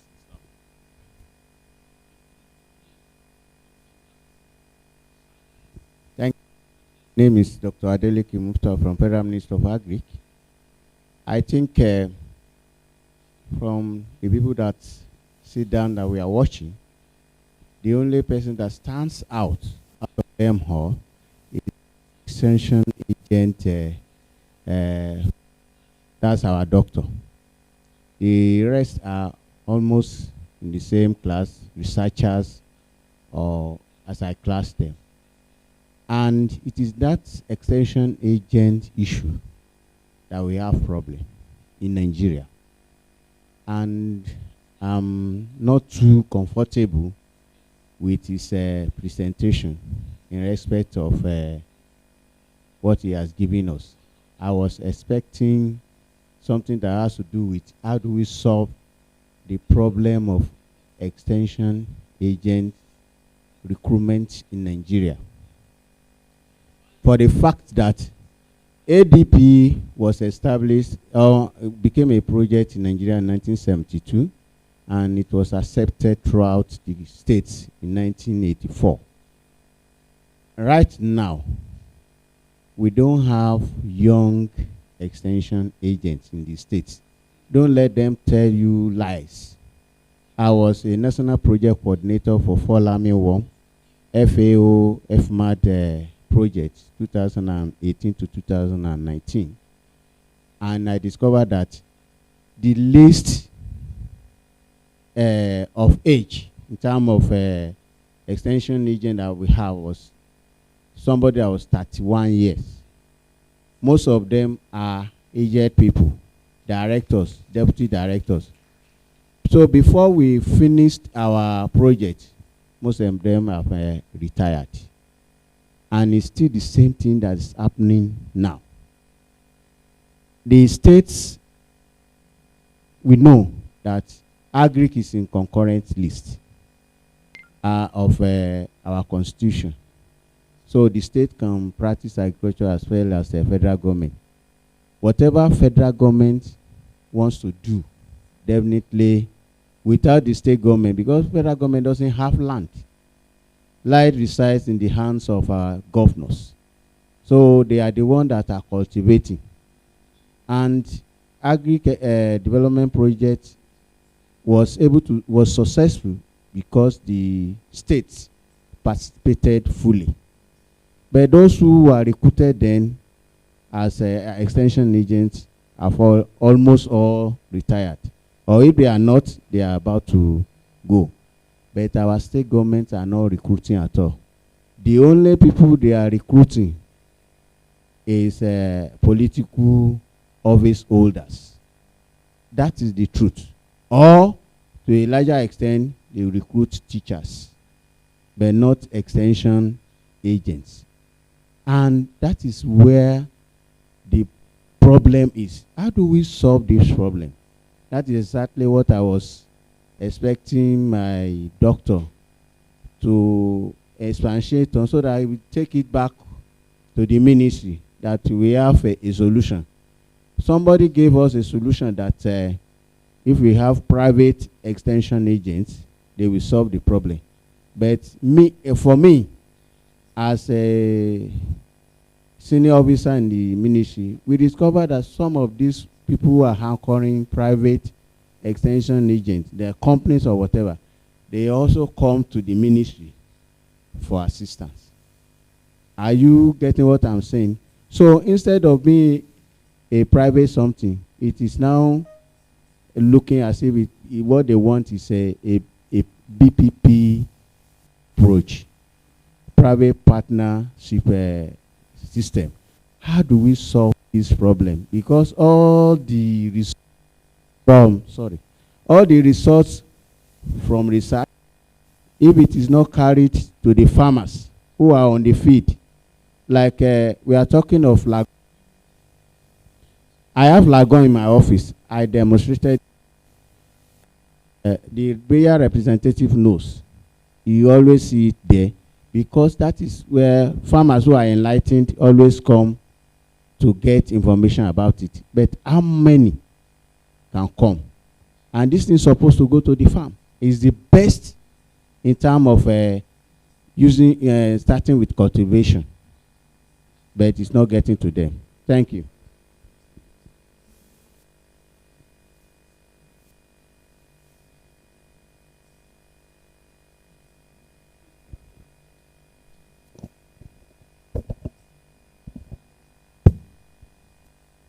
I think for this one, permit me to stand, because the two of you are trying to drag me into politics, which I'm not. But then the guiding principles about the extension status in Nigeria today is this. The private were given the leeway by the government to recruit ES. It is because the government is now seeing that the private are now engaging the ES, maybe they are piping down. But I tell you one thing, this kind of partnership can be the solution. I tell you how. Most of the time, man is engaging in the farmers in the states. They normally go through the political hierarchy. I agree. And in each of the time, the governors are happy that their farmers are being assisted by man. So it is a window where we always tell man, once you have that opportunity, talking to the governor, if he's happy with what you are doing in his state, chip in the issue of recruitment of extension agents. And for now, we have about 7, 8, 9 that I know that are recruiting extension agents from the government side. So technically, that's the way we do it. We cannot approach them with a stick. We can't do any other thing, but politically, we go political too. So we have to really use some brain to now say, we are doing some work for you, sir. Look at your farmers. How many are enjoying? These farmers would have been on your head, if not because of CBN's intervention. So the governor will be happy with that. And then once we see him happy, he's drinking some water, then we now say, sir, can you assist us with something? He will now say, what is it? Quickly, what is it? I will do that. Say, please, we lack extension agents. Your ADP is there. It's rotten. Can you take 50, 100 or so? That's the way we keep chipping in. Okay? And I'm sure what I said today about that intervention of 1 million maize farmers, if man could partner with Bayer and they go through the central bank to get ADB to really put in place 1 million maize farmers to be part of that intervention, it is an emergency, free. Now that could be an avenue for even man himself to recruit ES. How many ES do you think can be recruited to man 1 million maize farmers? There are many. And in each of those states, man can now say, yes, Oga Governor, do this for us. That is a single thing we want you to do. Recruit extension agents. We will get it through. So I'm not keen if man and Bayer could not go to the extent of, exploiting that kind of intervention from ADB, from many others. They are there. That is the way we feel the solution will come. And definitely, from the Ministry of Agriculture, federal, you will be happy that, yes, the states are doing that. And I'm sure when we get about 8, 9 governors now to recruit, we will get many more before the end of the year. I think that is the solution. And I hope man and Bayer can bail us out. Particularly, my concern is getting these 1 million maize farmers. I know Adesina, he's serious. He is giving the money. He has come to Nigeria. He is giving the money. But can man tap that? 1 million maize farmers. It's a big gift. Intervention, emergency.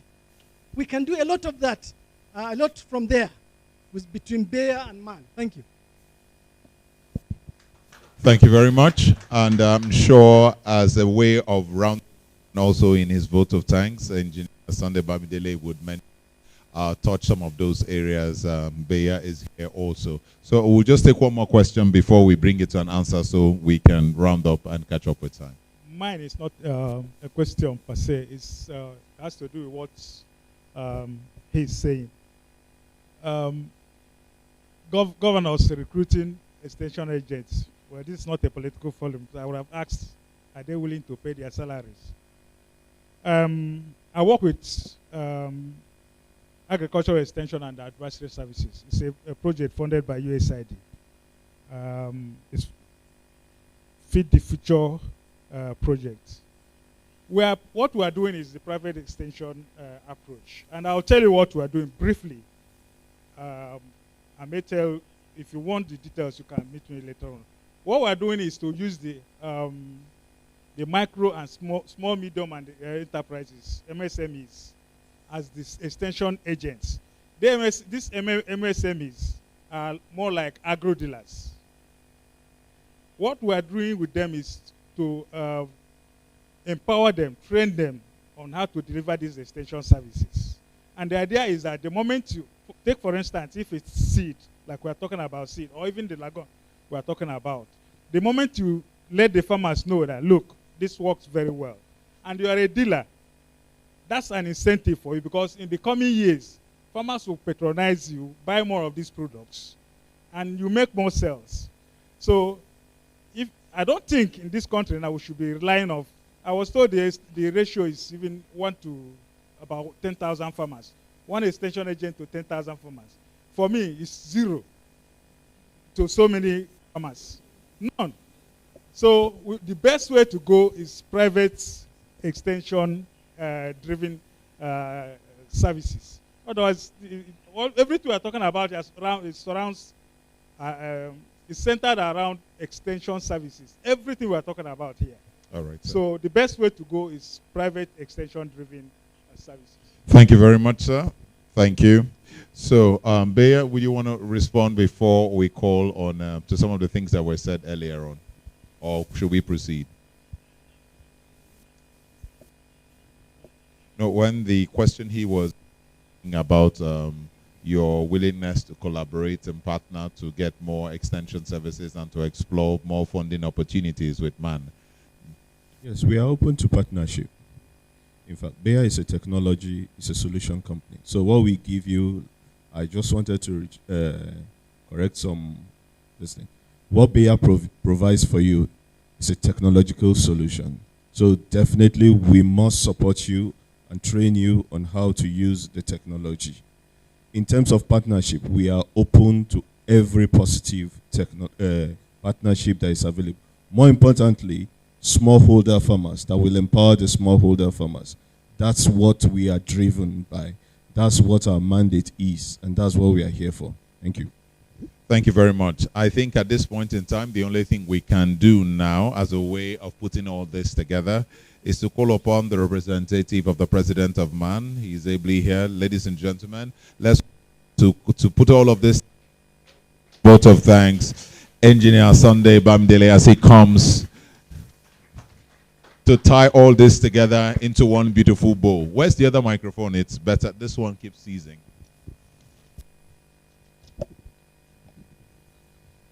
Thank you, sir.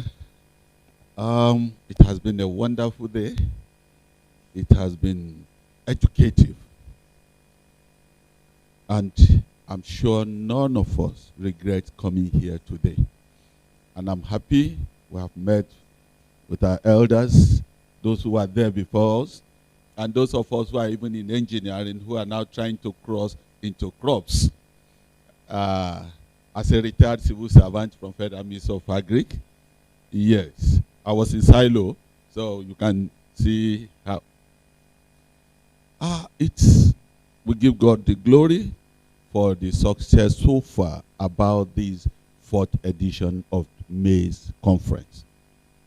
I call it MMM 2.0. The basic things from what our elders, our experts have said is, 1, research is key. Research is number 1.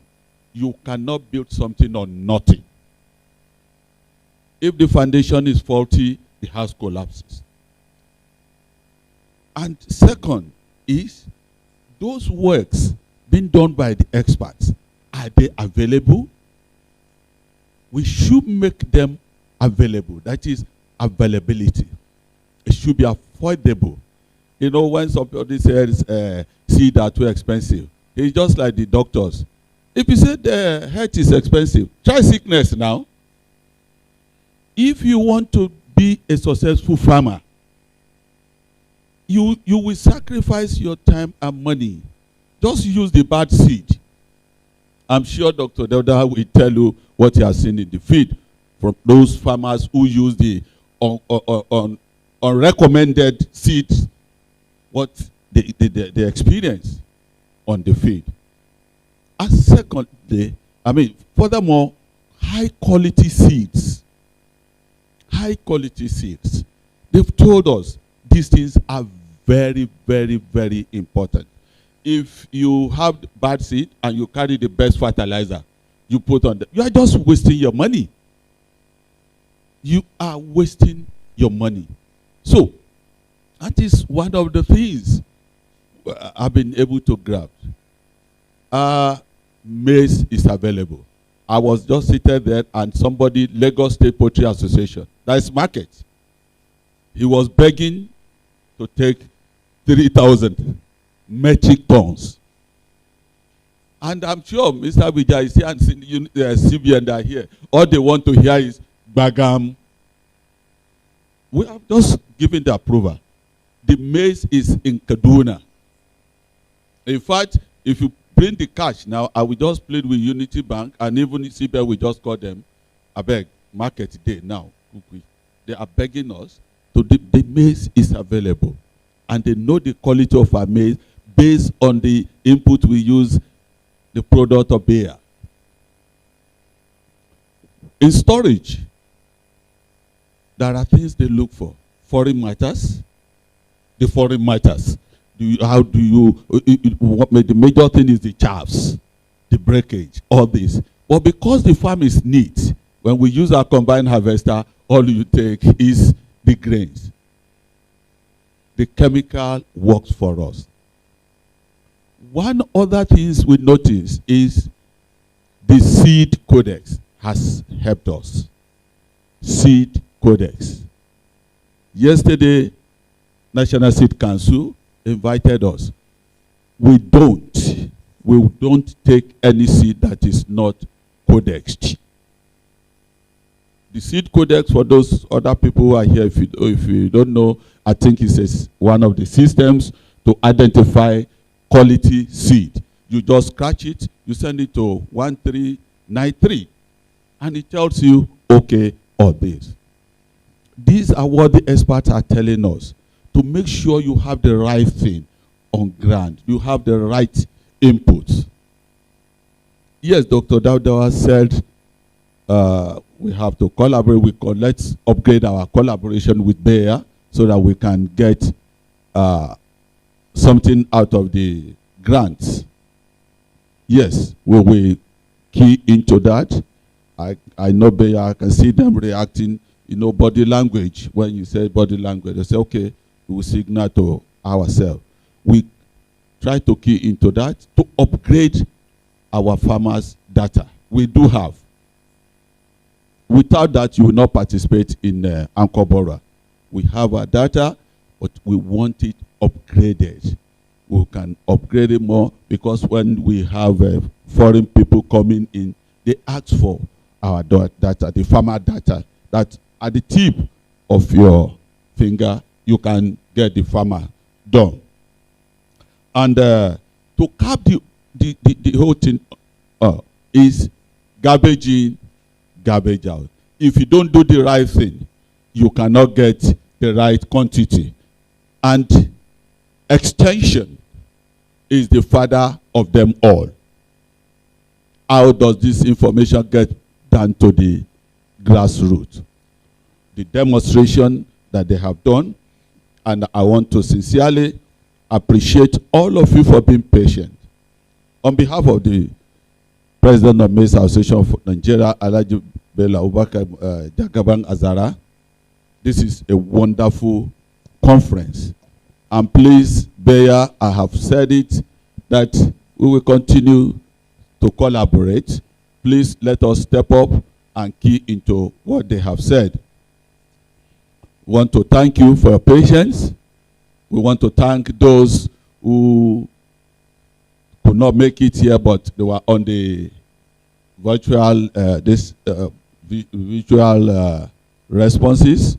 We want to thank you so much, and we want to thank our farmers, our chairman that came from all various states. Thank you, and our organs. I want to go there.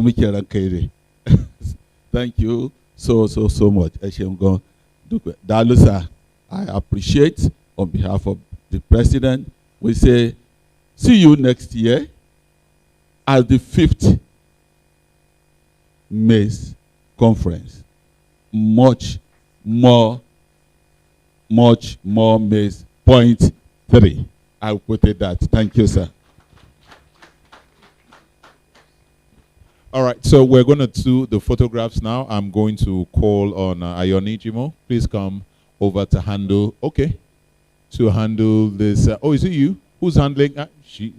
Please come over and handle this session so that we can have the photographers, please, so we can have the photographs taking. Oh, yeah, just you first. You want them seated, or how do you want it? Okay, so we need to move. Usher, we need help moving the podium, please. No, I think it's better up. Ushers, you need to here. Please clear the bottles and all, so that we can move these tables aside.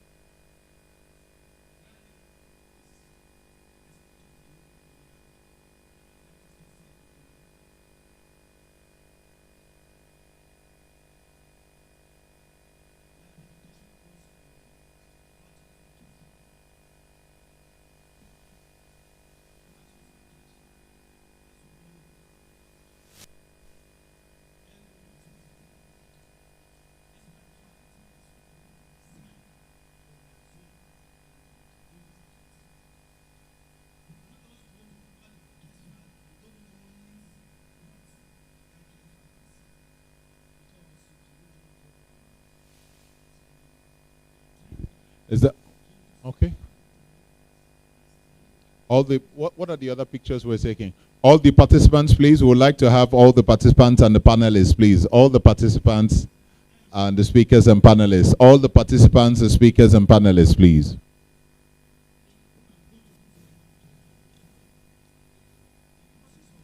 All the participants are available, please.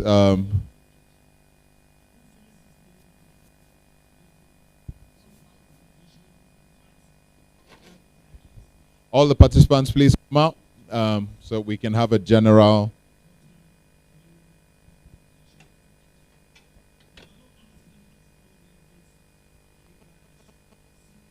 Yeah, the panelists and participants, please, before our panelists disappear, just one more photographs with the participants who came for this event, please.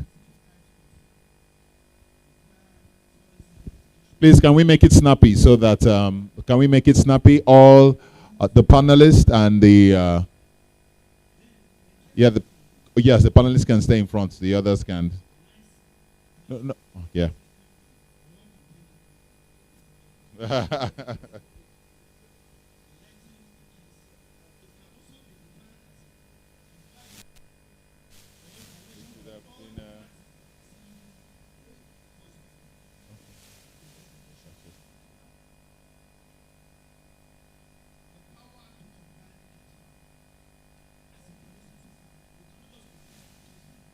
No, but I think the crowd is okay. It's okay. It's okay.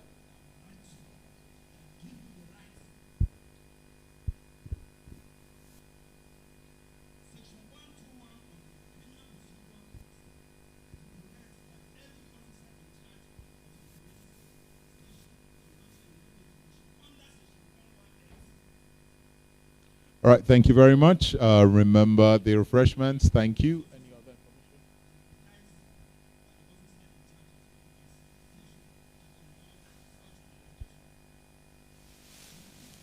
Well, if you are, and the photographers are available. If you want to take some more pictures outside, the photographers will be. The planning committee for this event, could you please come on stage for your photograph, please? Adeyemi, the Ruth, Thelma, and Abiodun, please come over for your photographs, please. Thank you.